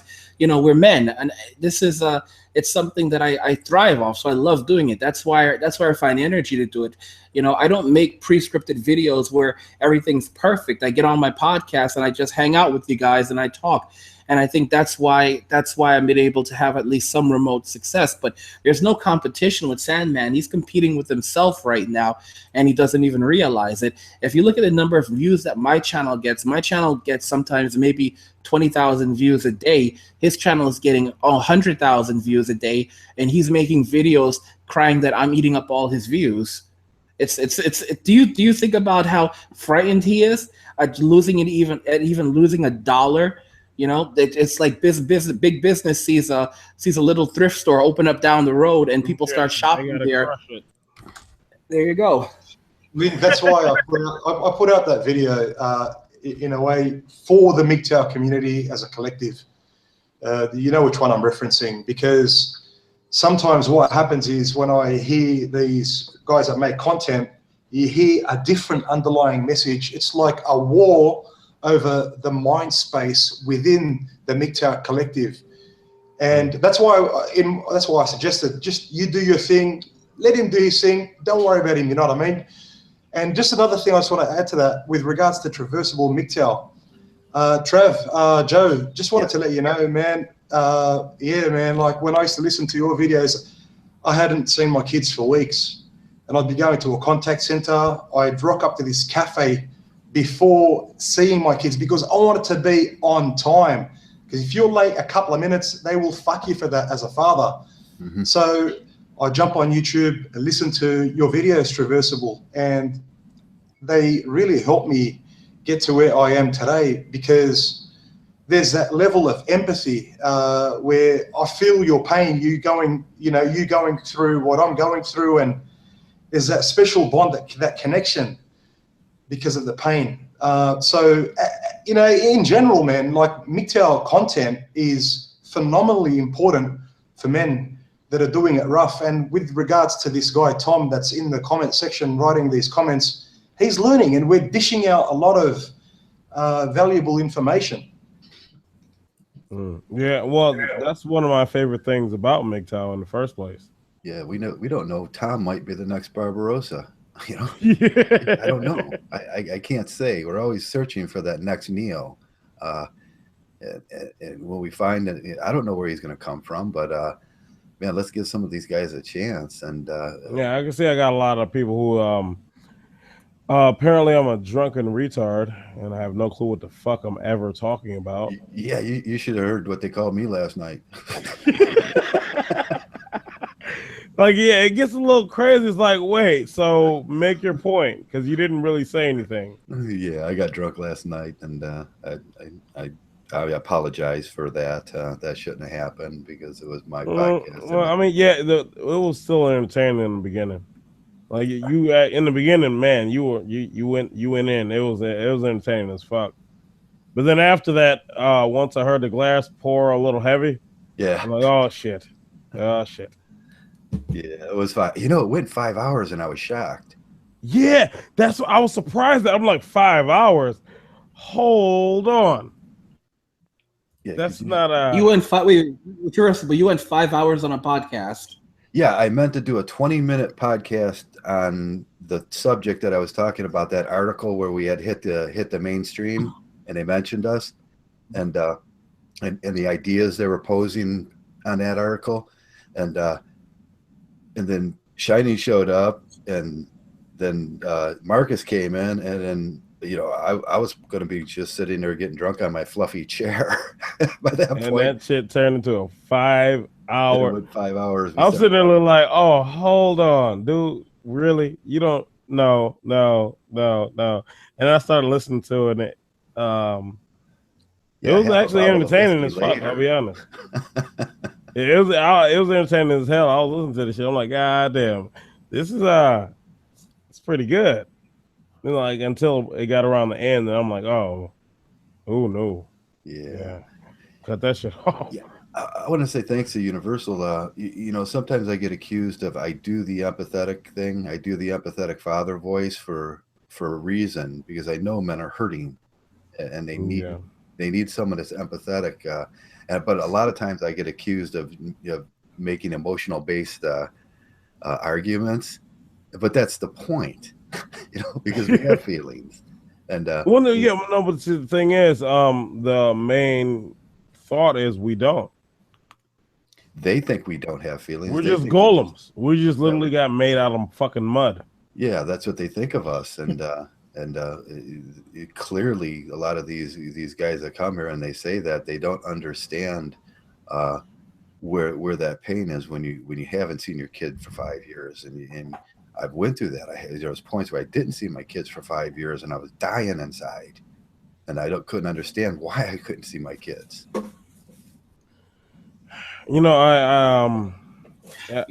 Timothy Blaze made a video a long time ago, and I'll still credit him to this day because I realize it in my own situation as it is. He said every man's family situation, even when it goes into the courts, is different. It's an individual thing, and he wasn't lying. I've talked to a lot of different men, but the craziest thing is, when I tell them about my situation and what's going on, I get no negative feedback. Yeah, it should be. You go to Mgtow channels you relate to. And No, I'm talking about this is like just in regular life when I'm just going out to work and all that shit. Yeah, I don't think, man, we're not going to get much empathy out there. Yeah, and then you got these men, and I talk to them, and boom, it's right there. Yeah. And I've talked to some men, they're like, literally, we would describe them as blue pill, but when you start speaking to them and you hear what they have to say, it's I wouldn't say it's all the way red pill, but it's just the sentiments are there. Yeah. It's hard to work through that. I mean, Marcus said yesterday he was going to go talk to the distribution list, and when you listen to the distribution list, he's still in that red pill thing. He thinks he's not raging. I can see he's dying inside. Wait, well, Marcus had a chat with him? No, not yet. The distribution list. And who is that? Someone got their. Yeah, that was me. And you know what's funny? It was like synced up almost so perfectly. It sounded like you were talking, and I couldn't even tell. Yeah, the background, if we don't shut down our browsers, it's that drives me nuts. Because once in a while when I'm clicking around, it'll just open up. I don't know, man. It's just oh yeah, we're pretty well. We're at 10:08 now, almost bringing it up. We're almost there. We're literally almost there, and 2 hours. Shit, I could sleepwalk through a 2-hour video podcast. Wait, you? Well, no, I can immediately. Shit, I hit 6 hours. I didn't even know it happened. Oh yeah, we talk a lot of shit. Oh yeah. Like I remember VA. It was either VA or Johnny Midnight asked that. He was like, "Fucking 6 hours. How the 5 hours? How do you get there?" I'm like, dude, well, we got a lot of shit to talk. Yeah, I got 50 years of shit behind me to talk about. Traversable, I was talking about the Mgtow book that we brought up a while ago, and I was saying how cool that is. Like you said, you have 50 years of shit to talk about, and in those 50 years, there's going to be something that some man is going to be able to relate to you on. How you went without seeing your kids for 5 years, or like I said, what uni went through with the court systems, or what I went through with being homeless. There's going to, I said that, every man can write a chapter, and you said it, every guy could contribute a chapter in the book, and this way there could be something for everyone in there. You just read through all these different chapters. I think that would be such an incredible thing for every guy if we could actually get guys to contribute chapters. It doesn't even have to be much, just writing about their experience and where they've been and where they're coming from and how they dealt with it. Because collectively, the amount of knowledge, the amount of information we have between all of us, you do have to be grateful for the gifts that you're given in Mgtow, because how many guys have struggled to give us this information? This information, for a long time, we didn't even have this, and even now, people are still fighting to keep this information on YouTube or move it to new platforms, because it's funny, you can have homosexuals dancing naked in the street, but in front of little children. Yeah. But a man talking about being destroyed by the court system could be censored as hate speech. Yeah. Yeah, that's crazy. It's absolute craziness now. I think we from my perspective, and I know a lot of guys and can't see this, but back in 2006 and 2004 and in those days, man, things were so much rougher. And I don't know what happened in 2011 and 2012, but something on the internet changed where we were getting to, and we were desensitizing men to that how they feel about us, when we talk, men were okay. It's another Mgtow guy, or it's another, and I'll just say there was when you brought up the parade, the gay parade thing, there's an ideal behind that gay parade. They desensitized the masses to seeing that. So the next time people see that, they don't look at it as quite as abhorrent. They go, oh yeah, I just seen it again. And that's a lot what we did for years and years and years. You just, kept saying it and saying it and saying it. And then sooner or later, the person went, okay, I've heard it before. And he's not quite as hostile towards us then. and then that's when he got him. That's when he opens up his mind and okay, I could see this red pill here, and I can see you guys are right about this, and then you see them slowly churning a little bit, and they'll say, oh yeah, I know you guys are right, but and how many times have we heard that from the red pill guys? Oh, I know you Mgtows are right, but, and they're right there at becoming a Mgtow. You know, it's a red pill. It's a hard pill to swallow because it really goes against everything you've been raised. You know, you're raised in a gynocentric society by a gynocentric mother, by a gynocentric father, surrounded by gynocentric siblings, and then you take this pill from a group of men who are telling you everything that you know about society is a lie, and the pill goes down, and it's a bitch to swallow. And yeah. Just hope you don't throw it up. I make sure I swallow red pills as much as I fucking can. Yeah, it's a program at first of just rigorous honesty with yourself, where you just, I mean, you keep coming back and keep coming. Like I'll say, you know, fake it till you make it. You know, and we see a lot of that. But sooner or later, it catches on, and that's the beautiful moment. I love those beautiful moments when I see where I seen this guy. He was kind of purple pill, and then all of a sudden he goes, "No, he starts talking, and he automatically knows something changed, and he's seen it, and he's oh yeah, and that's a beautiful moment, and you know he's going to be safe then. It's just it's like that moment where I started binge watching so much motherfucking like Barbarossa, TFM is the main one. I actually like literally after the Barbarossa binge watch, the Spetsnaz binge watch. Because remember, they stopped after a while. Yeah. And I got to the end of the videos I could watch. And then I started binge watching this. Like, yeah, that's why I literally will say, like, yeah, I'm kind of a TFM fanboy. Well, fuck you. Yeah, I am.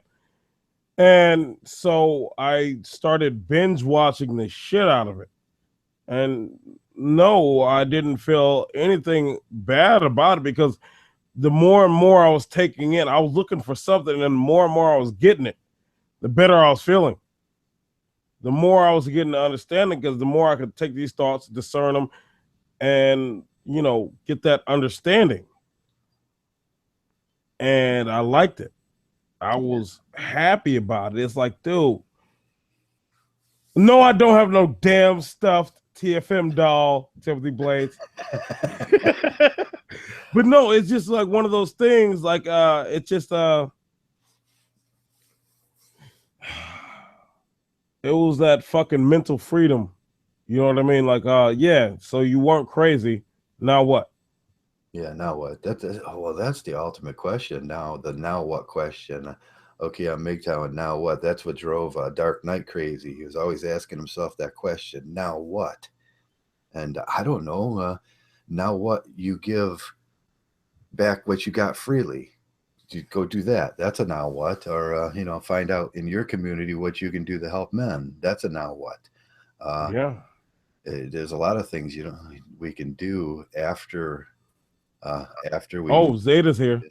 How you doing, guys? I'm back. Oh, Zeta, don't give me too much of a tongue lashing. I know I've been misbehaving. You've been misbehaving? What have you done, man? I did a lot of shit. Good for you. I'm glad you've done it. Did you learn anything? Actually, a lot of different perspective views and a lot of things going on in different countries. There you go, man. That's what it's all about. You're learning. You're making it. Oh. I'm still learning. But actually, I do have to give props to Zeta 100% because I actually sent him first. Like he probably didn't even see it. What's that? I put on his discussions on his channel. I wanted to start a Mgtow chat.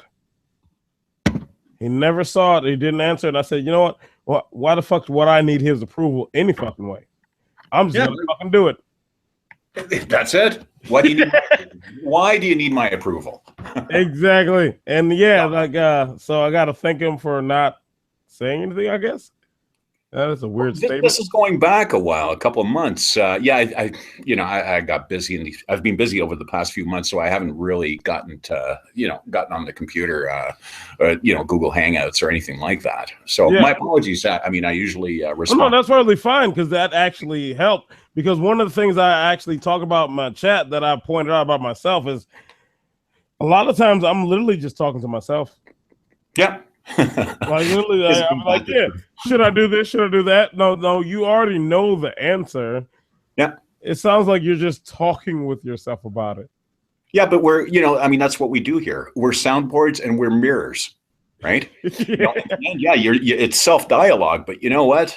One word can change a man's life. That's why it's so crucial to have these. Yeah, and that's why I haven't. You could say something that you might find stupid, but one guy will take that as a gold nugget, man, and it can change his life. Yes. That's what Mgtow is about. This is what I've been saying all the way along. This is an open source forum, the manosphere. It's open source. Anything goes. It's a full spectrum. There's no democracy. There's no white or black issues or race issues. There's no leaders. Keep the leadership out, okay? The leadership is in the facts, okay? And in intellectual prowess, okay? Let's face it, we're a full spectrum of masculinity from the dumb fucks to the right up to the geniuses. It is but it is open source. Oh, 100%. If somebody wanted to start a Mgtow is about running channel tomorrow, go full ahead. Start it up. Hey, just keep it happening. I mean, we're growing phenomenally. I've watched on the international scene. I've been following a French Mgtow. This guy's already got up to 30 videos in the French language from France. Damn. I'm just waiting for the Italian guys. Plenty of Spanish, both from Spain and from South America. Brazil is kicking up. Okay, guys are waiting over there. So. Let me tell you guys something. I'm seeing Mgtow, just like Zeta's saying, I'm seeing Mgtow pop up in the weirdest of places. For example, multiple times I've been on Facebook and I've said something rude, and I'll hear some white knight jumps in and says, "That's some Mgtow bullshit right there." And I'm thinking, oh, you've heard of us. Yeah. Oh, you've heard exactly. So indirect advertising right there, man. That's what it's about. Oh shit. I actually wanted to talk about this and I forgot about it the whole time. I don't know how the fuck I did. It was even about the whole point why I even ended up finding Mgtow. Literally, do they realize once they mention the name Mgtow, you're doing the advertising for us? Exactly. That's the beauty of open source, guys. This is what I've been saying all the way along. Open source is what we are. What this is going on. It's a pool of ideas. You're going to get the good, the bad, and the ugly, and everything in between. Okay. Yeah. Going to piss people off, but just for the amount of people that are going to get pissed off, you're going to enlighten a few guys. That's enlightenment are answers that we've known all along, but weren't allowed to say it. Okay. Yeah.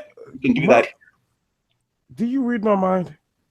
No, hey man, it's verbatim. It's verbatim. And the thing is once we go through those dynamics, and we understand.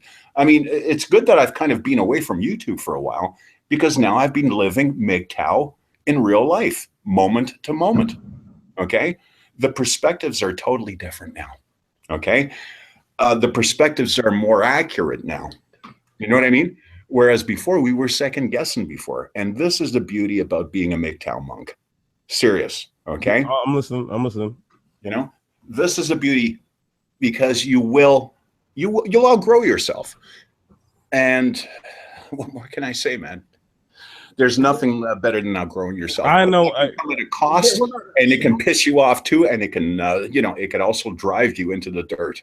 But the thing is, we're taking full responsibility as individuals for this, right? Wait, are you a monk? Am I a monk? Yeah. Yeah. I would say you are. I'm in the monastic lines. Okay. I mean, I believe in a monastic practice. Okay. And I actually at one point was going to be a Buddhist monk. No, I mean, are you a Mgtow monk? Yes, I am. Really? Yeah. There's not a lot of fuss. So it's always good meeting another monk. Traversable is a monk. I mean, but there's not many of us monks around. There's still a lot of guys who, they're Mgtow, but they're they still, they still want a woman, they still want to have sex, they still want to be in a relationship. So it's when you meet another guy who's actively not going out having sex, not getting into relationships, not having regular contact with women, not seeking out regular contact with women, that's always it's always interesting seeing another monk. Like, oh, you're a monk. Yeah, well, I'm a monk, but I will clarify something. Woman regulating your fucking cat, but whatever. No, but Angry, sorry if I can just Angry, I consider myself a monk, but I still got to deal with real life out there. And real life means that there's going to be women out there. And this is what I was talking about earlier, okay? And this is not to toot my horn. It's more about showing what the power of Mgtow is.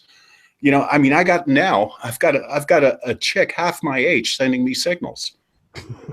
And I've got, I can choose whether to play with it or not. And I've already thrown a few signals back. But do not, and for guys listening in, don't underestimate the power of Mgtow, okay? And it can throw you for a loop. I mean, it can make you believe, fuck, I've got it made, and and everything else in between. I've got it, right? Careful. Be very, very careful, because even though with all this knowledge base and your personal growth, you can still be swept off your feet. Hence, we were listening into Tom McCormack earlier on. For those that were in when I was in, there's a prime example. I mean, he's suffering from one-nightus right now. That's serious shit. Okay, no one's gonna boo SBL attending. He's starting stupid shit. Starting a business is easy and fast. Really, starting a business is easy and fast. Okay. That's not how it works, actually. No, it doesn't. It takes a lot of planning. At the same time, I will say this, though. I was not trying to say it out loud, but one thing about SPI Latino, he has served his service for the country. Mm-hmm. And I do think that there is something there with along the lines of medication and maybe mental traumatization. Mm-hmm. I probably should have I'm just gonna leave him alone. Like, dude, there's no point for me to even do that. He obviously he has the SPI logo, but he wants to be part of Mgtow, so to each his own, whatever. Each says, to each their own. Let them come in. Eventually, cliques will form. Okay, and we've got our monk clique going on, right? There are other guys having cliques. The Mgtow PUA, the guys that still want to go out and date. You know what? There's a Mgtow PUA. No. I mean, I'm just using that as an example. I was about to hit my keyboard hard as hell. Like, where the fuck are they at?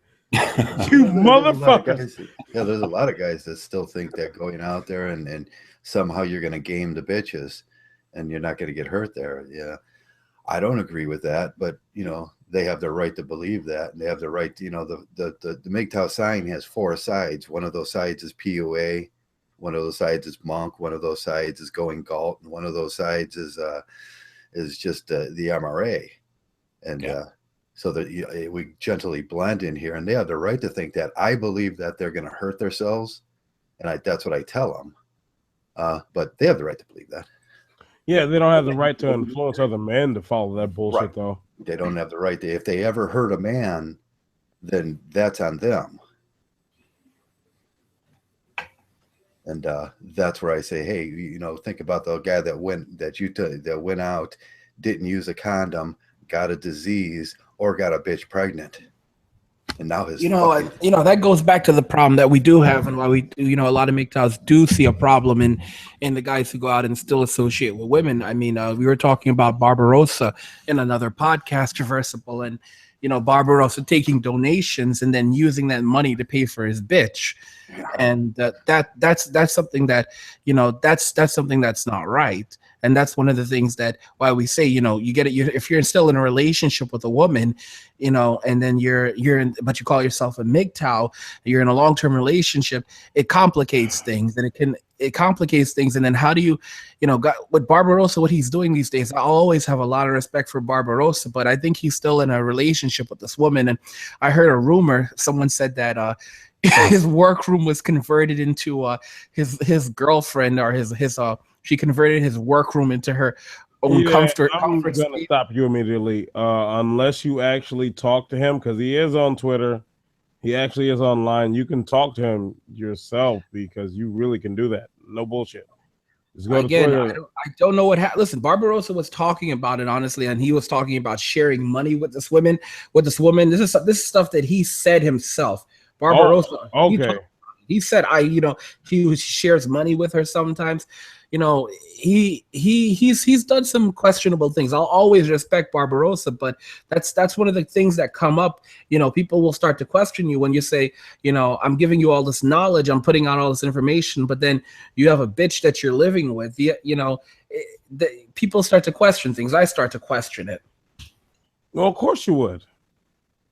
It would make sense to question it because you're saying all these things. We're talking about the detriment in our current societal situation, and being a man, and following your natural instincts, and how that can get you basically sent to hell or jail through the behest of a woman. And then you literally do exactly that. Yeah, that seems a little iffy, and that's it's so risky out there. And if any of the guys are gonna, I have my drive, get a fake ID and drive 100 miles away, and you can do all that shit you want. But go ahead. But just avoiding that risk factors, man, double up on a condom, and I don't know what else to say. Traversable, where I live right now, I live in another country. I could go get some pussy if I wanted it. $50, I can get some pussy, fuck some good-looking girl right now. Or I could go out and get a woman. And I'll tell you, it does. No one knows me. The thing is, like we've talked about it, life is just it's just so good when you don't have to worry about STDs, or you don't have to worry about losing your money, or you don't have to put up with any of the bullshit. It's just so good. It's or going home to a fucking crazy ass argument where you might end up going to fucking jail. Mm-hmm. Yeah, life is good right now. Why blow? Every monk I talk to, that's what they say. Life is good right now. I'm feeling it, man. There's a solace in this monk stuff, and they'll never know it unless they do it. And once you get that solace, that comfort in your life, where you're not worried about shit anymore. That's just it, Joe. I think what guys, the thing about Mgtow monk, it's still underused sort of thing, because guys are, they're either starting a business right now, working it, they've got all the growth and all that, but it's that opening up of the mindset. Okay. The way your awareness grows, that's really the benefit of Mgtow monk. And that's where the peace of mind sets in afterwards. Your business is in order. Your relationships are in order. Everything else comes, man. Yeah. And there's a natural flow to it too that I found, Joe, is, if things happen of their own accord, you know what I mean?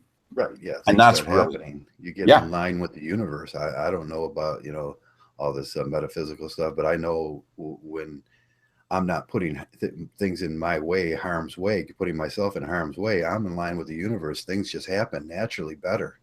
And also, I feel back muscles I've never felt before. Yeah. Jesus Christ. I don't know what, I literally just lift my arms and go, bam. And then I'm like, what muscles were those? Where the fuck did they come from? I've never felt them before. And they're just right there, the back and the shoulder. I can feel, dude, I'm doing that shit right now. Like, Jesus fucking Christ. Yeah, they were the ones who were hurting before because you're so stressed out. And now they're just fucking, dude, they're just let's go ahead and throw some shit. Yeah, let's go ahead and destroy some shit. I'm feeling like it.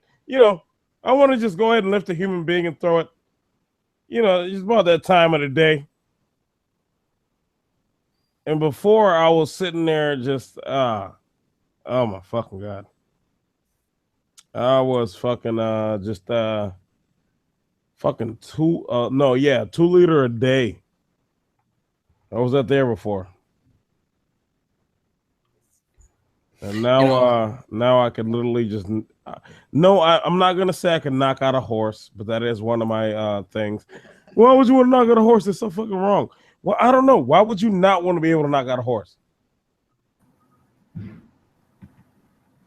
Yeah, I took the discussion somewhere else. Whatever. AM, go ahead. Hey, I got something for Zeta. What's that? Zeta, hey, I was Hey, nice to hear from you, man. Happy New Year. Happy New Year, teacher. Yes. Hey, I was talking about you earlier, and Okay. I got in a little bit of trouble. Okay. And let me just tell you what I said. And these two guys gave me a real tongue lashing. But are you okay with this, or am I ambushing you, man, or is this okay? Bro, No, go just ahead. roll with it, teacher. Roll with it. Oh man, you're Okay. actually Mgtow teacher. You might not understand, but you are actually a very respected Mgtow. Oh, thanks. Thank you. I respect you very much as well. I'd look at me somewhat sideways, but yes, you are very yes, you have very much clout right now. See, Zeta. I am thinking about exploring the boundaries of Mgtow. You know, how far out can we go? And see for myself, I see myself as kind of a storyteller or a poet or something like that. Right. That maybe a little poetry in prose corner. Whereas you, see you, Zeta, I think, and this is where I got in trouble. I think the MRA and the PUA have members compatible with Mgtow, like the mayor, for example. And also, Zeta, I gotta say, you are like an ambassador between the tribes. It's really remarkable. It's a kind of a genius Mgtow role you have, and I think you can bridge gaps and grow Mgtow. Wow. And I think your role is much different than mine, because I only have to deal with myself and my eccentricities and my multimedia applications. But you have to deal with. Sorry, go ahead. You have to deal with the minds with whom you interact, all those different minds. So that's a greater task. So. And then I said, and maybe this is what got me in trouble the most. I said, if we ever needed a spokesman, if we were in trouble or something, a guy than Zeta. Wow. You maybe Sandman, okay, but I would still go with you. If I were deciding, it would be you over Sandman. And I got in trouble. These guys beat me up just like an hour ago. Well, how do I respond to that? Thank you. But you know what? Teacher? I'm of the firm belief, like I was saying earlier, this is an open source community. Okay? It's really every man for himself. Okay? But it's also, I don't see a bridging of the gap between MRA and Mgtow. And let's face it, if we look at the history of how this all evolved, Mgtow came as an offshoot of the MRA because of the fact that it just wasn't working, right? As soon as they came up with the concept of going your own way, taking full ownership, living life on your own terms, that's when open source got created. Okay? So there are no leaders per se. All we have is a pool of ideas and a pool of how we grade those ideas. And anything, again, it comes back to what is said in one of these podcasts. Like I said, one word can change a man's life, just one word. And that's the real power of Mgtow. So, I appreciate that's really, I don't know if I could pull that off.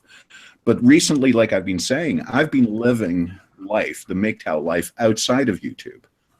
I've just gone through a business, a changeover in business. And I've got other things happening, right? That's where the Mgtow lifestyle really kicks in. That's where it really matters. When we come online, when we're here, it's just to share the ideas, right? But once we get out there, that's where it matters. That's where you really put your principles to work and see what kind of what you get back. That's really where it's at, teach. Oh, I'm sorry. Listen, I got to go ahead and I guess do my famous rambling. My famous rambling. Anyone? No? Okay, no one's requesting. Yes, go ahead. All right, so I was having a couple things about the death drive and how there's been times where I would be like in that half sleep, and then I literally think about my own death, and then somehow sex would come immediately into it. almost like my brain would just go straight into death. So I looked into Freud, and it's called a death drive, where it's a weird thing. I haven't completely done the research on it because the research I've been doing is for tomorrow's chat. And basically, as I'm going to say as male human beings, because I'm talking about my own perspective again. It's essentially that our own understanding of our own understanding of our absurdity of existence or a non-need for existence gets overlapped by the libido. As in, yeah, it's hard to understand. It's hard to explain because I haven't really gotten through all of it. I just wanted to fill the air, and now I'm going to go into more. Where's his name at in the chat? I want to call him out so bad. Yeah, Nian Dank, you're a bitch. Who's that? You want to keep talking shit about me, but you have no real ground to stand on. See, again, me and Mgtow Latino, yeah, there's a reason why we can talk shit to each other, but you don't have a point. You have no reason. You're literally just talking shit. You're not even nothing to say. At least when Mgtow Latino starts talking shit to me now, after what we talked about, he actually does it with a such esquiesque that I say, oh, fuck you too, buddy. But you can't do that. See, something you haven't grasped. I'm not even sure why you're here. Because from what I can see, you're not adding anything to anything. You're going in this comment section and you're just trying to piss people off. But see, the thing is, that's the most retarded thing. You're trying to just piss people off and attack them. What are you adding to any discussion? Anything anyone's talking about? Are you adding any information? Are you adding on to a topic that was already being discussed by a previous commentator who asked the question? No. So, I'll tell you like this, buddy. Fuck you. You have no ground to stand on, and it sounds like you actually never will. Maybe that's just where he's at there, Stay Free. Okay? Guys are at their own levels. This is the thing about Mgtow as I see it. Okay? There's guys that are going to piss you off, but you know what? At the end of the day, that's where they're at. Okay? And if they follow the ideas or practice something, it's just a question of time before they outgrow themselves. I mean, for me, Mgtow is about outgrowing myself. It's about challenging myself. It's about getting truthful with myself and about being uncomfortable. Okay? And the thing about being Mgtow, this is what I've said about Mgtow. It's not a cakewalk and it's not for the faint at heart. Okay? You know, yeah, I'm going to start a business, going to make tons of money. I'm going to have a nice. Actually, I'm going to stop you right now, Zeta, because you already just said you're putting angry down, you drunk fucktard. So yeah, he actually no. He was saying about me. He was saying about me. Oh. Yeah, so actually, yeah, he did have a bone to pick with me, and fuck him. Literally. I just pay no attention. Yeah, pay no attention to the. If you guys can hear me. Kind of, a little bit. Okay, let me. We can hear you now. Don't increase the volume because last time I went. Oh yeah, I gotta boost it up. I gotta boost it up directly for you. Anyways, I just wanted to say, hey Zeta, haven't talked to you in a long time. Hey man, how you doing? Zeta is the dog. Like, dude, Zeta is the beast everywhere. Oh yeah, we used to talk almost every Sunday. We'd end up jumping on the Sunday throwdown together. And I haven't probably talked to him in at least 6, 7, 8 months, something like that. So yeah, it's nice to see you. Here we are. Yes. But you had some points. Yeah. Do I have some points? No, I was just saying hi. Oh. I was just being polite. I thought you jumped in like, hold on, motherfucker, I need to stop you. No. I was just figured I'd say hi before I end up. No, I think that's my own fault. I forgot why we were here. This is the Bro Down. This is the New Year podcast, Mgtow community. And I might add that this is probably the third one that we've done, so it is now officially a tradition. Joe, would you concur? Yeah, we're trying to make it a tradition, somewhere to go, something to rely on, and that's something I think Mgtows have to work on is being more reliable and sticking with it, stick to tuity, and it's just that I try to be on time and do it every Sunday and every Sunday and every Sunday. God knows I don't want to do it some Sundays. I want to sit down and watch the game or something like that, No, seriously, well, kudos to you, man. For suiting up and showing up every Sunday. Anybody listening? Literally the craziest story. I thought, didn't I tell you, Trav? No. About my first podcast. Literally, I was actually sick as a flying fuck the day before. I went to the doctors. I had a flu. I had a fever of 102 and strep throat. Oh. Angry Mgtow, you listen to trap music? No? Yeah. Okay. Yeah, I literally the next day I just took the medicine and everything and I still got my ass up. I was like, no, fuck that. I'm not gonna make a liar out of myself. Yeah, we just do it, and that's what we do. And I mean, Dayquil, man, it can get you through the worst of days. Hey, stay free. Sorry to interrupt. Stay free. Question for you. Did you say earlier on that you were going to start a regular podcast? No, I already have. You already have? Yeah, I think you're perfect for it, man. You're articulate enough to get things going.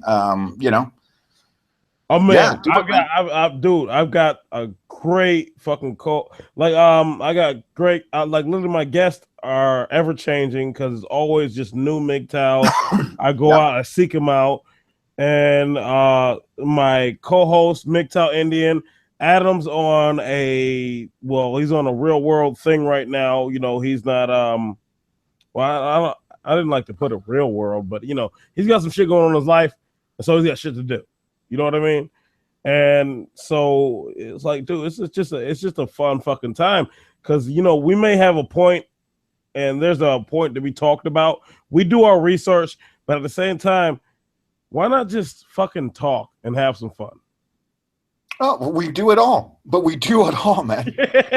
This is the beauty of open source again. Yeah. We goof off, we can cut guys up and this and that, and then feel guilty about it afterwards, and then make amends.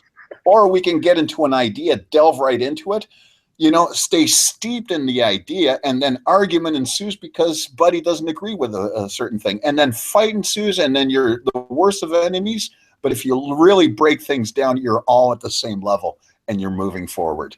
Okay? Yeah. This is what it's about, guys. This is what the promotion is keep promoting the ideas. It doesn't matter if it's stupid or if it's friggin' just keep in mind that one word for the next guy. Zeta, I know you everywhere. I know you damn near omnipresent. Did you see Smarkitect's video? Smarkitect, the man who had a girlfriend, he's back, and he said, "Stop talking about women." Zeta, you filthy woman talker, you misogynist. Why are you talking about women still? Well, I think that's, that there's a lot of wisdom to that. And I've been, really, trying to work that one through. The more you stop talking about women, the less power they have over you. Okay. I mean, there's when you're in that red pill rage, what's the first thing that comes out of anybody who's in red pill rage mode? Women, women, women, woman, women, women, girls, women, woman. That's about 90% of the LTR. Okay.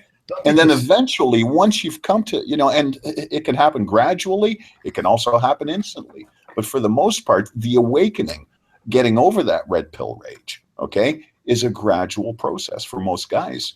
And it could literally be just that one day you wake up and it's like, this doesn't bother anymore. What? Why am I talking about women? You see how the mind works, right? Pay attention to your mind. Watch your mind, guys. Watch what's going on. I understand that completely, Zeta, but you gotta understand, like, dude, there are new guys watching shit at like I said before, when I do my chats, a lot of times it's new Mgtows. Yeah. And a lot of things we do talk about, like literally because of Angry, I had to go into the biological and psychological effects of a woman's presence, or even just thinking a woman is watching you. Yeah, but in that sense, but that's a different context altogether. Stay free. That no, is, I was so, but his one thing was he was just in this video. A lot of people stopped watching him because he talked about he got a girlfriend, and in this instance, he literally talked about what's going on in Mgtow, and then was like, oh, and we should start talking. They should start talking about women, and I'm like, well, yeah, because you have a girlfriend, and she doesn't like hearing that. Yeah, there's something really honest about Mgtow, and when Mgtows talk about women, what I see in the MRA is they replace the word female for feminism, and then it's cloaked, and then they talk about feminism 24/7, like they're not talking about women. They can't really get it out.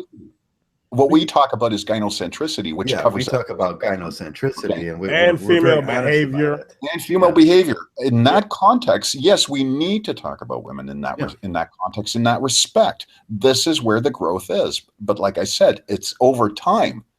You know, that guy is going to wake up one day and say, "Hey, it no longer bothers me." Yeah, and that's and Angry really touched on this a couple of podcasts about a month or so ago. Angry's still there?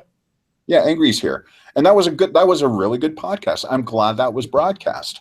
Okay. It's important for guys to realize that, to drive home, this red pill rage cannot last forever. Okay. If you're going to stay in a red pill rage, man, you're going to have health problems, when you hit your 40s, 50s, seriously. Okay. That rage, that cortisol flowing through your blood, man, it wears you down. It's like wear and tear on a car with bad oil, Yeah, serious. No. I laughed. I'm sorry. I laugh at and sometimes inappropriate times. I didn't mean to laugh. No. By all means, laugh, man. Laugh all you want. I can't fucking help it. You're talking to me now, man, and I'm talking to you. It's one of those things where dude, we're not gonna stop talking about anything. Like as far as Mgtow goes, we're gonna talk about every fucking thing. We're going to deal with it all, the good, the bad, and the ugly, and especially the things that pisses the blue pill world off. Don't tell me what bothers you, because I'm gonna say it. When they call it feminism, what they're doing still is they're filtering themselves, they're acquiescing, they're filtering themselves through the female, and they're asking for permission to be a Mgtow. Traversable. Can I bring this up real quick in the comments? Tommy, he actually has been listening to some of my let's say SFM cast, whatever, my podcast. He said MRAs are blue pillars.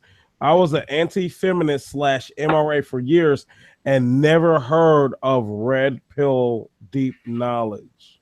Yeah, that's because it's so cloaked in some niceness. They're still being. But no, he goes on again. He says MRAs speak to women and ask for more rights.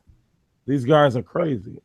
They're crazy. The women, they ain't giving away. That's what I meant when I brought it up before. Why I had such an uncomfortability with MRAs was they take the feminist playbook and they try to apply it to men, and I'm like, no, that's the shit that fucked everything up. Leave it. Throw it in the let's have a protest here, bud. Let's see how many of these feminists. What the hell do you mean fake list, Timothy? It poisoned the world. So I'm just gonna jump away because I only got 2 gears off. Full blast. No, I'm sorry. I didn't mean to interrupt you, but I was I'm reading the comments still. Because I find it very important, AM, to also know who's listening to you and to read the comments and respond. Yeah. So what we were talking, they cloak their femininity, and a lot of guys will tell you there's a lot of effeminate guys over there in the MRA, and they cloak that, and they're still doing that thing where they're acquiescing, and they're filtering their message through the female. I think it's even worse than that. I think it's actually an entire generation, or possibly more than one generation, of men who actually think that the only things that are right to do are the things that women do. That's why they do the exact same. feminists do, is because they've whether they haven't been brought up with fathers, or I don't know what the case is, and I'm not going to judge any one of them because most likely individually different in each one. But it does seem very much like if it's a man's idea, it's not really good. They can only take things from a woman if the woman has first approved it. And said, yes, this is good for women, so yes, you can do it. Then it's acceptable to them. And that's the part that it was just like, no, this is like slavery times 2. They've gone like Illuminati on you. Stop. Yeah, that's why I talk about the woman voice. Those guys can only hear it if it comes from the female voice, and that's why we have the honey badgers. That's why we have Karen and Laugh Out Loud Feminism, and they're very, very popular. They were just talking about this on the chat, and I wanted to get that over, that the men are still stuck in the matrix. They can only hear the female voice. When they come and hear one of us, it sounds like their father that they're mad at. It sounds like it sounds like something that they just can't hear. If it comes from Karen with the female voice, they're like, oh, I'm still in the warm, cozy vagina. You know, if we really want to go down to a whole Mgtow discussion on this, let's just be honest. We got these women playing chameleon, and we got these men still trying to search after that male mother need and those feelings. I really hate to draw the comparison, but over the last, say, year, there was 2 guys that came across my way that they were like MRAs. They were like MRAs, or almost positive feminists in a way, but they acted very much like they were manly men, and they give like they're, they believe in basic equality and all this kind of stuff. But I found that their like sense of morality was extremely skewed and subjective. Yeah, it was highly subjective, and that was where we never really got along, because I'm an objectivist and a libertarian, so I'm trying to break everything down to, you can't break it down any farther, and then we know that what's what. Whereas they're like, they'll do it here, but then they won't do it there, and they're all over the place and all over the board. And the thing that I found common from them, and then as I was thinking about other guys that I've grown up with, is these guys came from strictly mother-only houses, and their entire lives, if you ask them about their fathers, they've never met their father. They only have what their mothers told them. And whoa, bro. Their fathers are horrible. And I was like, and it was just a comparison that I made. After the second one, I was like, I thought back, and I started thinking about some of the other guys that I've known over the years, and there was a sort of subjectiveness to their attitude that, oh no, it's okay to do these things and these things and these things, but if you actually were to debate them on them, they know that they're wrong. Everybody knows that they're wrong, but they've got some sort of justification for them. They've made up cognitive dissonance. Yeah, it's cognitive dissonance. As a libertarian, we end up going through all sorts of things like this. Like things like taxation. We say taxation. Would you call yourself a Democrat? No, it's not theft. Well, how isn't it theft? If I don't want to give you money out of my paycheck, and you're going to come and put me in jail if I don't give it to you, how is that any different than stealing from me? Right. The titles, I don't really like the titles. I don't really use them. I want to take this. I'm sorry, Trav. I'm sorry, Trav. Go Howard comes in, and I want to let him speak because. Oh, I was about to say the same thing. And say hello, Howard. What up, Howard? How's it going? Can you guys hear me okay? Yeah, I can hear. Dude, what the fuck? Really? You're here? You're really doing this? Oh, bro, are you really doing this? How's it going, Trav? Really good. How you Howard, doing? Howard, how is it that the Traversable can get you on and I can't get you on? Angry Mgtow, man. Hey, how's it going, bro? Yeah, can you hear me Howard. okay? Yeah, Howard's. Can you guys hear me okay? Yeah. Yes, I can hear you, Howard. Yeah, we can hear you. Actually do want to ask you out loud. No, there's too many voices, bros. Can you guys hear me? Yeah. Loud and clear. Yeah. Awesome to be here, man. Thanks for the invite. Awesome. Happy New Year's, guys. Happy New Year's. What did you want to talk on, Howard? Or did you want to talk on something? Yeah, I wanted to follow up on when I look at gynocentrism in Wikipedia, the first thing I see is you go down and you read that whole thing about gynocentrism, and the authors they quote are who? Susan Vanker, that doctor lady, Tara, whatever her name, they give women. Is what they give women. They quote women in there. That is the very definition of gynocentrism, and I laugh my ass off. And the MRA, and when they're only allowed to filter their message through the female voice, like I hear with Karen, when I hear with Laugh Out Loud, that is the very definition of gynocentrism. But that's the angle that they're using. Yeah. And have been for the past few years, Joe. Okay. I mean, remember, go back to 2012. Let's go back 4 years. Okay. Remember what it was all Paul Elam and John the Other, they were John running the the show. And then Karen and Allison Tiemann gradually joined in. Yeah. And then, that was Elam's decision.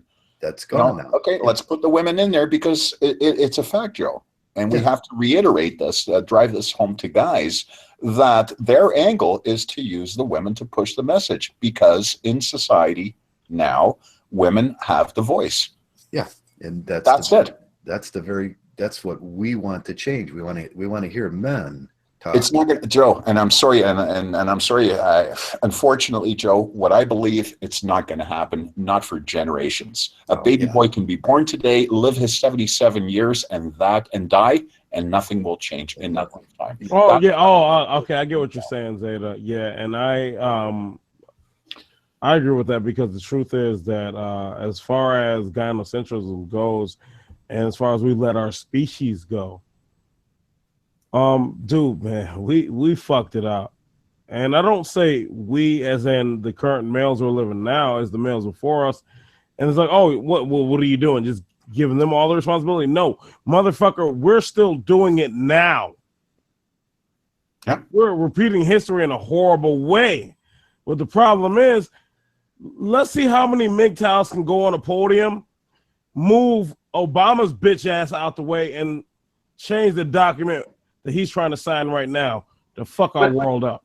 Let's say that if we wanted to change it, okay, all right, it's a fact that if say that Mgtow's got control of the education system, all we would need is 3 generations, and by the time that the first generation comes up to be the grown age, it would be whatever you wanted would be the new norm. That's how things ended up this way, was with the mass public education, and they were able to put in the same ideas across the entire country, everywhere.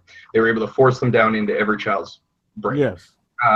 If you have to understand that you only got 2 options there. You can either everybody can start homeschooling their children, and you can you can program them any which way you want, or you can take over their system and change the way that it's done. Either homeschooling is probably the only feasible way for the individual to get it done. Well, no, but see, at the same time, you still have to remember the child will still have to go out with public interactions with other people. Yeah, but the fact of the matter is you're choosing the curriculum. And if you're choosing the curriculum, 80% of what your child is then having put into their head is by you and not by the government. It's not some liberal. So you want your wife to do that, because you're going to have to go to work.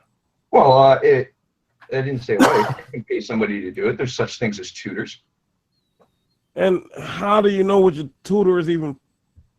I don't know. Well, the process that you have to go through as a parent, it's a qualification thing, just like if you were going to send them to a school, or at least if you care about your kids' education. But see, that's still flawed, because you can qualify a nanny, you can vet a nanny, but guess what's going to happen? Well, the nanny has to basically, she has to be on board with what the ideas are. If I am hiring somebody, they have to teach the curriculum that I'm requiring. If not, I'll simply get another teacher. It's as simple as that. Oh, okay. And if we actually go back, let's go back 70 years, we had a much more robust education system when it wasn't controlled by the government. And this whole idea that, we needed to do it because, there were so many kids that couldn't read and this and that. In the 1870s, 95% of the population was literate, could read and write. So you can't turn around and say that schooling was just like this brand new thing of the 20th century that just that's a human practice automatically. But when we turned around and we took it away from individuals, and when we gave it to the school system, really, they made a curriculum that was very standardized, and it doesn't really have any value to a young mind. Whereas before that, it was more, you could pick and choose your schools that your child would go to, and different schools offer different curriculums, and you had a bit of a choice, right? And the fact of the matter is that you don't end up with the same subjects that are being taught to the kids. You know, if you go back to those 1870 days, you had kids learning about, you know, all sorts of different kinds of history and different languages. I know what you're talking about. Very advanced things for young minds to be taking in, which has all been erased off the board, and now they teach only the history that gives the point of view that they want the young minds to have come across. Well, you know, it's actually contradictory to history and reality, so that they can't be involved in it, because as a libertarian, I think, you know, you need to break everything down, because the second you take things out of the individual's hands and you start putting them in somebody else's hands, well, that's when abuses start happening. You have to break it down as small as you can. But yeah, if you did it, if you wanted to do it, right? If you want to take history and you want to look at experiments that have been done, even though they were extremely unethical by the Soviet, extremely unethical. Yeah, that's lack of a better word. You can standardize a population within 3 generations, and all you need to do is have control of the school system. You don't even need control of the media. You don't need control of anything else. You just need control of the education system. And I think what was the quote? There's one on the top of my head. Something Lenin said, give me the schools and I'll give you an army, something like that. No, that's basically what Hitler said. It's basically, I'll take the women, I got the children, now I got the men. Yeah, so if you can take an entire population's children and then send them to school for X amount of years, so many hours per week, you are going to indoctrinate them for whatever your purpose is. That's a fact of the matter. Okay, there's no way to be unbiased and completely neutral in this world as human beings, because we are. Well, no, that's not in our biology or nature. We're built on bias and prejudices. This is the thing that I find so funny about, you know, when people say, like, you know, racism, this and that, and a lot of it is criticisms, and even stereotypes that are criticisms. Some of them may actually be legitimately applicable, but because they're a stereotype, it's like, no. But that's counter. We're not going to go into that, bro. That's something you can go into hours for, and it's so easy to destroy. Things happen enough times in a row. Okay, we turn around and do have a teacher in the room. But I want to say one thing, because you're finally done talking. Howard, if you mute my mic again, I'm gonna smack the shit out of you. We do have a teacher, MT3, in the room that can talk to us and tell us about Common Core. Now, me and MT2 believe the same thing about Common Core. It's freaking evil, and that's where they start. Yeah. Thank you. My mic was off, and I'm listening. Am I still on with you, Joe? Oh, so he blocked me, you little bitch? No, I'm not blocking anybody. No, not you. Howard Dare did. I was just making a fucking joke. Oh, there's a calm down. I'm done. No, it's not a big deal. I was just trying. You know, I was just making a joke. That's all. No. Listen, when you tell a guy like, you know, just to add a note onto this. This is the part that I love about my Instagram account, because I was actually just going through it earlier today, and especially all my new followers, and I've noticed it for a little while. I don't know what it is, but it's young men are starting to follow my Instagram account more and more and more and more. And there's a little part of my brain that was like, ha ha, I'm getting my finger in the door, just like the schools do to them. It's not as much as the schools get to do, but at least they're turning around, and if they're following me, they're relating to some, if not all, or a portion, some type of rational thinking of the topics, and that there's still young, impressionable minds that are really just going to have the general education system that's going to screw them up. I think it's a good thing that there's little things like my Instagram account that throws little facts out there nonstop that they can actually relate to, and have other sources of information other than the 100% indoctrination. That way, when they get maybe to 18 or 19, they might still have a possibility of having a brain before they get all screwed up. Like, you know, running through all the problems that I did. I think guys need until after their 20s, when they're well into their 30s and things start to slow down, because let's face it, late teenagehood and your 20s is testosterone fueled, man. More mistakes, more risks are taken in that age group. Oh yeah. You know, Yeah, I know. Look at this. I can understand that because I didn't start actually mentally coming to a real thing. Like literally, it started around before I hit 25. I think that we can use social media Like, it was almost to like offset a lot of the indoctrination that the mainstream media is just naturally 24. I'm like bombarding young men with, completely wrong. And I 25. think that, I'm like, yeah, we've got like a responsibility to speak the truth, to give this other point of view, and to at least offer that up to men in general, with this upcoming year, because it's going to be bad on the other side. The Democrats, the left, the globalists, the feminists, the social justice warriors, they're going to fight like crazy in this upcoming 2017 because they're getting weaker. You know what I mean? They're losing power, and they know it. So, we get to be part of that fight. So I think it's going to be awesome. I'm excited about this year. I see so much chaos going on that it's order out of chaos. If you've got things in place to kind of put some sort of order out there when things are getting chaotic, you can definitely ride that wave. And that's what I think 2017 is going to be. It's going to be a very chaotic year. And there's going to be a lot to be able to just kind of let go on and just enjoy the way time works itself out over time. It's really my adage to that, what you're saying, controversial, is once Trump is inaugurated, okay, let's wait 6 months afterwards, and then we can have a really good discussion. I think we need those 6 months to allow things to transpire, not only in America, but for us here in Canada as well, because we're part of that trade agreement. But how everything else will play out. With Russia, with Putin, and I can't wait till Justin Trudeau gets smacked around a little bit by Trump. I don't like Trump, but I just can't wait till Trudeau gets smacked around because I don't like him either. Yeah, Justin Trudeau is a fucking mangina and really hard, Trudeau. Yeah, that's for us. Anybody that doesn't know Canadian politics, this guy's like a little. He's like a little playboy. You're from Canada. Yeah. Toronto. Okay. I'm from Toronto. Oh, I wanted to ask you about this article I brought up in my chat a couple weeks ago. Dude, there was basically it was a brawl. One guy got his dick cut off, and I love Trump. I'm real and then happy, literally in the article, I shit you not, Emperor God is going to ascend the cherry blossom throne out here, and it's gonna like set the whole tone for a whole bunch of stuff going forward. Like you won't even have to say certain shit. Who keeps he'll just muting be able to me? look at people cross-eyed and say like, "No, oh really? Ignoring that kind of social justice warrior bullshit." it's gonna really the motto, change the things, literally in the article, and that's what I'm hoping for. That just his presence in the White House is going to have this effect, this large effect that's gonna like re-inspire and re-empower men to some degree. The motto in Toronto is "Snitches get stitches." Snitches get stitches in Toronto. Yeah, that was literally this was the article that I swear to God, no bullshit. And a guy basically got shot, and the other one got his dick cut off.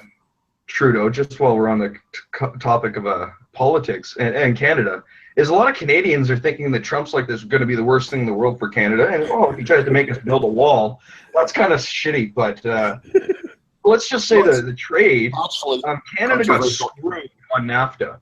And I can't believe that there's Canadians that are rifling against Trump because of some things, like some little stupid things that he said. When we've got something like the NAFTA deal, which has completely screwed Canada on the global, like our manufacturing base, our economy has completely like collapsed in on itself in many areas because of NAFTA.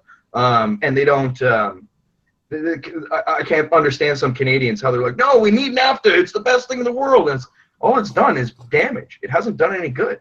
So get rid of it, scrap it. And I don't understand why you need these really complicated trade deals for free trade. It should be really as simple as free trade, and that qualifier is, well, do you guys hold the same like basic laws for like, you know, your labor laws and stuff? If you do, then for sure allow it to be free trade. But if it's not the same for labor laws, well, then you can't really have free trade because it's not a fair playing field. So you have to have some sort of system, tariffs that are built in, but that doesn't have to be part of the trade deal, because trade deal just means you're not going to intentionally impede trade in any way, unless there's like a given legitimacy, like somebody's trying to, you know, bring a nuke into your country. Other than that, you don't need these big deals. These big deals are the problem. That's why there's problems. Controversial. You know what I was going to say? Keep an eye out for Kevin O'Leary next Canadian election. Okay. Kevin O'Leary. Kevin O'Leary is going to be the equivalent of the Canadian Donald Trump. Okay. He's on Shark Tank, and you know yeah. So he's got his. No, he's not running. He's not going to come up. You sure? Have you got like some sort of information? Because I'm just like, oh, if that happens, I'm just going on a hunch here. Controversial. I think he's the next. Okay. I think he might consider a riding. Might as well with the way that it's going. And well, that's it. If you look at the dynamics right now, Trump is in. What's the Canadian equivalent? Kevin O'Leary, Mr. Shark Tank. He's about the equivalent to that, and he'll pull up he'll pull up a Tory seat. Sorry, Tory is the Conservative Party of Canada. Trudeau is a Liberal, which is left of center for those that want to know about Canadian politics in a nutshell. And the thing is that's weird about Canadian politics is they don't really have they're just extremes. There is no center group.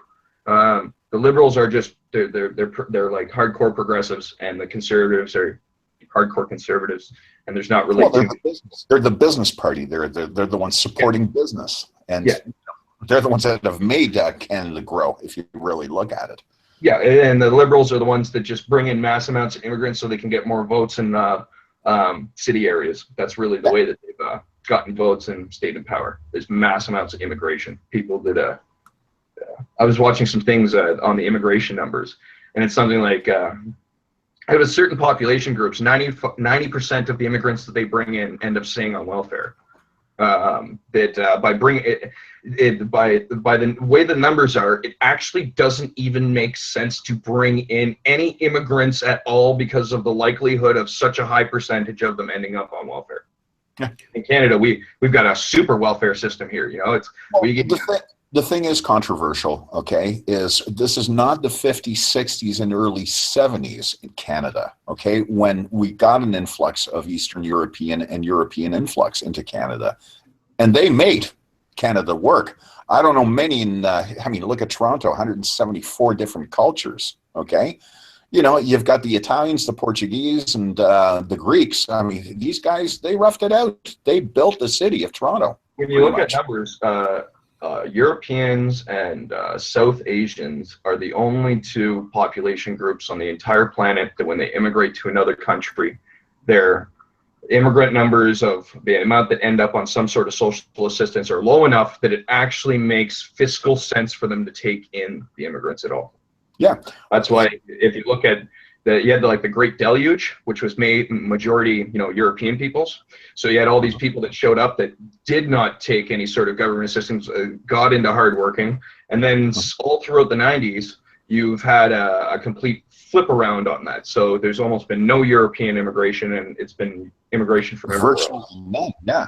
But that's exactly it. I mean, all the stories of arrived in Canada, $20 in my pocket, and I had to live in a room with the whole family. And then a year later, this doesn't have to do with racism either. I'm not talking about people's race. It has to do with culture. It has to do with family. It has to do with history. It has to do with what people are actively teaching their children on each generational basis. It has nothing to do with the color of their skin. It has to do with what's actually going on in the households within their lives and how things are being done. That's what makes the big difference. There's also another dynamic too, controversial. I want to add to what you're saying. People who are coming in from third world countries are not used to the system. It's actually boggling their minds how the first world system works. And I think that is that's part and parcel why they stay on welfare. Okay, they just can't adapt to it. It's too much. It's an addiction, right? They're going around and in a world that's proper. I don't know what word to use. In the world that I would like it to be, to go and steal from somebody, you have to actually go and directly do it yourself. But in this world, the immigrants can come here and the government will go steal from a whole bunch of people so they can get your money. So they don't have to come here and be raiders and outlaws and everything else, like in their countries, to steal. They just have to show up here and the government will steal from the people that are already working here so that they can give it to them. And that's what it is at the end of the day. Why you can't give free money out. It's addictive. Free money is an addictive thing. It'll once you start giving free money, after a certain amount of time, the person becomes dependent on it and feels obligated. They feel like you're obligated to give it to them under all circumstances. So you can't. The problem is once you start, and people say, "Oh, well, then who's ever going to help the poor?" Well, why don't we fix all the problems that lead to having such high numbers of the poor, and stop talking about, "Oh, well, we need to divert everybody else's funds from over here to here and here and here," but never actually deal with the problem? I don't want to hear a single word about stealing somebody's money and giving it to somebody else when you're not going to identify any of the problems or put forth any of the solutions or even work towards any of them, let alone actually get them implemented. I don't want to hear about how we're going to steal from Peter to pay Paul. It doesn't make sense. And once you start that, I got this saying that one of my old bosses said to me something about, it was when we used to train people, right, as newbies in sales, they would get to shadow us for the first day, and then after that first day they had to come to doors with us and we were beside them. But then on the third day, no matter what, they had to go out on their own. They had to be kicked out of the nest, because if you didn't kick them out of the nest every so often and make them try to fly on their own, they'd never learn how to do it on their own. They'd always be this person that's like, "Oh, well, I need somebody to hang out beside me while I work. I can't work alone. I can't do this. I can't do that." They're not independent. They're dependent always on somebody else. So it's like they're leeching off another salesperson's energy all the time. And actually, that's it's like a crutch. If you give a person, I'm trying to remember the saying. If you give a man a crutch, he'll keep on using it till you take it away. Something along those lines. But that's the fact of it, is if you give a man a crutch and it makes their life easier, they'll keep using it until you take it away from them. And that's all there is to it. And that's why there's no point of even starting to do it, because it's not going to lead to them helping themselves, because the only way that they can help themselves is if they get in that rough spot and they turn around and they actually have to forcibly get up to feed themselves. And then they will stop getting on welfare. But as long as the welfare is there and they don't have to actually try to get a job and they don't have to, go to the soup kitchens and all this stuff while they're working a minimal wage job and this and that, if they don't have to do that, they won't. They'll go to the easier option. And that's just simple, what do you want to call it? Human nature? Moral hazard, it's a combination of human nature, but then we throw moral hazard into it. And I don't know if you guys understand moral hazard. It's kind of like please explain to financial expression that say that I turn around and I give you a loan and you only make this amount of money, and you turn around and you blow that loan and you come right back to me and you say, "Give me another loan." And you've paid nothing on your first loan. And I say, "But the amount that you took in your first loan is what the maximum is that you can actually pay back in this amount of time. If you turn around and do it, then you're going to owe this amount. And you give me some amazing story." Well, it doesn't matter what story you give me. I know for a fact of a matter, you're not going to be able to pay back that next loan again. What I'm doing is I'm allowing moral hazard to come into the transaction. I'm basically being a predatory lender. I know that you are not responsible enough to have this next loan because you haven't been able to pay back the last loan and you haven't even made any payments on it. You've defaulted on it. And now I'm going to give you another one expecting you're going to do something different, right? And that's what inducing moral hazard into the situation is. What I mean is they know that by giving free money, the person is not going to stop taking the free money until you force them off of it. So they never turn around and force them off. They just give them more free money. That's inducing moral hazard to what we know is human nature. It's as stupid as you could be. It's really just dumb. It's dumb as dumb as dumb as dumb as dumb. Unless your it's whole not job, them. unless your whole job is to create a portion of the population which is going to be loyal to you because you ensure that they keep on getting that free shit that has been stolen from somebody else. And that's what you end up having with liberals and Democrats and socialists around the world. Is it's a larger and larger group that just wants free shit from somebody else. And they've always got a justification, just like every thief always will. Every thief will always give you an excuse why they needed to steal your shit and why they were more deserving of it than you. In all cases across the board, there's always, well, I need it. There's always a justification. And it's never justified because it's just an excuse. Just like every criminal out there, when they commit a crime, they'll always turn around and say, but. This is like less than 1% of the population that can actually own up to things at the moment when it's happening, and they've figured out, I can't actually lie anymore about it. The mass majority of the population just sits there in denial even when they've done things wrong. Anyways, I've only got 2 gears, off and go. So I'm going to shut up again and let somebody else talk. Nah, bro. You really well said. Shit. Honestly, it's a pleasure to hear you speak. Truth Project. I've never had the honor of hearing you talk, but you really stated that really well, really succinctly. I feel like I was kind of like listening to an Ayn Rand novel. It was great stuff. And I agree with it. Thank you. Thank you, man. And I agree with it completely. And I'm hoping that Trump being in office with his practical business sense embodies these types of sensibilities, and they just kind of like permeate. I'm mad that Howard blocked me just because I got mad. and I'm hoping for like a kind of that was a little weird, a mass effect taking place. Or a chain reaction. I've never been in a chat happening this year through Mgtow. I'm happy about a lot of things Trump's going to do, but I also know a lot of other things he's going to do, which aren't going to be any better for any of the situations. No. See, Trav wasn't the one that muted me. I know when it tells me on the screen who's muting me, and Howard muted me. A lot of times when I hear other people break up, so I don't always hear everything that everybody else is saying. But I would just say that I actually was laughing when Howard muted me. The problem is he didn't understand. I was laughing. I thought it was funny. This system that wishes to steal money and transfer it based on this kind of victim ideology. The people who are paying for it. The reason why I keep muting you is because Howard's talking and I'm interested in what he's saying, and you're kind of just going. I can't hear him. No, literally, I can't hear him at all. Got you muted so that you guys can't hear each other, and that's why. I wasn't trying to be rude or offensive. Well, actually, what's going to happen is I'm just going to. So. I'm actually going to put down my headphones. Everything's fine. I'm just trying to, make it so I can hear everybody too. But yeah, and when we want to bring it really down to a Mgtow point of view when it comes to taxation, 73% of all taxation, it comes out of a man's pocket. It doesn't come out of a woman's pocket. They give much less to taxes than men. If it was just women being taxed, there would not be enough tax money to go around for a single year. They'd never even try to propose these ideas if it was only women on the books, because there would be no positive anywhere. There'd be nobody to steal the money from. Really. Exactly. These ideologies specifically target a specific class of men to which we Mgtow pretty much belong. You know what I mean? So these ideologies, they target us. Forcing where they are. What's the word I'm looking for?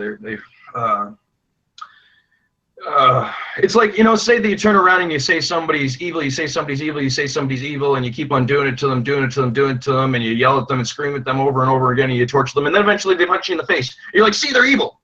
You've caused that kind of thing. I'm trying to, there's a word for it. What is it? I can't bring it to mind. It'll come back later. Yeah. Anyway, somebody else take it off. Let me think here for a second.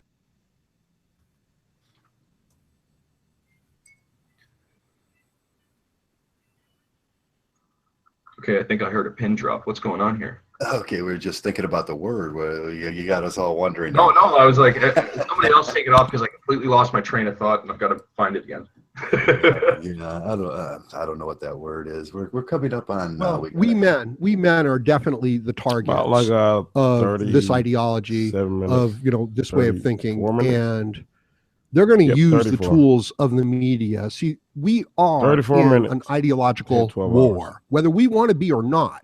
Like a lot of Mgtow. And I'm trying not to. You want to say, well, it's not political. Well, if we're getting attacked it. politically, you know what I mean? If we're getting driven out of offices, if we're being driven out of the workplace, if we're being driven out of so much about the educational system, and insulting others.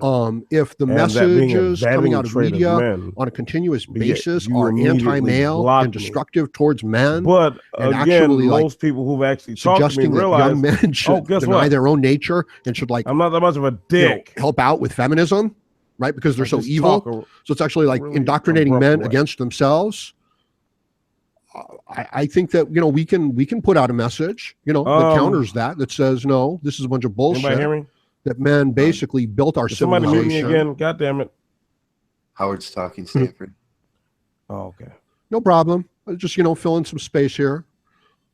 Is it New Year's over there yet? I'm real happy, we got the New Year's coming up, and I'm real excited about what you guys have planned for 2017 and Mgtow. And I'm just going to leave it at that because I want to hear what you guys have to say. Well, what's funny? I'll tell you right now, Howard, okay? Every year at around this time, everybody's going to say, I remember 2015, that's going to be the Mgtow year. And then when 2016 came around, no, 2016, that's when shit's really going to kick. And then now everybody's saying, well, now it's 2017. You know what? Mgtow happens in the moment, right here, right now in your own life. And it's just nice that we can get together and talk about this shit online. Okay? Because that's where we move from here. So every day is a good Mgtow day. But you know what? Let's keep February 14th in mind because that's International Mgtow Day. February 14th, anyone? Hint, hint? Yeah, February 14th, that's a great day. They would just kind of nip at the tails of gynocentrism, and February, we keep that a day in mind. Yeah, that's great. If we were organized to that point, if we were well organized, we could cause a lot of shit on February 14th. Really throw a wrench into that's a great idea. Valentine's Day marketing scheme, right? Yeah, getting organized, and we've talked about this over and over and over, and every time we say getting organized, someone says, oh, we got no leaders, how can we get organized? And then I think, oh, well, some kind of Mgtow summit so we all get on the same page on what we're going to project out there on these during these times would be great. Well, I mean, that's just it, Joe. We've talked about getting support groups going and getting guys in on things, but it's just, really, it hasn't really happened. Okay. Yeah. Until you do get a group of guys who are serious and devote themselves, like Universal, for example. I mean, what other Mgtow out there about, divorce laws? And, he's put out some amazing content with regards, right? There have been other guys who have, gone through personal, life experiences, recovered from severe depressions. Heck, I was there 10 years ago. Right. And listening in on, getting some kind of a support group. And we talked about this kind of like a 12-step format, Joe. Remember that? Yeah. And, but the thing is, we're too open source, man. We're too open source. And, it will always remain, in my humble opinion, it will always remain an idea base. Yeah. Now, one of the ideas, I think I talked to Controversial Truth about this back about 6 months ago. And, MT Jesus was around too, and we have a Google Calendar, and we don't employ the Google Calendar properly.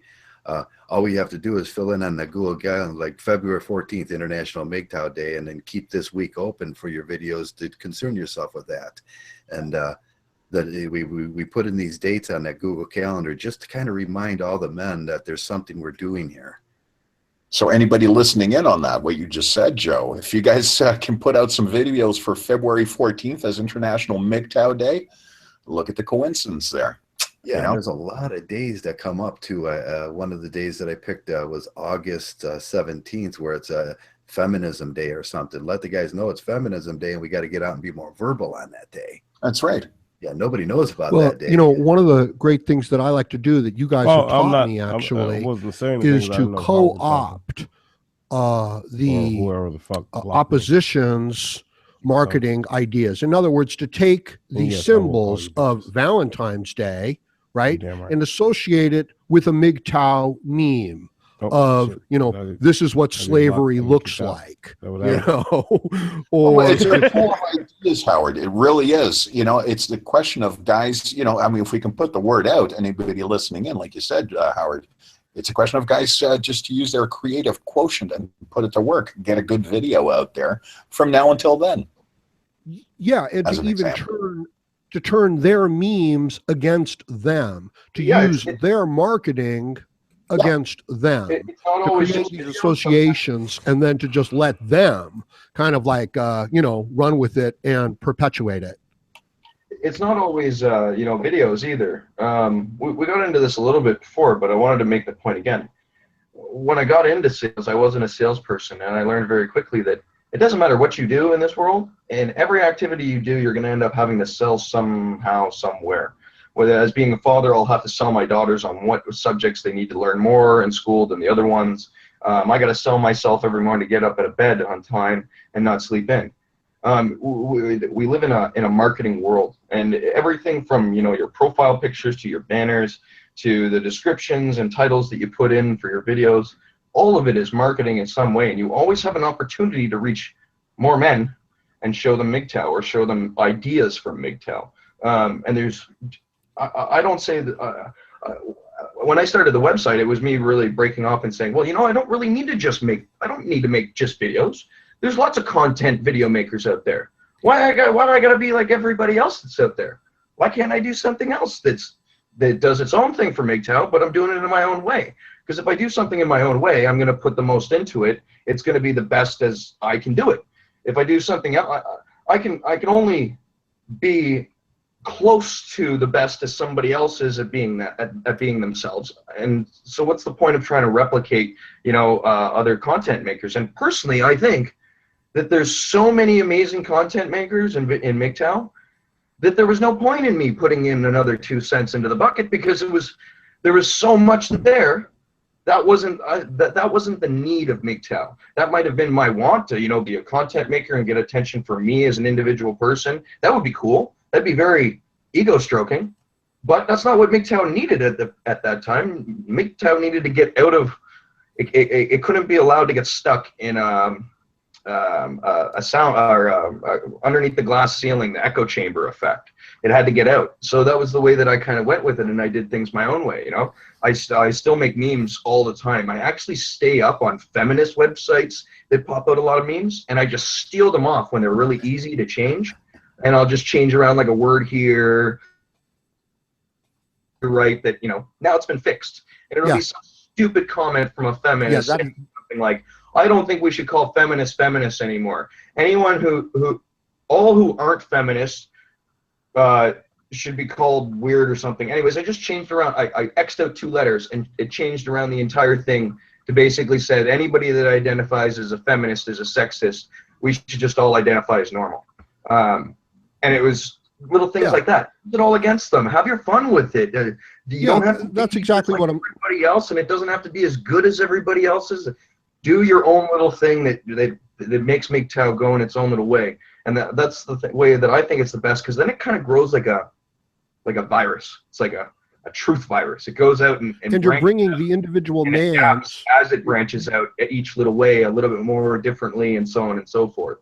And that's the only way to really grow. It's like you're bringing the individual man's skills to the project. You know, you're not just saying this is what Mgtow is, this is what you're going to do. It's like, no, I've got a whole set of marketing skills over here that I'm going to bring to it. And it's like another guy, well, I've got a whole set of graphic design skills that I'm going to bring to it. And another guy is like, well, I've got a whole bunch of motivational skills that I'm going to bring to it. Another guy, maybe he's got a whole bunch of physical, you know, training information that he's going to bring to it. The next guy has already had attention for a long time, and just already has a whole bunch of people that he can spread the information to. There's a million different ways. In my personal life, the only way that Mgtow ends up coming up is when another man is going through something really similar to the things that I've gone through, and I'll simply say, well, this is the reason why I'm a Mgtow for a long time, and you probably heard me talk about it a little bit, but not too much, because you'd say I was crazy. But honestly, now you need to go look at these videos to understand why. I'm not the video producer. I'm just all I need to do is be the prospector, basically, the register, if you want to put it as the salesperson, just the guy that says, hey, there might be something over there, just to get them looking in the direction. That's all I need to do is my little part, and my part's already done because there's already an overabundance of amazing content. There's so much there that, like, you know, I can sit. If I just followed Mgtow, I could sit there all day, every day, just watching Mgtow videos, and I would never be able to get through them all. You just proved you're a bitch. My part is I push it all around. That's just the way I do it. That's what I'm good at. See, I don't know who can hear there's me, other guys here that do it all. I can't hear anything It's else. like Angry Mgtow, and I can't even talk to I think him he about must have left the At all. link. Was saying, you know, once you connect with your passions there, all I said to and you the things was, that you want to you do, meet that me you again, want to I'm gonna bring to a slap the shit out of particular, you know, place, and then you can improve upon it, I it becomes literally was just less of a chore. You know, if you can just find something that you're passionate about and then apply yourself to it, it's not really as much hard work as it is something that you want to do. Yeah, and I'm in a, like, my personality is I like to work. So when I got into like my big depression, I was coming out of it. I have no problem, you know, just sitting here for hours and hours and hours and really almost working like nonstop. The only reason I take a day off is because I know that I'll burn out, and then there won't be as much information that gets out because I'll have to take a lot more time off. I'll spend more time sleeping and all this nonsense. But he is right that you need to have passion, or otherwise things get boring. They get non-interesting. I mean, you have to be actually like really passionate about the thing, and sometimes that actually takes you fooling yourself. When I was in like direct marketing for the years and years and years that I was in it, I had to brainwash myself to like that job, because it is not fun to have people scream and yell at you every day. But you've got to somehow tell yourself that the money's worth it and you're enjoying yourself and work is great. Otherwise, you can't get up in the morning. And the way that I got over it was the way that you allow things to be taken in your own mind. It has a huge impact. So instead of looking at myself as a direct marketer, a door-to-door, or salesperson, I looked at myself as somebody who just walked around and socialized all day. That made the job really, really easy, because all I did was I just got up every day to walk around and socialize, and that's really not that hard of a job to do. And to be screamed and yelled at all the time, yeah. But when you look at it from a socialization aspect, and that when you try to socialize with the outside world, on a certain percentage of times, you're always going to come across crazy people. But it changes the whole mentality around it, and especially your demeanor when you're doing it. You become much less nervous about the whole process. You kind of become much more laid back, because you're not pressuring yourself of, oh, I got to get the next sale, I have to do this. You just kind of go out and socialize, and you know from doing the job for long enough when the point is to tell them, hey, do you want to buy or this or that? And that's all you do. You get no's, you get yeses, and you just enjoy the day. But you gotta, when you're passionate about things, you will make them work. You will figure out a way, whatever needs to get done, to get things done. And if it even means brainwashing yourself to think one way, or to stop thinking a certain way, then do it. Don't let anybody tell you that you don't do it. From marketing, I know that every single place that you go as marketers, we have set it up so that you are going to be marketed to. And this marketing culminates to a perception in your mind about certain things. We know this. There's going to be marketing nonstop everywhere you go, and the only way to change that is to add in just as much marketing or brainwashing or conditioning or reprogramming or whatever you want to call it. As much as is going to be forced upon you, you have to counter that out. You have to put in stuff to yourself. You have to counter that balance. You're absolutely right. 100% right. And the question now becomes, how do we teach men to market themselves, or to market a brand in this day and age, when they've been taught that they're not supposed to do that they're just supposed to be workers who pay taxes, who, live and die, and, they never wonder why. They're just supposed to do their jobs. No, they're supposed to be out here in the marketplace of ideas, where the attention is, putting out some sort of brand idea, because it's happening all the time, right? You're either here and you're saying, look, there's an issue that you guys have to pay attention to. We're calling it Mgtow. Or you're here and you're saying, I don't really care about anything. I like to play video games. That's about it. Just don't bother me. So, yeah, but you know what? I think these are like attitude. These are just attitudes of men at different stages in their life. Really, I think that's what it most likely comes down to. Some men are very, very, very, pursuant in the things that come their way. Something that comes their way and they immediately have to act on it, whereas other men are in a different point in their life and things come across their way and they're not very. They don't really care so much. It might get incorporated in, but it has to get rattled, and it comes down to maturity, I think, at the end of the day. Maturity, maybe wisdom. Men who have been through the ringer really, really bad, well, they're going to have more of a want to make sure that other men don't turn around and end up going through it, because they understand from what happened to them that a huge portion of it, yes, it was their fault, they went through it, but they were, indoctrinated and brainwashed a good portion of the time and told opposite, and they trusted this person and that person, we found out all these things failed. So we have to take responsibility that we let ourselves take in these faulty ideas that weren't logical, weren't rational and stuff. But then we got to be able to build ourselves back up and come back to being people again. And when you're in your younger years and you say you come across Mgtow, you kind of like, oh, well, who cares? Oh, well. You don't see probably the exact same. The message is different for every man who's coming across it. Exactly. It's not this one set message, but there is this overarching idea of personal responsibility and not being indoctrinated into the group and to finding male strength and independence. And I'm dancing around this. That, to I actually find it very tribalistic, and the thing that I find it kind of most easily relatable to is priests. Really, at the end of the day, we're like priests of some new cult, and we're treated as such. We're treated as some sort of child sacrificing Satan worshippers, even though that we're quite the contrary. Yeah, but whatever it is that they want to represent it as, it's really pretty easy to say, oh yeah, that's great.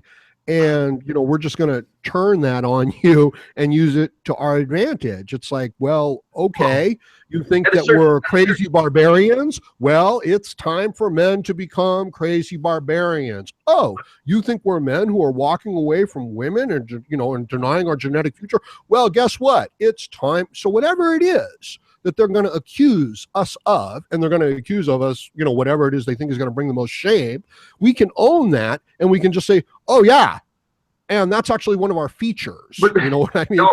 Some of the things I feel like we set them up, and they're easy points for them to pick at. And as a salesperson,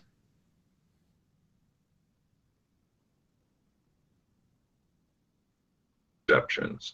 So you have to deal with that image problem beforehand.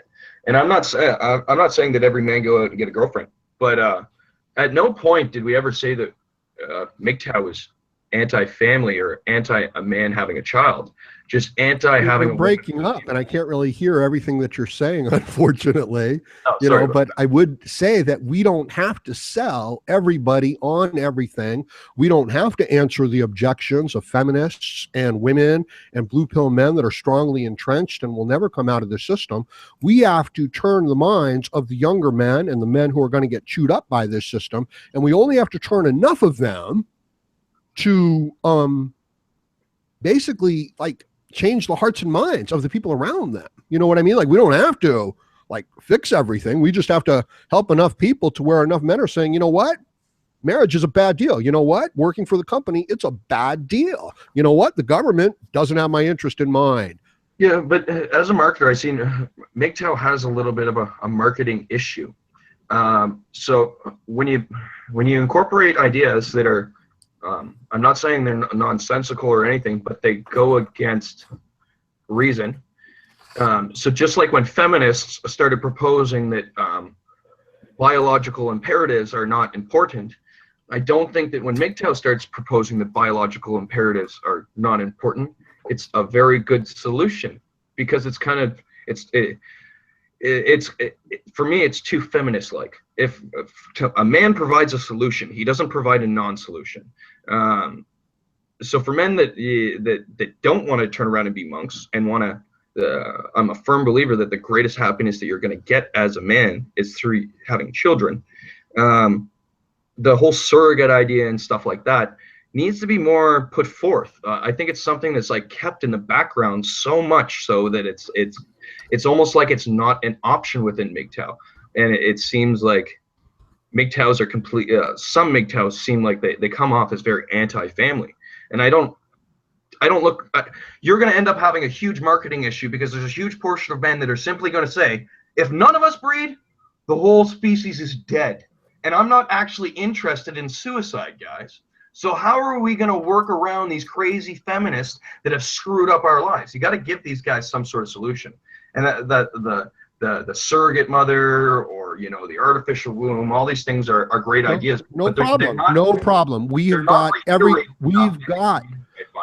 covered. We've got them covered. All right. We've got people. Enough.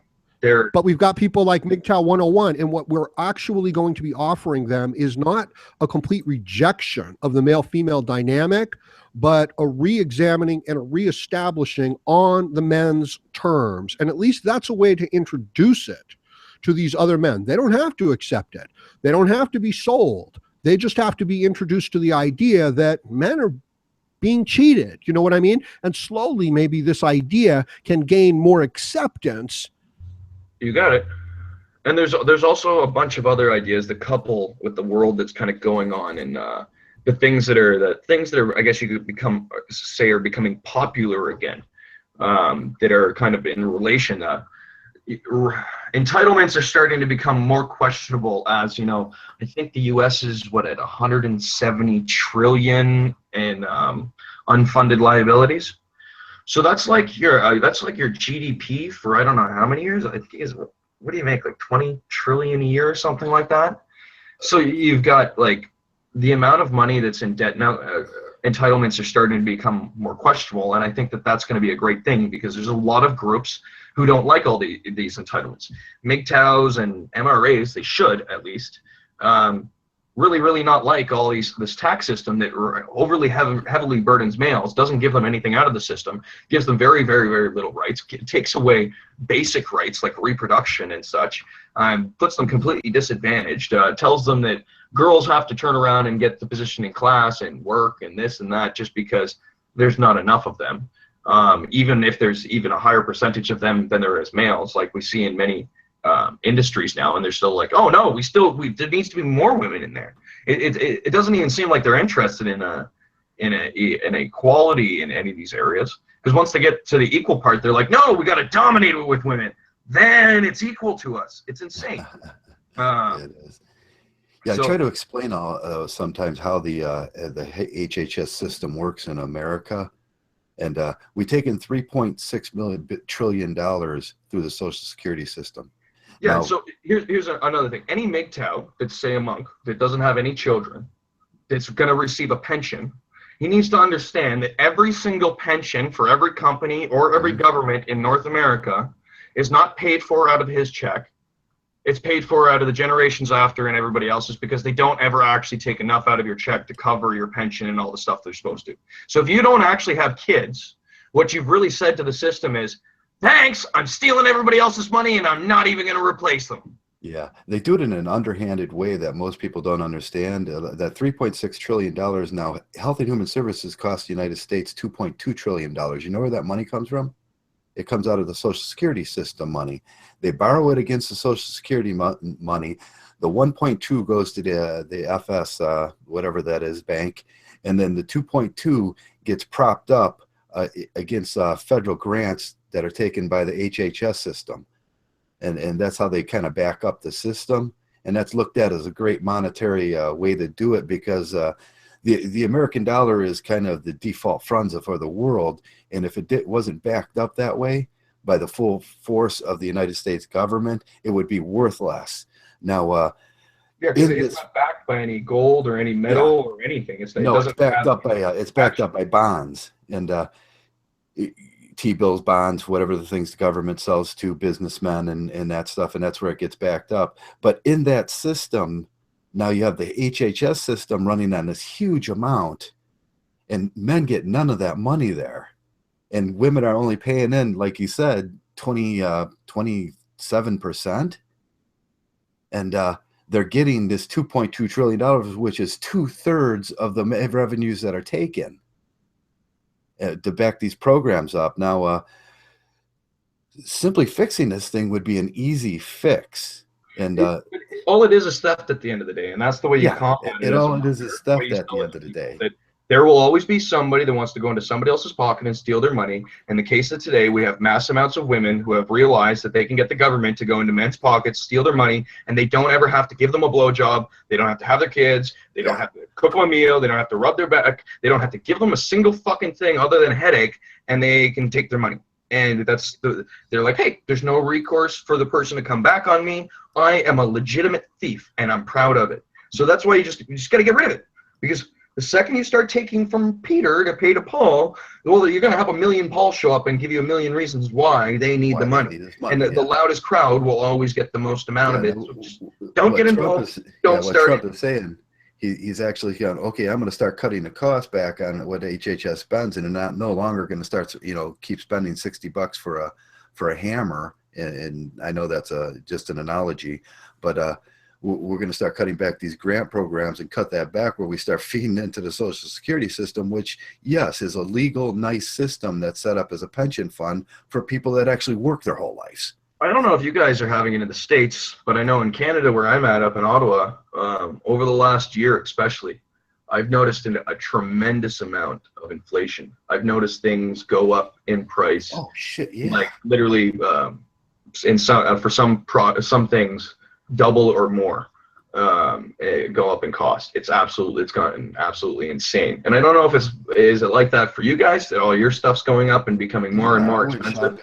Twice this week, and I've noticed that, man, they're hitting us now. They're hitting us hard. The only thing that's not gone up is beer and liquor.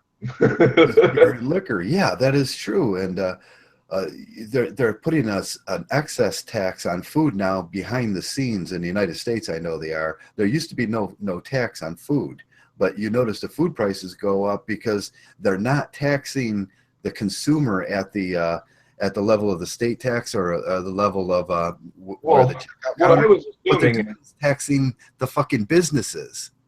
What I was assuming is in economics, you end up having basically like a I forgot what I was going to say completely. My dog walked out the door and distracted me. He does that all the time. Yeah. So where were we at? Sorry. Yeah, we were talking about how they're cloaking these tax systems underneath, and they're taxing the businesses. They're hurting the businesses. The businesses are putting the money. They're raising the prices of the food prices. This is what I remember. So I was when it first occurred to me how much they had gone up. My first actual impression was, well, I haven't heard of any massive inflation rates going up. And the last time that we had inflation go up was around the crisis. Right. And I know that from economics, it takes a while for economic repercussions to basically reverberate down through the different sets of the economies. And what I was wondering was, did a lot of these retailers turn around and their costs went up or down or varied, and so on and so forth, and they didn't change prices for a long time. They held them firm as they continue to compete with other competitors in the market. And only after a certain amount of competitors have actually gone, bankrupt, now they're starting to raise the prices to the actual prices of inflation, the actual cost, so that they can profit more, so that they can profit what they were originally. So they've taken a little bit so that they could weed out some of the competition, because otherwise there's no reason for prices to go up, because there's no direct long-term increase that we have in interest rates, other than when they started doing things like QE, our own version of QE in Canada, where they just started printing mass amounts of money out and giving it to the banks. This causes inflation, but it was done at like an instantaneous time. It was injected into the economy, right? So you should have like an inflation spike, and then the economy should have to level out as it kind of shakes around and gets its bearings of where things are supposed to be. Yeah. No, it's sort of like a price. The tax system isn't the only way that, you know, the men are being stole from and cheated, because fiat currency is one of the these biggest ideologies and, you know, are permeating throughout all of culture, and the men are losing their jobs. The men are losing their ability to associate. They're being demonized and criminalized for even the smallest bit of behavior. So they're walking around looking at their feet. I've got a theory about you guys up north, right? Why there's so many Mgtows up north? Because like there's no sunlight up there, and it's, you know, killing your vitamin D and the testosterone, and the women are getting pissed. This is part of my cure. Part of one of my cures for one-itis. But the men are being attacked on all these different levels, and you know, not just the tax system. So teaching men to market themselves in this way that, you know, you're talking about, Truth Project, is really an awesome thing. And men have this kind of they don't want to do it. You know what I mean? They're like, oh, I don't like Facebook. It's like, what are you talking about? You don't like Facebook. Put your personal feelings aside. You know what's the easiest way to get over all this stuff? Stop liking excuses. The second you start hating excuses from yourself first, well, you stop giving them. And then you just start doing things because you don't have excuses that are acceptable to not do anything. So you always got to be doing something. And I think that's why I'm so obsessive and I'm a workaholic, is because if I come across an excuse in my mind, I kind of get angry with it. I start debating it. It's kind of like a pet peeve of mine. It makes me very much of a workaholic. But I've learned that wherever there's excuses in my mind, that's where I'm probably supposed to be doing things. That's exactly what I'm supposed to be doing, the things that I want to do the least. You know, when I'm sitting here and my back's hurting and doesn't want to write another article, doesn't want to keep on researching, I'd rather lie down in my bed and just relax and this and that. It's all that kind of stuff that you're right. And what if men in general are actually taught and encouraged to adopt an attitude and a lifestyle of a bunch of bullshit fucking excuses when they should adopt your attitude, right? So there's this counter message you're talking about in marketing all the time, and it's taking away the initiative from the men. I'm sorry to cut you off. I find this kind of very hypocritical, because the person who taught me this attitude was my mother, not my father. My dad's very much a pushover. My mom's very much, well, if she was a feminist, she'd be like the worst tyrant in the world. Let's just say that. My mom's very, very hard-headed and aggressive and intense and commanding and, yeah, that kind of stuff. She's the boss. To turn around and have a lot of these factors, yeah, I don't know. I try not to be biased about a lot of this stuff, and I find that I almost feel like I'm not as hardcore of a Mgtow as a lot of other Mgtows, because they're a lot more, I guess, upset about things. I don't know. I don't take it as personally. I just kind of more focus on what can I do for Mgtow, and what's the little portions that I can do where I'm helping it out, and at the same time I don't become some sort of crazy hermit or something, because that's all I do is sit in an echo chamber of Mgtow. Yeah. Hey guys, we're on 28 seconds now. 24, 23 seconds. Well, is the new year coming? Yeah, 18, 17, 16, 15, 14. I didn't take a bong hit. 11. This is New York time, I think. Yeah. 8, 7, 6, 5. You can hear the fireworks in the background. Yeah. I can't forget. There we go. Gotta write it down. Happy New Year, guys. Happy New Year. Oh shit, I can hear the fireworks. 2017. Happy New Year. You hear that? Holy fuck. Oh, yeah. It sounds like bombs are being dropped on fucking the city. I'm right downtown at in Ottawa, the nation's capital. And I'm literally maybe 100 feet away from Parliament Hill. So I can hear and see fireworks from my window. They're going nuts out there. Happy New Year, guys. Holy fuck. Yeah, let me stop that clock. We can get back. Well, that was crazy. There we go. So, oh, and I've got a very clear answer why there's so many Mgtows in Canada.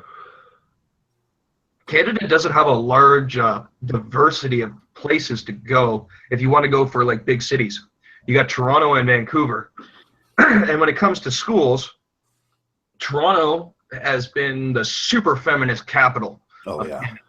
Like it's if a woman goes to school in Toronto, she's pretty much done for. Just pooched. It's horrible. And especially certain schools are overly feminist. So a lot of women turned around and went to Toronto to go to school, and then they spread out all over Canada, every little last area that they possibly could. And now we have to deal with them. And that's why there's so many Mgtows in Canada, is because Toronto just basically dumped all their feminists on the rest of Canada. Yeah, men reject that stuff. If you know the schooling, they see it and they reject it, and then Mgtow's the option to that. I would say that Toronto is probably the most feminist, pro-feminist city I have ever seen in my life. It's debackles the mind. Yeah, that was Sweden has this problem also. So if you look at these northern territories where there's very little sunlight, there's very little vitamin D, there's not, it's harder to produce testosterone in these areas. You see the feminism is stronger in these areas. And then you go down around the equator, right? They treat their women like shit, but they don't have any feminism down there either. So they're reproducing like crazy. And here's the thing. If you can affect things by just like 2 or 3%, you know what I mean? You can have this huge impact on the future of mankind. So, just these little variations in weather conditions, food conditions, testosterone levels, and all of a sudden, you don't have enough to reproduce in Western civilization. I can admit, as a fact, when the winter comes around, I start getting really moody, and I start sleeping a lot more. I feel a lot more tired. I don't feel like getting up as much, and it's a fact that when you live in northern climates, you don't get as much vitamin D, and you're just not getting the sunlight. Just not getting as much really hampers the ability of your body to function. Yeah, I take me and Zeta both, Zeta likes it. I take the D-aspartic acid, and it starts with the vitamin D, and I'll usually start it right around this time of the year because I know what's coming, and I know it's not going to be sunny out there for many, many months. And I think it's important, but along with that this year, I've been also looking at the reduction of estrogen. Now you got to look at some of these millennials and some of these X's compared to their forefathers and everything, and the estrogen levels in them are so high. Now we got estrogen being pumped into us by our water supply, by our meat supply, by our vegetable supply, and we got misinformation to men's diets and how men should remove the estrogen from their bodies and everything through the proteins, the aminos and the 6s and 9s. They're saying, oh, no, that's fatty food. You don't want to eat fatty food. Well, I'll tell you what, men, you want to eat fatty food and you want to eat some of these bad cholesterols and some of these bad oils simply for one reason, because they remove estrogen out of your body. There's a happy medium. Everything's got this happy medium. Estrogen and these if you look at a female diet, they often go for the fish oils and those good fatty foods that they say, but that's not really great for a man because there's this seesaw effect that's going on, and the only way to remove estrogen from your body is that seesaw effect. And take some D-aspartic acid. I watched a great report a long time ago. I haven't heard too much on it other than in basically other countries. It's been very much hush hush. But the sewage plants across North America and across the world basically do not test for pharmaceutical drugs, the content in them. So they just keep on pumping it in, pumping it around as the percentage gets higher and higher and higher. The concentration gets higher and higher and higher. And they never, ever, ever, ever test for it whatsoever. It's not on the spectrum of things that they test. So when they went around and they tested all these cities, in some cities there was actual full-blown a few percentage points of estrogen per so many milligrams or whatever it is of water, in everybody's drinking water. So all these like birth control pills and all these and all these estrogen boosting pills that women take, all sorts of them, majority of them are different forms of birth control. They don't get filtered out of the water, and they just keep on cycling around as the concentration gets higher and higher and higher and higher. Oh yeah, well, I just did a video on this, and a lot of guys don't understand it. One good reason to be Mgtow and not bring a woman into your house is because that woman is going to turn you into a female, because it's simply because of the estrogen levels in her body that's being pumped out, her makeup, the things she does, the things she eats, her closeness to you, that's going into your system. Your skin is the biggest organ on your body, and it's being pumped. Estrogen is just being rubbed all over that all day long. And I often say, hey, marriage makes you gay. And the marriage guys, they'll say, no, it makes me more manly. I'm saying, no, you lay next to a woman for 10 years and you're going to get tits, because she is pumping just pure estrogen. They're little estrogen factories. Now you're getting your water, your food, your relationships, the shit she puts on her face, everything she lays around the house, the plastics that you have in your house, all that stuff, it's attacking men. And there's just one way to get rid of it. Raise your testosterone level and start eliminating the estrogen in the water. Now, people argue with me about this all the time, about the C18s and it's a more common structure for the carbon 18. And estrogen, you can filter that out of the water, because they'll go, oh no, it goes through those, it's too porous, you know, it goes through that. No, estrogen looks like a clump.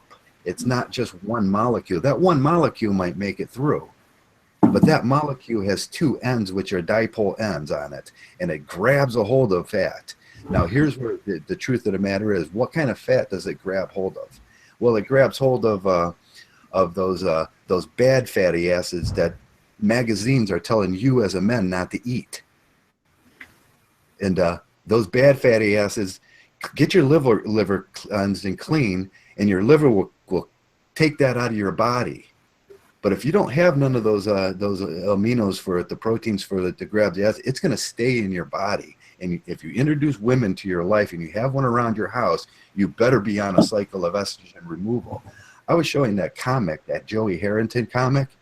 He did the comedy special about how to be a man the other day. Did you ever look at that big fat comic? He's got tits. He was raised by two women in his life, his grandmother and his mother. They rejected the male out of the house. He's under all this estrogen. Now he's 31 years old and having a kid, and he can't figure out how to be a man. Go figure.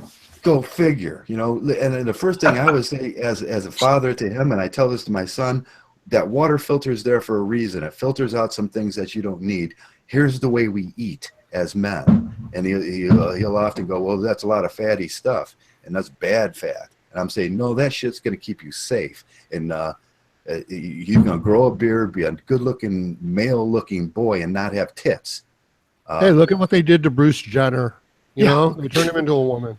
They turned him into a woman. That's what they want for every man, because you know what that guy is? He's not useful. He's not dangerous anymore. When he was Bruce Jenner, he was dangerous as a male.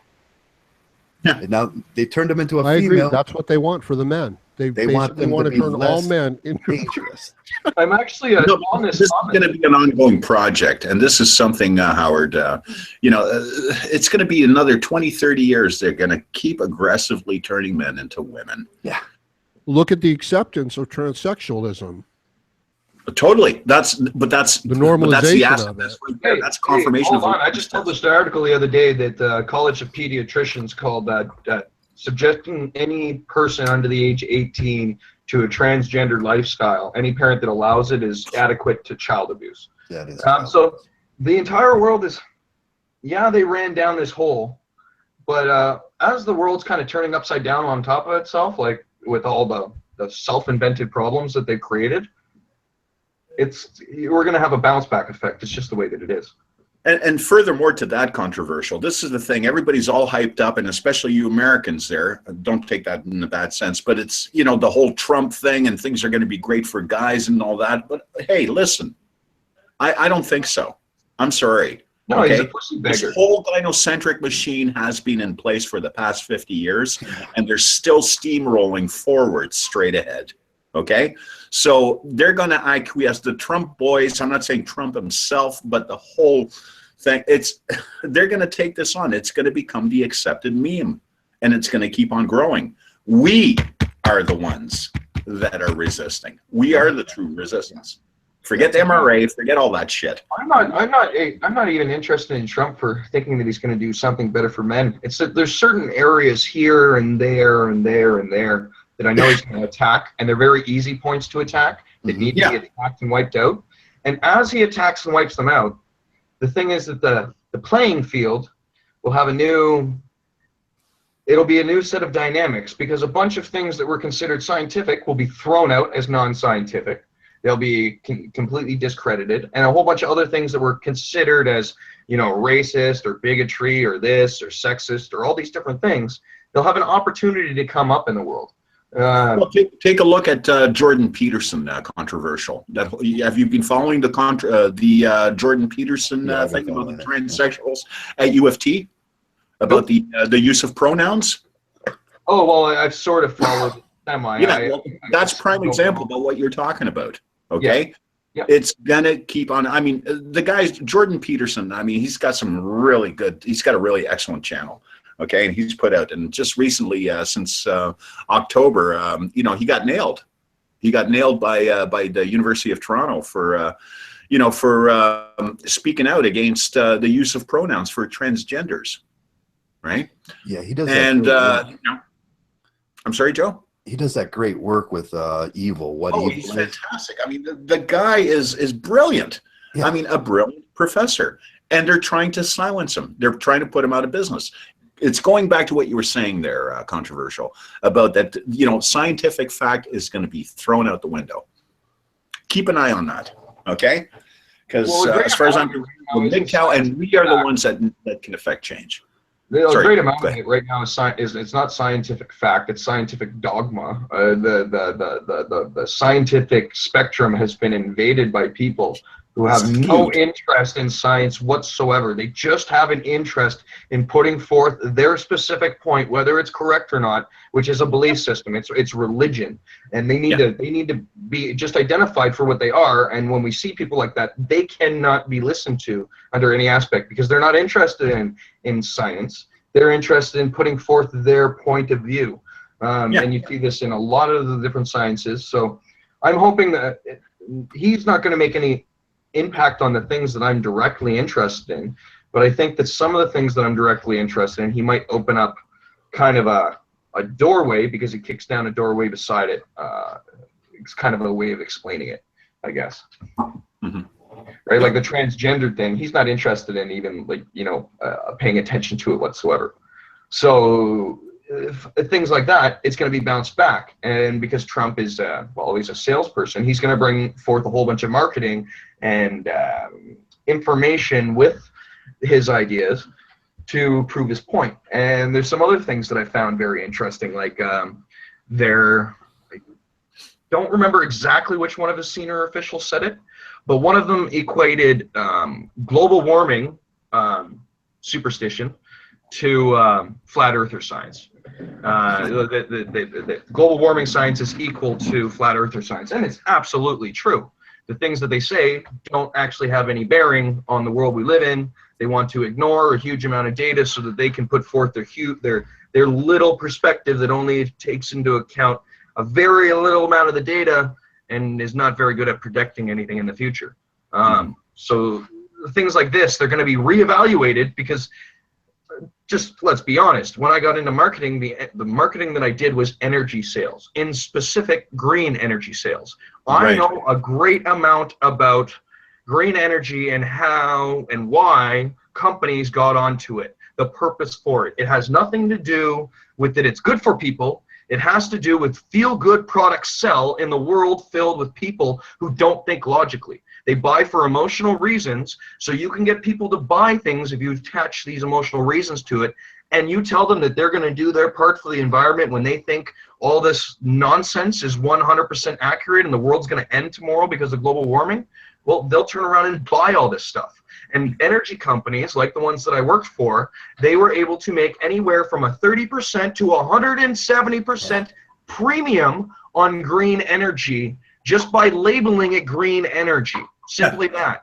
When you can't actually directly direct green energy to anybody's house, all you can do is make sure that the portion that goes into the grid is from green sources, and that's still, well, you're leaving it up to, you know, this third party to make sure that they get all the energy from a green source when you've paid for it for a green source. Well, controversial. Fill me in on this, okay? I've heard, and since you are in that industry, or were, whatever the case, okay, folks who are up north of the city, you know, installing geothermal, putting up windmills, and they're selling it back to Ontario Hydro.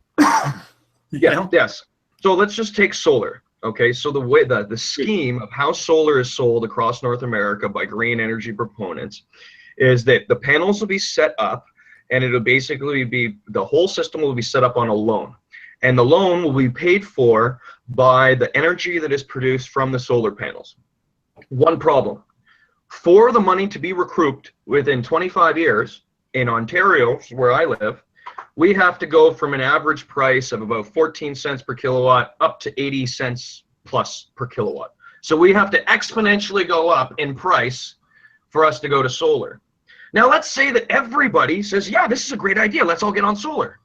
So every single person puts solar panels on their house, and every single person thinks that they no longer have to pay for their power. Okay, so who's going to buy all this power for 86 cents per kilowatt? Well, there isn't anybody. So this is another scam where you basically you export your personal choice onto somebody else and make somebody else pay for it. You have a feel-good feeling, just like, you know, welfare or social assistance, all these different entitlement programs, and you think that this money should be diverted from somewhere else, let alone you're not paying for anything because of this scheme. You get power completely free, and every one of your neighbors who doesn't want to do the feel-good thing, they're the ones that pay for it. But if everybody got onto it, well, then there'd be nobody to pay for it. So it's just another scam where they're stealing money from Peter to pay for Paul. And the system, if you don't do this, well, it can never be paid for because solar panels are so expensive, and they'll never actually come down far enough that they'll be able to compete with something like nuclear power. And there's this huge superstition: oh, nuclear power, nuclear power, nuclear power. We're not talking about Chernobyl reactors anymore. We're talking about 21st century brand new reactors developed in the last few years with so many fail safes that it's impossible for these things to melt down. We're not talking about Fukushima, which is 25 years old. We're talking about brand new systems. And there's this huge ban against it. So if you actually look at the green energy proponents, they've forced out nuclear power in most of America. And when you actually look at the emissions cost, because they forced out so much nuclear, the amount of dirty energy that actually gets put into the grid is now larger. There's more emissions that are now produced because they've forced off nuclear power, and you have to exchange it with something else because wind and solar, these things aren't reliable. The wind doesn't always blow and the sun doesn't always shine. So you have to turn around and have something that's able to quickly, on demand, supply the energy and supply the huge amount of demand that comes or that's needed. So they turn around and supplement the grid when they're shutting out these nuclear power plants with what? Natural gas. It's another fossil fuel. But the green energy proponents say, no, but it's less carbon rich than oil or this or that. But let's get rid of the nuclear power it doesn't actually have any emissions. And if you keep up on this kind of science, Russia, in about 10 years ago, they're now deploying these reactors. They're reactors that run on the spent nuclear fuel rods of old reactors. And the best part about this is it doesn't just use the old fuel rod. It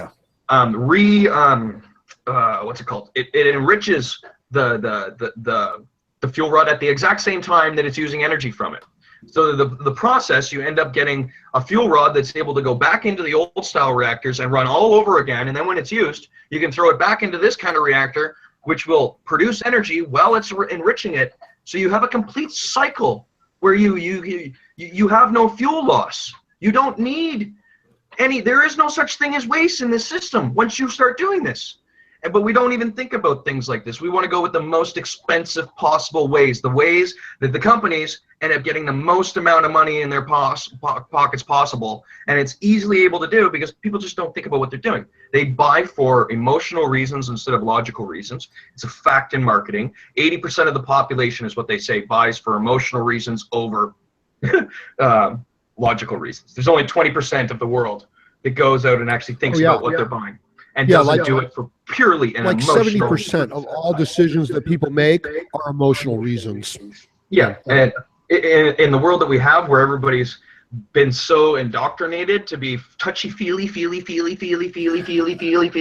and nothing about, well, no, let's actually think about things like without all the feelings involved. I don't even like living in this world, to be quite honest. I have trouble not staying in my own echo chamber because the world, my little echo chamber is so much nicer than the world outside. Isn't that always the case? So I've often thought of myself, one of the great historical figures I've always found really interesting was Aristotle. And no, not Aristotle. Is it Aristotle? Yeah, Aristotle's the one that was, he was the guy that, he was a really crazy mathematician, big into geometry, and every time he'd basically figure out an idea, he'd end up running around the town naked to go tell the king of the new idea that he'd figured out. I forget his name, but that's kind of the way I feel. That I've got like my little room and nobody disturb me, and the way that the guy dies kind of culminates it. That is it? What? It's not Aristotle. Well, Socrates used to run around, a town pretty much crazy, fights and arguments with people. But moving on from that, what I would ask you, Truth Project, is don't you think that marketing has fundamentally changed from this kind of authoritative-driven, government-driven, large media-driven to this kind of person-to-person, open-source, internet-based advertising and marketing that, it scares the shit out of people? If you just took away all the entitlements, first you go into civil war, and then all those people that were trying to steal, you'd have a rearranging of the system, and a lot of these people would be reconstituted as criminals, because that's what they actually are. They're criminal-minded people who have no problem doing criminal activity, especially if they can get a bigger group to do it so that there's no possible recourse from the people that they're stealing from. So you just turn around and you just stop that, and you let things settle out. Just see how things go. And once things settle out, well, you'll find really quickly that the only people that really can get by are the people that are doing things, that are paying taxes. I don't want to say it, but it's sort of like a eugenics system in a sort of way. Society has to be allowed to weed out the ones that do not want to be anything but a cancer. That's why we have laws and we have jails. But the law system needs to be changed in some sort of way. We have people at the top that not only they're not under an equal set of laws, they don't face any sort of laws whatsoever. You have Hillary Clinton, who committed actions that any military man who would do just the smallest little thing, just accidentally put a floppy disk in his pocket and forget that he had it there and leave a secure area, will go to jail for an extended period of time, 20, 40, 60 years. But this woman turned around and set up a private server that was could have been easily hacked by anybody on the damn planet with just basic computer knowledge, and dumped it full of. It was hacked. Yeah, and so I didn't want to go into that part, but the fact of the matter is just the basic action of taking it out of a secure area is a crime, and she was able to walk on all of it. And then you've got, the banksters that also, they've actually committed crimes. I was in marketing, and it is a crime to commit fraud. You can go to jail for it. I've seen other agents go to jail for it. I've been in the office when other agents the cops have come in and taken them out with the CEOs right beside them saying, yeah, no, take this guy out. We don't want him here because they don't want the heat. They don't want the trouble. Yeah, well, the gods do well forgive in kings and princes what they do not in rascal routes. And that's so Hillary Clinton can do things that you and I just can't get away with. But that's not we don't have equality underneath the law, and if we can't have equality underneath the law has no place in trying to judge itself anywhere in anybody's life. It has no being. It is not justified because it is not implemented in its full absolute form. Well, of course it doesn't conform to your ideal. I'm sorry, but of course it doesn't. And it's easily bought. Law. It's corrupt is the whole thing. And it's music to my ears to hear you speak, Truth Project. It's like listening to the end of, Atlas Shrugged, which is, one of my main inspirations. Well, I am an objectivist, so. So am I. I'm an objectivist as well. Oh, did you have something else there, or going into awkward silence mode? Yeah, I pretty much figured I could just leave it at that. You know what I mean? That having said that, I said all there was to say. But yeah, it's a crime to use the taxes and to exploit the system and these politicians, these people that are in charge of the system. And it is breaking down because people are starting to see through it with the messages of regular people who are driven by their passions, driven by this amateur, peer-to-peer network that we have at our disposal, which we haven't had at our disposal ever before in history. And it's enabling people to selectively choose what they want to expose themselves to from a marketing point of view. So the government, so the educational system, the religious system, the social system, it doesn't have the attention of, the young man can turn away. He can look to the internet. He can look to some other source. Now, the mainstream media is going to call it fake news. They're corrupting it. They're saying that, oh, you can't trust this. It's bullshit. Well, here's an easy way to get around that. Okay, so what are they're accusing fake news? What is fake news? I had somebody say this to me the other day that they thought that certain topics should be censored from one of our groups, one of our actual moderators. And he was like, yeah, I've censored this and this and this, and I think that's what we should do. And I was like, well, why do you do that? Well, people complain about it. So you subject yourself to peer pressure, and then you go and moderate the group, is what you're telling me, depending on who's gotten pissed off. And he was like, well, no. And I was like, no, you don't get it. We don't censor at all. The only time we censor is if it's something that has nothing relation to the group, like a direct marketing ad, like somebody trying to sell sunglasses and crap. But if it's, average day stuff, like, that's just because you don't agree with it, it still has to be allowed up. And the thing is that all news is fake news, because all news is opinion. Nobody can have an absolute opinion. All opinion is subjective. It cannot be absolute in its form. So all news, and no news is going to be 100% absolutely true. All news is going to be some portion of opinions, some portion of bias, and some portion of fact. And that's the way that it is. To argue about what's fake news and what isn't is an argument for censorship, when really the only argument that you should be allowed to have, even the conversation about censorship, if I was like a civil lawyer, I would say it would be pretty arguable and under court that for you to even conspire to violate somebody else's rights is an act of conspire, which is against the law. So you shouldn't even be doing it. For news companies to go around and say, oh, well, these guys are fake, or these guys are fake, or these guys are fake, they are actually engaging in the act of conspiring to violate people's freedom of expression and freedom of free speech, which way you want to say it. So these things, that's the way that you really attack it is, well, no, people that tell you that there is something as fake news, those are the people you don't want to listen to, because they're trying to get you to censor out a portion of what's going on. And the people that turn around, and you have to understand that it's a percentage game. You have to join into the game that they play, and you have to offset the percentage. If you can do that, that's what they're really upset and they're worried about, is that now in this last year, they feel that through the election season, the social media and the online media was a larger media source than the old structure that we used to say that 90% of all the media that people see is owned by the same, few people, the same few, oligarchies and monopolies.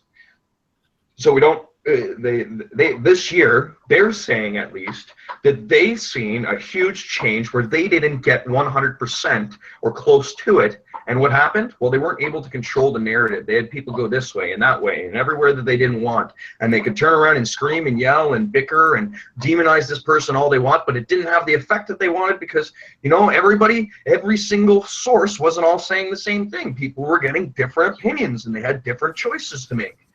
And that's what they don't want. So you don't get into their argument about, oh, well, this is fake news or that.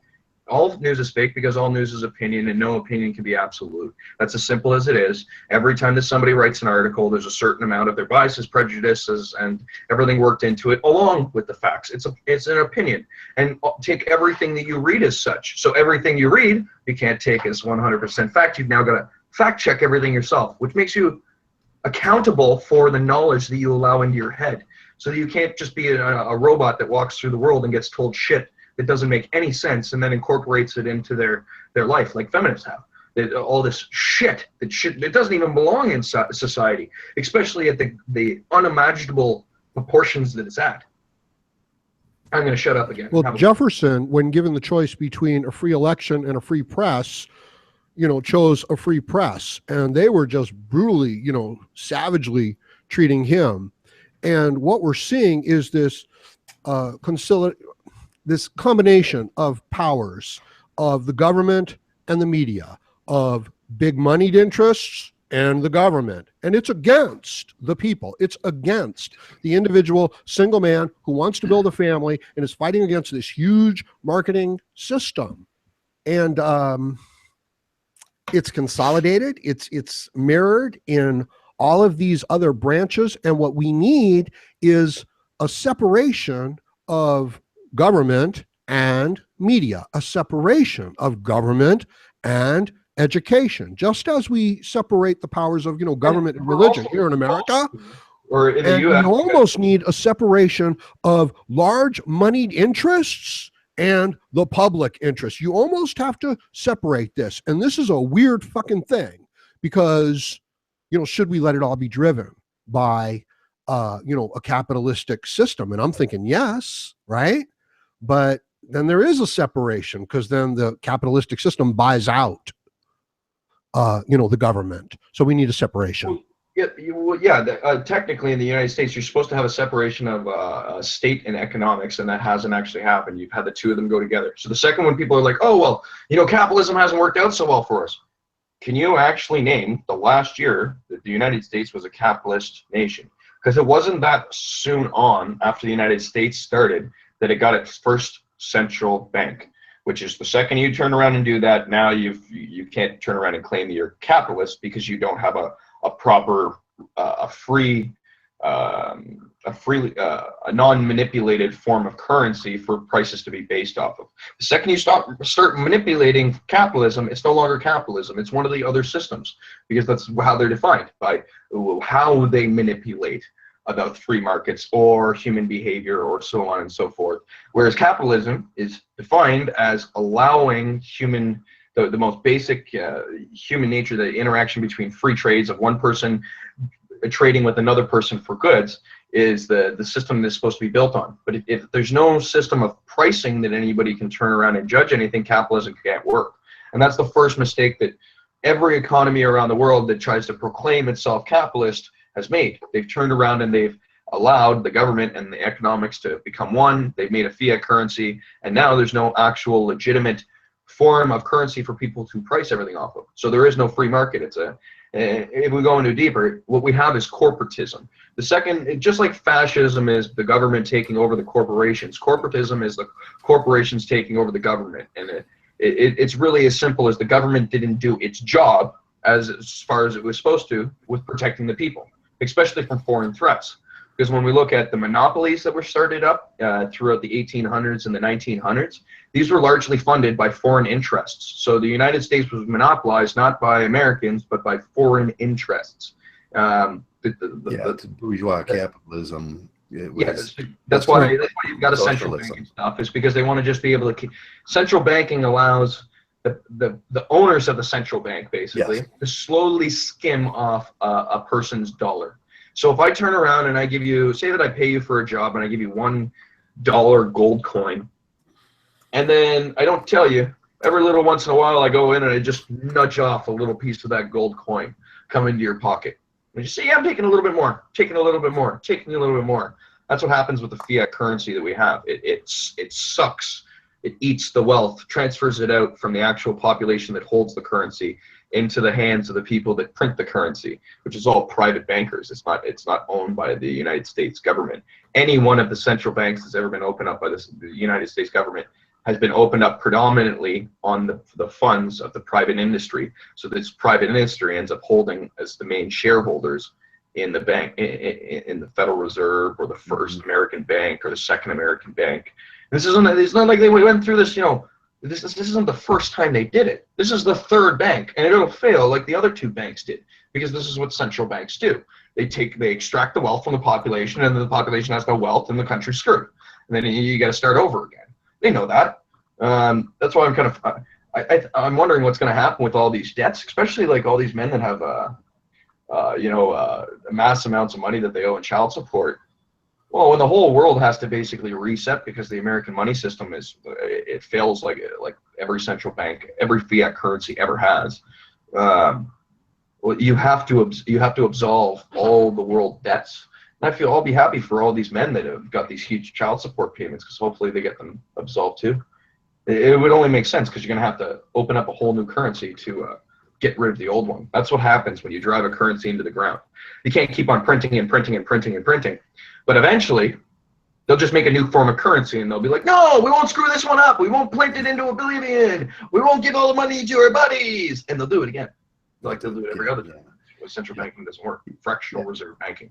If you ask any central bank person or any businessman that waves the flag and believes in capitalism, the simple question of what you believe the bank should be, should it be in the hands of the people, or should it be in the hands of the businesses, which it is right now in the hands of business? They'll go, oh, it should be in the hands of the business. And you go, well, that's capital. That's socialism. Banking industry. That's one of the problems. These are monopolized industries, and starting at near the end of the 1800s, the United States became overly monopolized by a few handfuls of men that actually set out to go out and destroy capitalism. That's what they did. People want to say, oh no, they were the best capitalists of all time. No, they actually went out with the mindset to destroy capitalism and monopolize it so that capitalism could not function. Because capitalism needs competition, and they know if they make it so small that there's only a very small group, that group won't actually compete against each other, and there will be no competition, so there will be no capitalism. It's simple as that. They knew that. That's what they wanted, and they got it. And we've been living like that for the last almost 100 years now. I can't even believe people are so stupid. Yeah. It is ridiculous when you think about it, and it's just a cloak socialism, and there's corporate welfare, and they give themselves little cuts out of the gold piece, like you said, and then they'll wave that flag and go, we believe in capitalism, and in the same heartbeat, they're like, oh yeah, socialism's great, Yeah. Well, it's the consolidation of power, and these interests.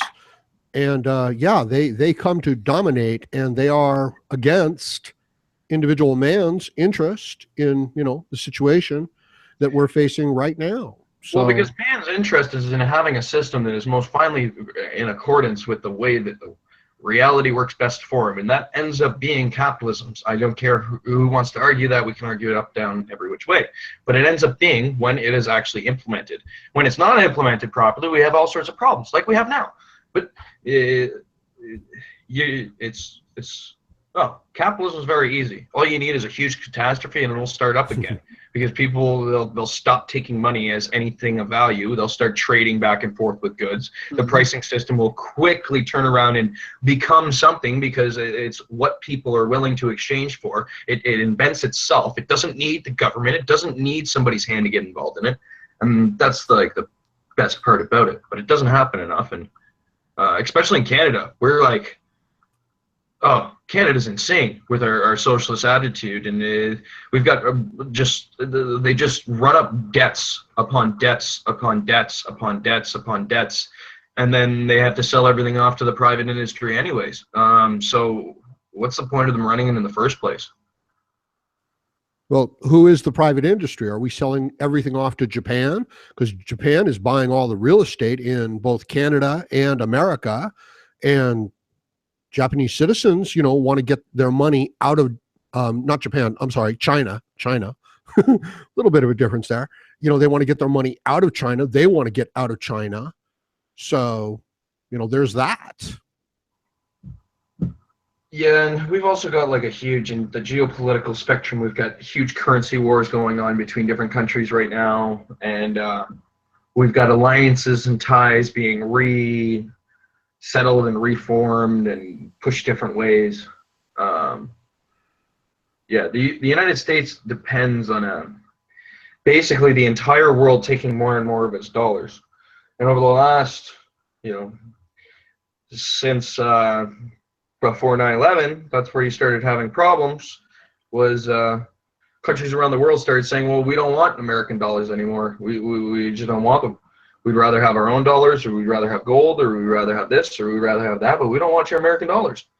And without that system of ever increasing dollar amounts, you go into once that amount starts to go down, there's no way to actually stop it from just completely collapsing in on itself. You go into a deflationary spiral, basically, because it's a debt-based currency. So if you don't keep on printing a new dollar of debt for the last dollar of debt that you printed, then the dollar becomes worthless, essentially. Angry Mgtow, you're back in. Welcome back, Angry. Yeah, thanks. I had to, honestly, I noticed that our buddy Staying Free suddenly vanished, and I figured it was time to come back. Yeah, absolutely. We're all here still, so enjoy. Glad you're back. Howard, I got to give you credit. You've got a voice for radio. You really do. I don't know if anyone's ever told you that, but it's not every day that you meet a guy who sounds the exact same on a podcast, on his in a recording, and even on the podcast, you sound the exact same. I got to give you credit for that. Well, thanks, man. I appreciate it. It's just the microphone. On a different microphone, I probably don't sound as good. And you sound great. You sound good. And I've been checking out your podcast, and I recognize you got a new microphone recently. So, that's always a great time. Yeah, definitely. It's been people were bugging me to get a new one. So I did. Howard, how is it that you got that you came onto Traversable's podcast? I can't get you onto one. Well, I still can't really hear the end of your guys' sentences, so I'm kind of guessing what you say. And I just decided to do it, even though I can't really hear what everybody's saying. Sorry. Okay, so you didn't hear what I just said. I heard the part up to, how come you came onto Traversables, and that's about it. How come you came onto Traversable's podcast, but I can't get you onto mine? Yeah, because I decided to risk it, even though I can't hear anybody. Oh, I get you. Okay. Yeah, because it was New Year's Eve. So I decided I'd just do it.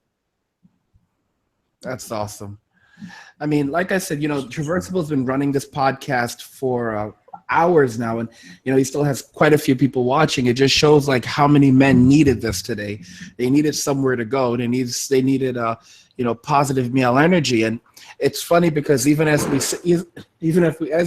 we have these small communities for ourselves just to support other men, it's funny when you see women trying to creep in and pop their heads in. It's like they have all of society to themselves and they're still miserable. Well, it's why they're miserable, because they push men out of all the areas that they belong, and now they're sitting in them and they realize, holy shit, this sucks. Why did I ever push a man out of it? Mgtow is the restoration of men. You know what I mean? It's men just focusing on men and coming back strong. And of course, the women want a part of that. I predict that women are going to look to Mgtow as the last of the real men, the men who stop accepting women's bullshit, who start telling women the truth, who start holding women accountable. And I think it's going to generate a great power for men with a Mgtow message. That's one of the same points I've been making. There's a lot of guys who've given up and said there's no hope for the future, but a lot of guys don't seem to realize that when it comes to Mgtow, women are looking at Mgtow as the battalion of real men who are not afraid to stand up to them, men who are not afraid to tell them to go to hell, men who are not afraid to call them out for bad behavior. There's something that they call the shit test. And again, women, I don't use it as an excuse for the bad behavior of women, but women will push you and they will push your buttons just to see how far they can push you. And the funny thing is Mgtow standing up and saying, bitch, I'm not taking your shit. That turns them on. I mean, look at what happened with Donald Trump. 53% of white women voted for Donald Trump. And, you know, the irony is 53% voted for him, and another 10 to 20% probably wish they had. They didn't have the balls to, but they probably wish they had. When they heard him say, and you can just grab him by the pussy, they got They'll wet. come around. Yeah. There you go. That's exactly what it is. They will come around, because the very moment shit hits the fan, they're going to say, oh, we want a strong leader. We want to be protected. We're weak little women. You have to protect us. As soon as shit hits the fan, as soon as they can't find jobs, as soon as there are more terrorist attacks, as soon as anything goes wrong and it gets a little hard, women are going to start begging for men, and they're not going to turn to the manginas. They're not going to turn to the Sims. They're going to turn to the Mgtow, who are trying to protect their value, and they're going to say, you guys are the men who have value. Please guide us. Please help us. Don't leave us out in the street. And as we go our own way, they're going to be walking behind us. That's the reason why you see communities like Black women going their own way, women going their own way, all this other crap that's popping up now. They're not going their own way. They're following us. What do you think they're doing? They're following us. You're absolutely right. You know, there's no doubt about it. And Mgtow is the future. I really don't see a great future for the blue pill man. What's he going to do? He's going to go along with whatever women say. He's going to go along with whatever the media says. He's going to neglect his own masculinity. He's going to go along with a system that enslaves him and enslaves his children. And to the degree that he doesn't go along with that, you know, they're going to demonize him. So he's going to turn to Mgtow. More and more men will turn to Mgtow as the only sensible set of philosophical ideas to guide them into the future. And as weird as it sounds, women are going to turn to Mgtow as well, because it's the system itself that's corrupt. You know, men aren't just walking away from women. Men are walking away from a corrupt, feminized, gynocentric system that uses victim politics and identity politics to control the virtues of men. And that's part of what I think we're turning away from. You know, the thing that we have to think about is this. If you look at history, go back to Europe, go back to England. You know, I forget who mentioned this, if it was Traversable, that, you know, when you look at old laws, they had a set of laws for men, they had a set of laws for children, and they had a set of laws for women that looked a lot like the laws for children, because women are really children. Women are not adults. Women are they're children in grown-up bodies. You know, I often refer to women as domestic terrorists based on the way that they behave in society today. And when, you know, what happens with children when shit hits the fan, what do children do? They run to the adult. And who are they going to see as the adult? They're not going to see the manginas as the adult that they can walk all over. They have no respect for those guys. They're going to see the men who are standing up for themselves, who are gathering resources, who are preparing. They're going to say, oh, you look like a leader. You're an adult. Help me. They're going to look to us as leaders. But, you know, the funny thing is that when they turn to us for leadership, when they come to us, we're just going to disperse and keep going our own way. And they're going to find a truly miserable experience trying to come to a Mgtow for help, because we're not going to help them. We're not going to give our resources to them. We're not going to even give them guidance. We're going to leave them in their own shit to stew. Well, this is the attraction of someone like Trump. You know, they can come into the situation and command respect, and then they can dictate terms and leadership. And I hate to compare it to animals and stuff like that, but it really is like a bunch of hens in the hen house, you know, that just pick each other to death and just have a horrible time. And if you can put a strong rooster in there, a really strong rooster that just doesn't take any shit, they go back to sitting on their eggs. That's an excellent point. That's the perfect analogy.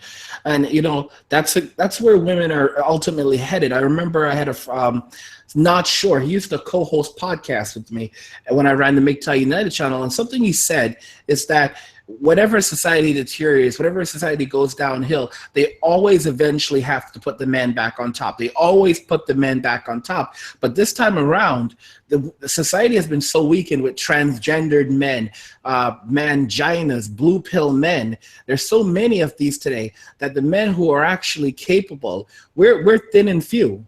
And while there's going to be a lot of men who are going to be avoiding marriage, relationships for various reasons, there's still going to be blue pill. Mgtows are a different breed of men. Not only are we not getting married, not only are we not having children, not only are we focusing ourselves on our own passions, but we're making the conscious decision to do this.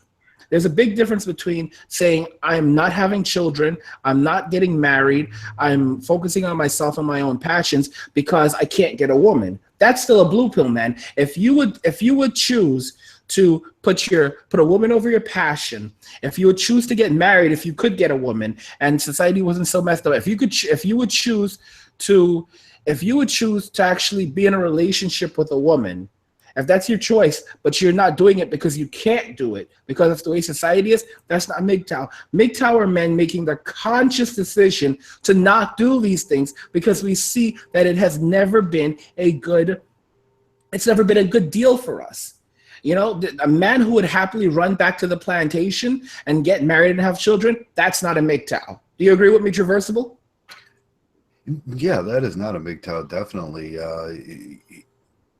We see these things in Mgtow, and we try to explain them, that there's these subtle undercurrents. We were talking about these earlier, these subtle undercurrents with some of the new Mgtows that are maybe at, level 1 or so, and they want to normalize that and make that Mgtow instead of saying, well, the monk level is the normal level of Mgtow. I wish Zeta was still here because I was talking with a Jewish buddy the other day about Mgtow. And he said something that was absolutely hilarious.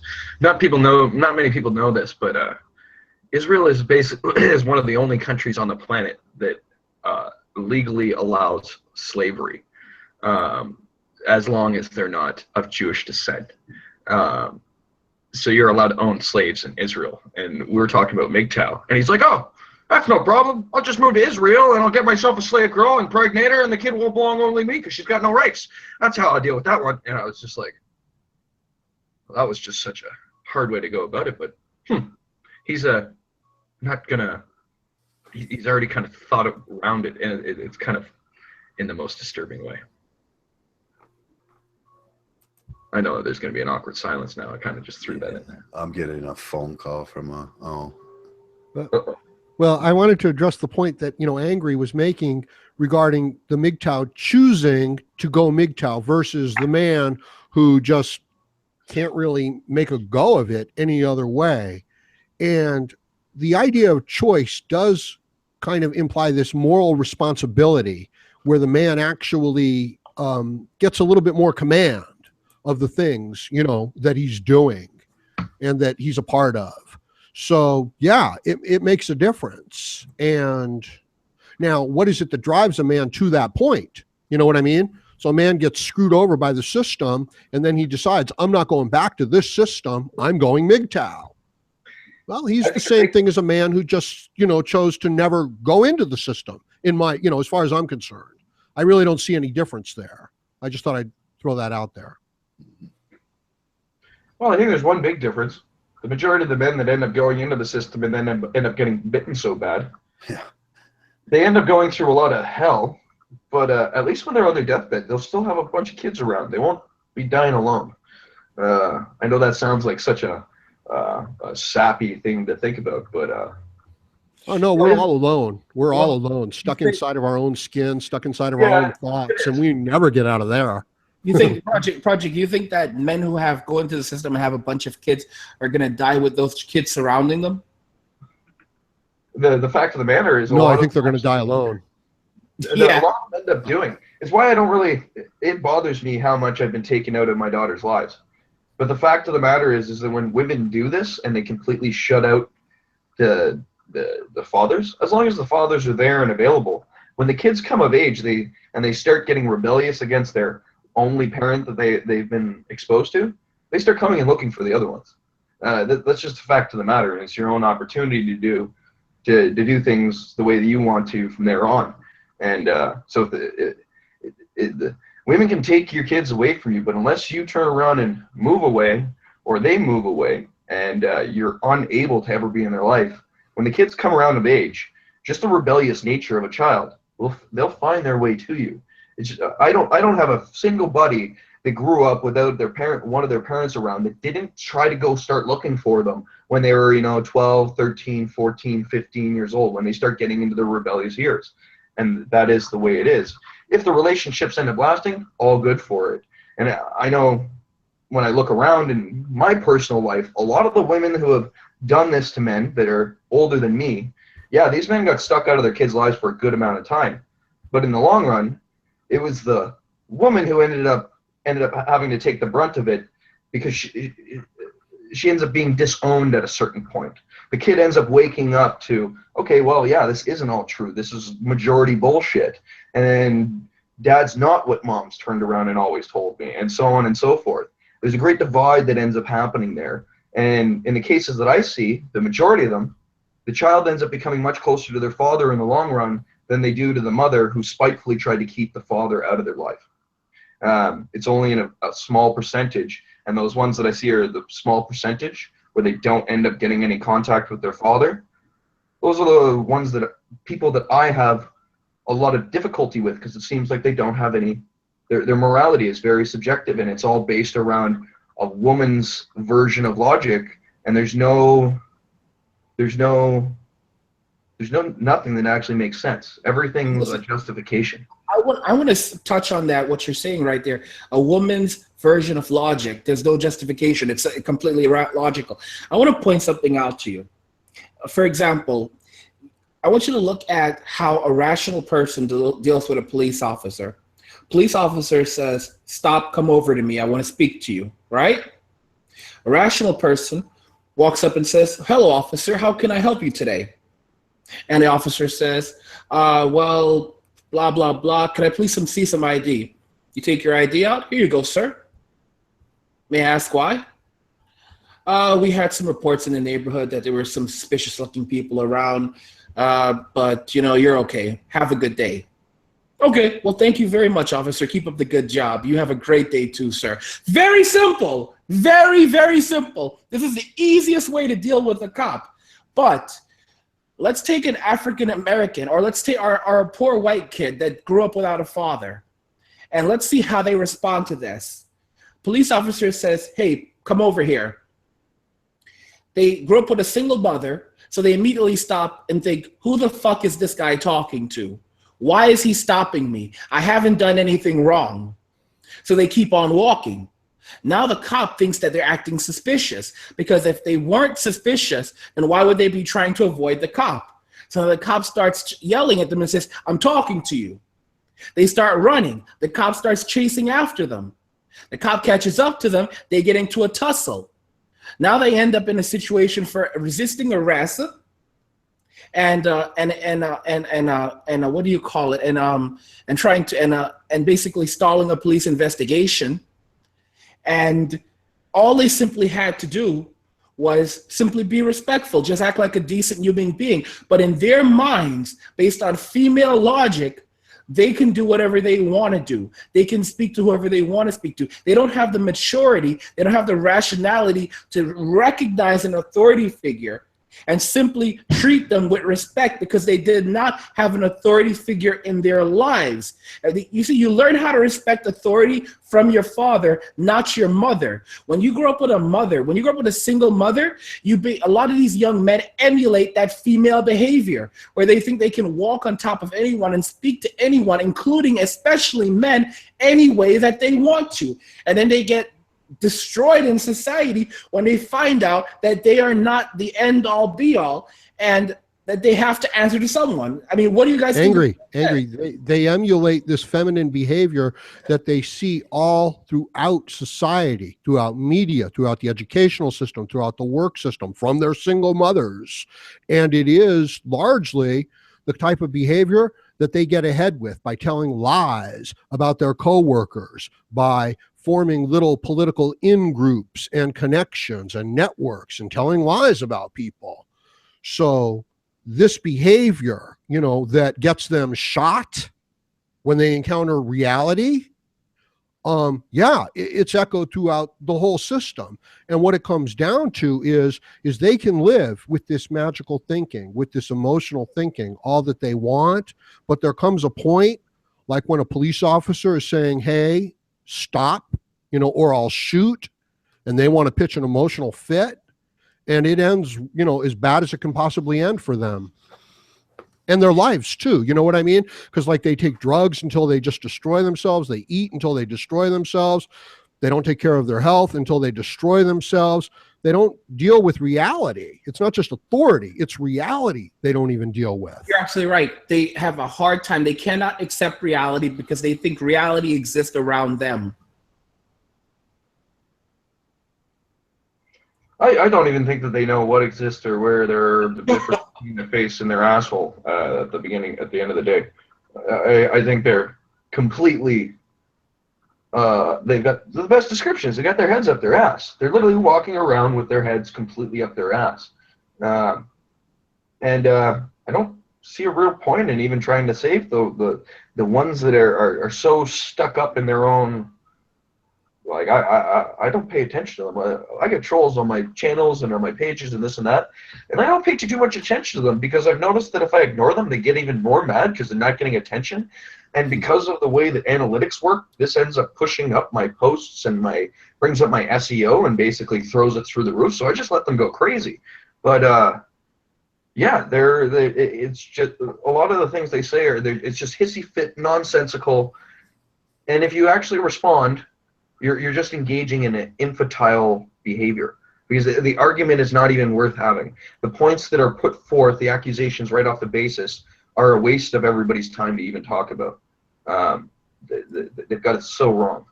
It's crazy when I turn on the news and when I see some of these guys, getting taken by the cops on the, on the news, and they're saying the cops are, how could this cop shoot this unarmed guy? But sometimes I don't understand. A cop says, stop or I'll shoot. Stop, stop, stop, stop, stop, stop, stop. Says stop 15 times. And the person doesn't stop. They get shot. And the poor baby, he was an honest guy. Like, what the hell? And you know what's amazing about this? You're seeing this happen with 30-something-year-old men, 40-something-year-old men who didn't have a father in their lives. So now they're grown men, adult men that are still acting like little boys that cannot listen. No, they've got an infantile demeanor permanently for their entire lives. They can't control themselves. They can't control their emotions. They can't control their feelings.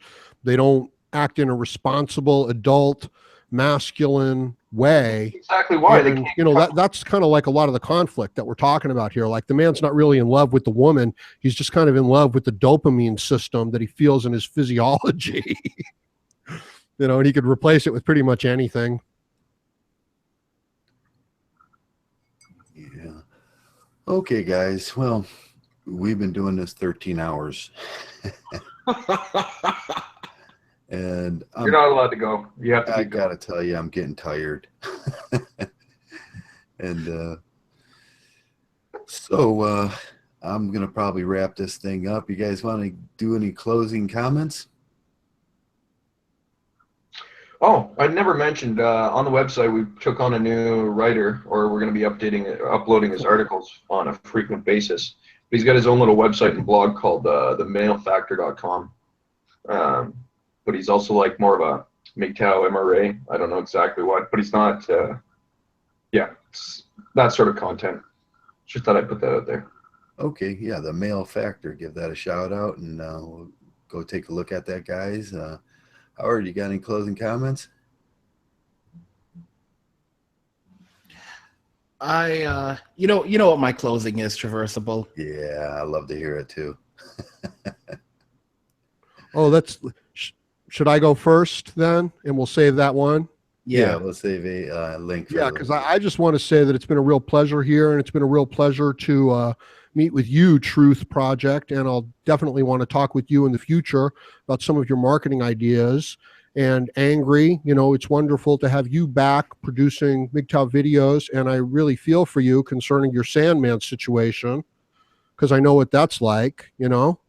And Trav, thank you for all that you do with all the podcasts and everything. I'm listening. I'm not always joining in, but, you know, I'm listening.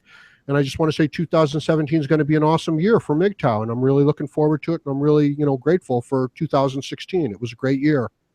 That's it.